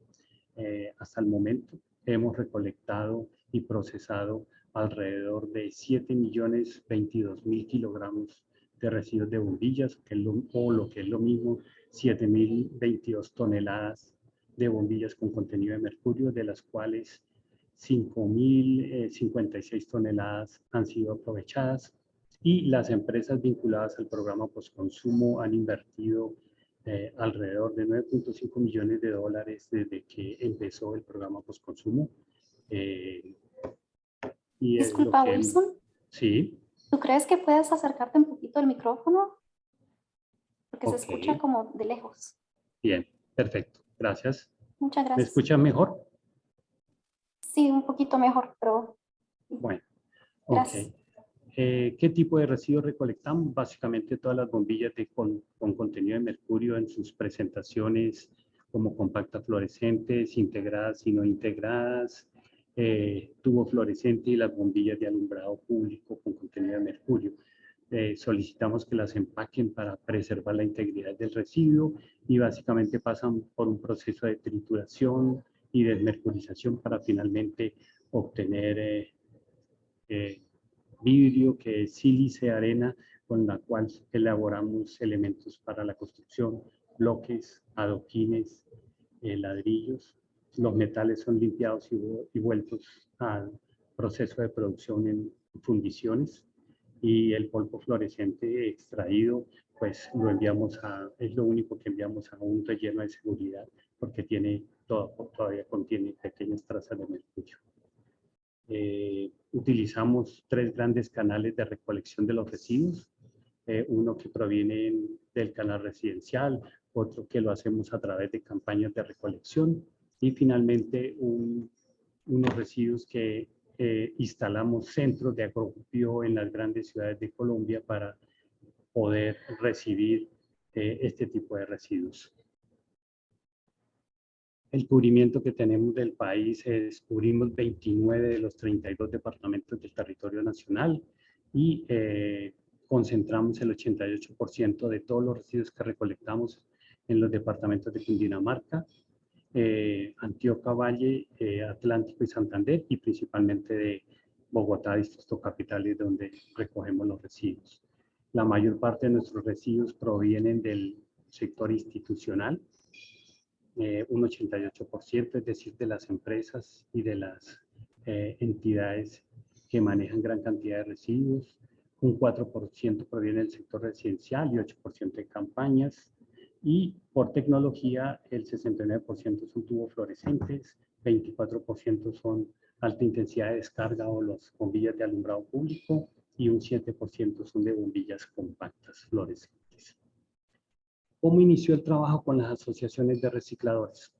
En el año 2016, la Unidad Administrativa Especial de Servicios Públicos es una entidad del gobierno distrital de aquí de Bogotá, que se encarga de manejar todos los servicios públicos. Se nos acercó y nos manifestó que habían asociaciones de recicladores que querían empezar a recolectar o a manejar cierto tipo de residuos especiales, y empezamos a hacer visitas a las diferentes asociaciones de recicladores, a darles capacitaciones, a vincularlos a las jornadas de recolección que hacíamos y finalmente llegamos a un acuerdo de colaboración entre las asociaciones de recicladores, la Unidad Administrativa de Servicios Públicos del distrito y Lumina para empezar a recolectar los residuos de bombillas con contenido de mercurio. El proceso de implementación, pues como ya les comenté, estuvo en primera instancia visitando las instalaciones donde ellos operan, haciendo jornadas de capacitación para explicarles sobre el manejo de los residuos y las características de los mismos, los elementos que debían tener para el cuidado personal de las personas involucradas, cómo manipularlos, y entregamos contenedores para que una vez ellos recolectaran esos residuos en sus rutas de recolección que hacen por los barrios de Bogotá, los pudieran llevar a sus centros de acopio y depositarlos allí en los contenedores para tratar de preservar la integridad del residuo, es decir, que las bombillas no se rompieran. Una vez esos contenedores estaban llenos, procedíamos a hacer las recolecciones. Tratábamos de buscar y de mantener una trazabilidad de los residuos, es decir, dónde se generaron fechas de recolección y lógicamente hacer una cuantificación de la cantidad de residuos que nos entregaban. Esto estaba acompañado lógicamente de un reconocimiento económico para las asociaciones de recicladores. Creo que sin eso pues, sería prácticamente imposible trabajar con ellas. Y hacíamos visitas de seguimiento y estábamos muy pendientes de reponer los contenedores que se dañaran o que ya no sirvieran para seguir manteniendo la integridad de los residuos, porque digamos en el caso de los productos de iluminación con contenido de mercurio es uno de los temas más importantes, tratar de que las bombillas no sufran ruptura. Entonces los contenedores eran un proceso fundamental para garantizar eso. Este es el histórico de los residuos que recolectamos en el 2017 en adelante. 2017, 952 kilogramos. 2018, 939 kilogramos. En el 2019 ya estábamos bordeando las 2 toneladas. Vino el tema de la pandemia. Eso hizo que no tuviéramos la oportunidad de estarlos visitando constantemente, de estarlos visitando y capacitando para hacer las jornadas. Nosotros a veces los acompañábamos en actividades que ellos hacían en los diferentes barrios de la ciudad para tratar de recolectar residuos.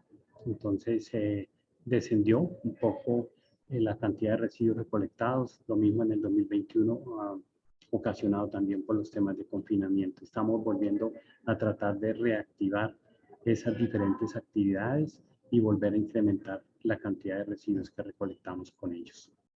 ¿Qué enseñanzas nos ha dejado este trabajo con las asociaciones de recicladores? Es bastante complicado trabajar con ellos.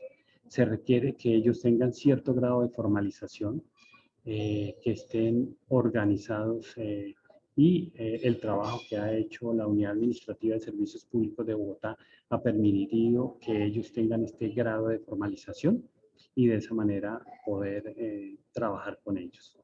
Se necesita lógicamente un acompañamiento con las autoridades locales, en este caso la Alcaldía de Bogotá a través de su Unidad Administrativa de Servicios Públicos nos acompañó.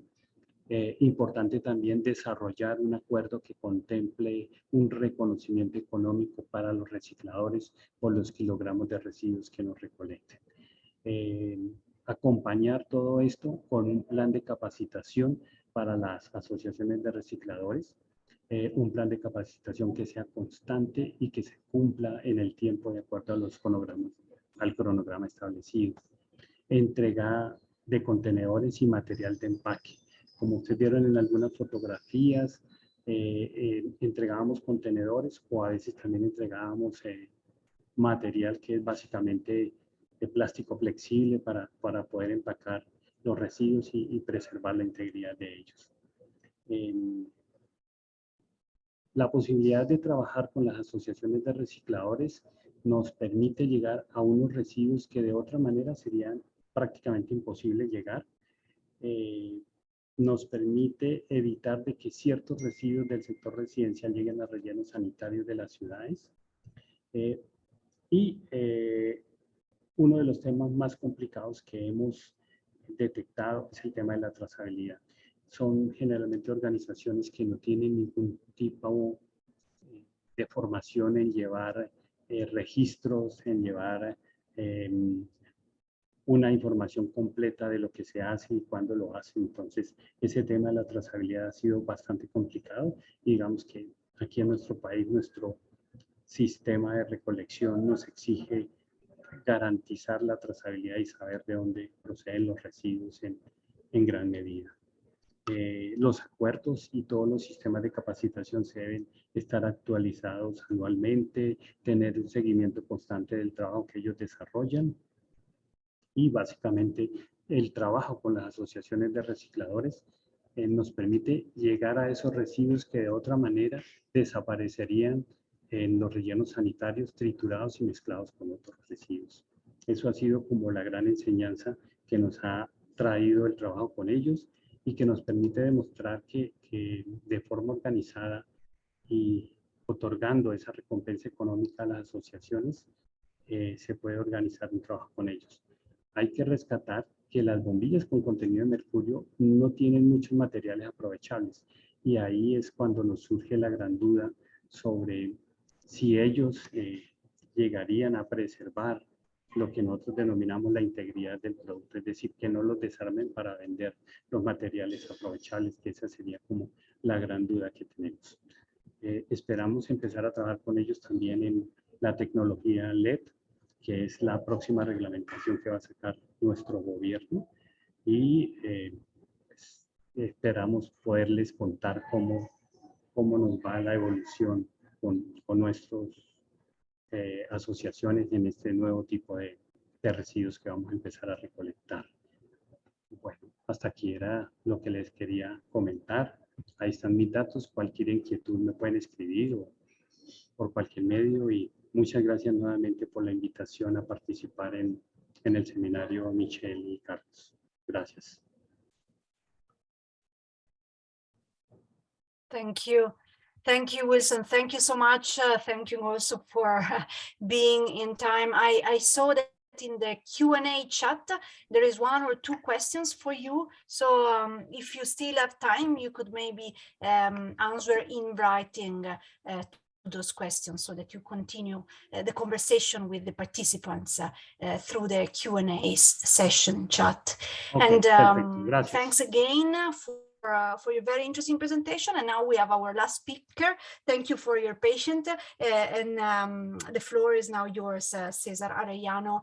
Again, sorry, I'm asking you to keep it possibly around 10-12 minutes so that then we can have the closer. Thanks a lot. The floor is yours, Cesar.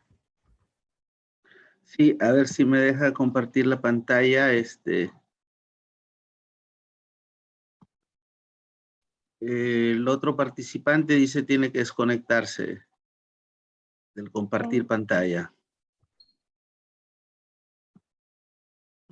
Wilson, disculpa, Wilson Contreras, ¿tú crees? Ok, ya.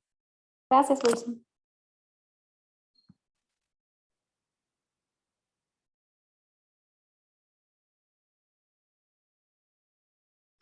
Bien, primero muy buenas tardes, agradecer a Michelle, a Carlos por ponerse en contacto con nosotros para poder mostrar nuestra experiencia que venimos desarrollando aquí en Trujillo, en Perú. ¿Me escuchan bien?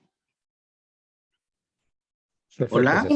Sí, vale. Muchas gracias, César. Bien. Muchas gracias. Traperos de Emaús Trujillo es una asociación sin fines de lucro que pertenece al movimiento Emaús Internacional, que fue fundada ya hace muchos años por el sacerdote Ave Pierre, ¿no? Nosotros en Perú estamos desde el año 1996, ¿no? Entonces ahora actualmente somos más de 38 personas, donde el 40% son mujeres, ¿no? Entonces, lo que buscamos como traperos de Emaús, voy a hacerles un poquito de reseña histórica para que puedan entender cómo llegamos a los RAEs, ¿no? Nosotros estamos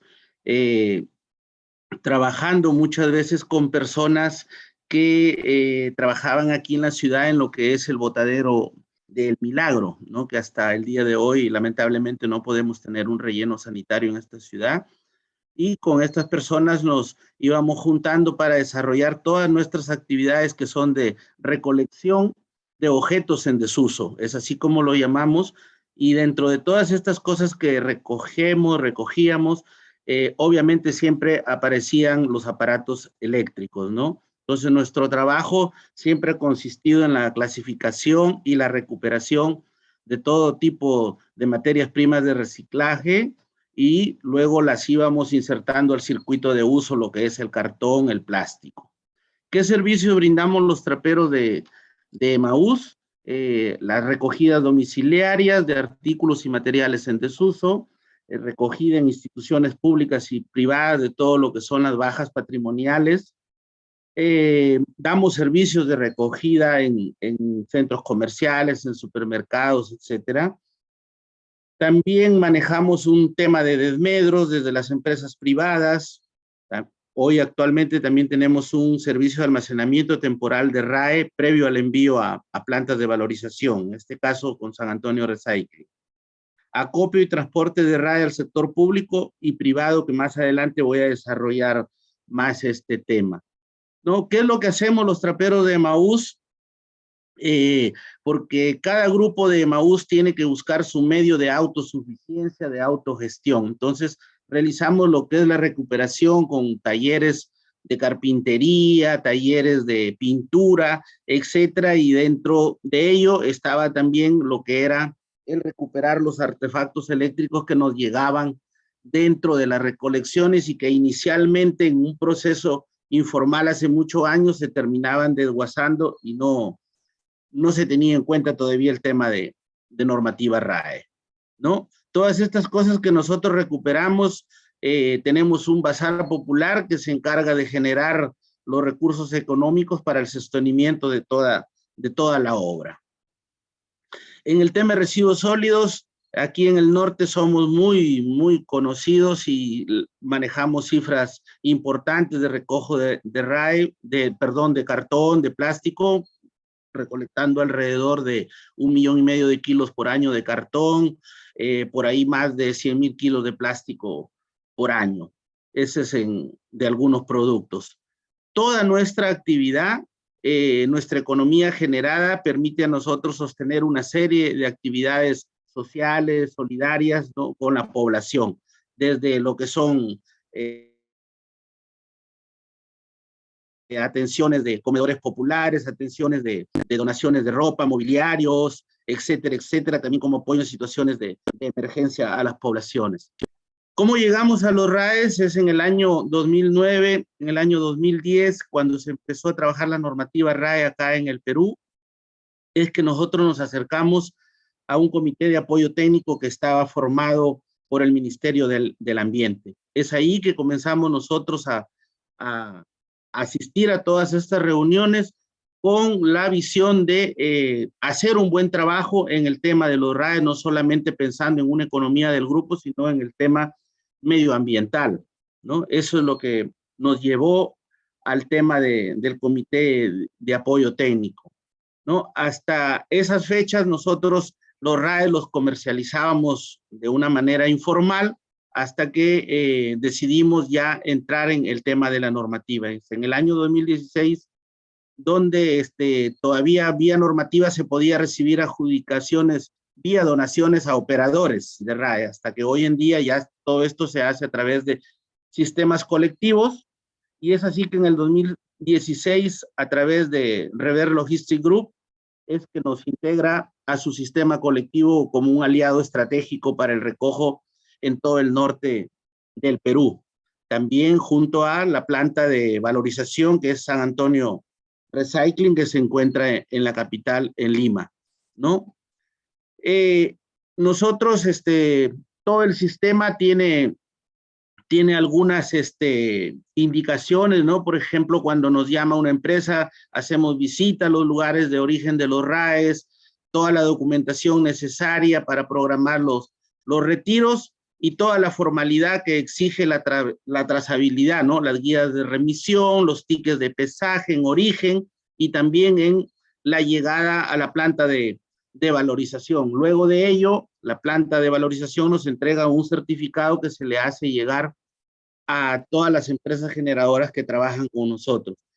Tenemos una serie de convenios con empresas acá en el norte del Perú, principalmente empresas eléctricas, ¿no? Y más o menos desde el año 2016, lo que hemos manejado hasta la fecha, hemos acopiado y puesto en planta de valorización, son un aproximado de 1.400 toneladas de RAE, como ustedes lo pueden ver en este cuadro. Eso es lo que hemos hecho hasta el momento y yo rápidamente les doy las gracias. Si tienen alguna consulta me la hacen saber y aquí también están nuestros datos para que ustedes puedan contactarnos. Muchas gracias. Thank you very much, Cesar. It was very, very interesting. I know my colleague, also Michelle, worked with you. I was not so much aware of all the activities you do, so very interesting. And I mean, very interesting this last panel, also to see really the connection with the informal sector in dealing with e-waste management, because indeed this is something that often it doesn't appear in you know, in data, official data collection. So we need another type of work, another type of also research to look into these good practices in terms of also of developing skills and extracting valuable materials from e-waste. So I think with this, our last speaker, we really, and we finished perfectly on time. I really thank all the speakers for providing all this very useful information. Let me now close the meeting. If I may share my screen as soon as you can, Cesar, if you could try and stop sharing your screen. Perfect.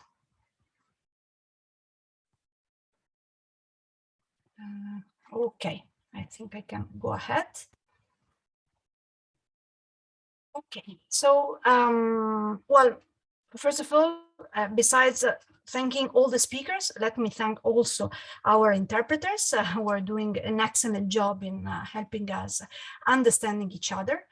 Now, before closing the meeting, let me go quickly through the agenda of tomorrow so that we can have an idea of what we should expect. Let me put it into Spanish. Indeed, our first session will be dealing with health issues related to e-waste, looking at some main results from the project PRIAL, but also on health of children related to e-waste management. Then we're going through the application of the ITU recommendation specified, looking at the pilot project developed in Costa Rica and Argentina by ITU in the framework of the project PRIAL. After the break, we're going to look into main guidelines on how to carry out auditing procedure for recycling companies. And the last session will be dealing with the regional experiences in co-processing of plastics containing POPs and hazardous material. So this is what we are expecting from tomorrow. Before closing, I would like to share once more. I know we are spamming you with this, but it's really an important place for us to share with you and all the representatives from academia, mainly because the next e-waste Academy is indeed targeting what we scientists, so PhD student, postdoc, or early career researchers. So if you're interested, or if you know someone who can be interested, we would be more than pleased if you could help us disseminating the information regarding the next EWAS, which is going to take place at the end of the summer, 27 August for September in Limerick. And thanks also Colin and his team at the University of Limerick for hosting the next EWAS. So you can find additional information as usual at our cycle.info website. So now I think we can close the meeting, but I'm gonna ask my colleagues, Michelle, Carlos, Luca, Alfredo, in case you want to share something. If I forgot to mention something, please just jump in, and you can also make your salutation to the public. Thank you everyone for staying with us until this late, at least for European time.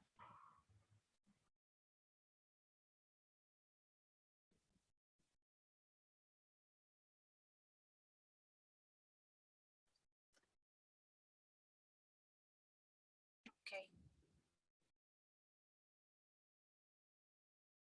I can't hear any reaction, so I would close the meeting, and I think that, yes, thank you so much to everyone. I think it's time to close, time to go home. We'll see each for other us, tomorrow. time to Thank you so continue much. other things for those that are earlier. Okay, see you tomorrow.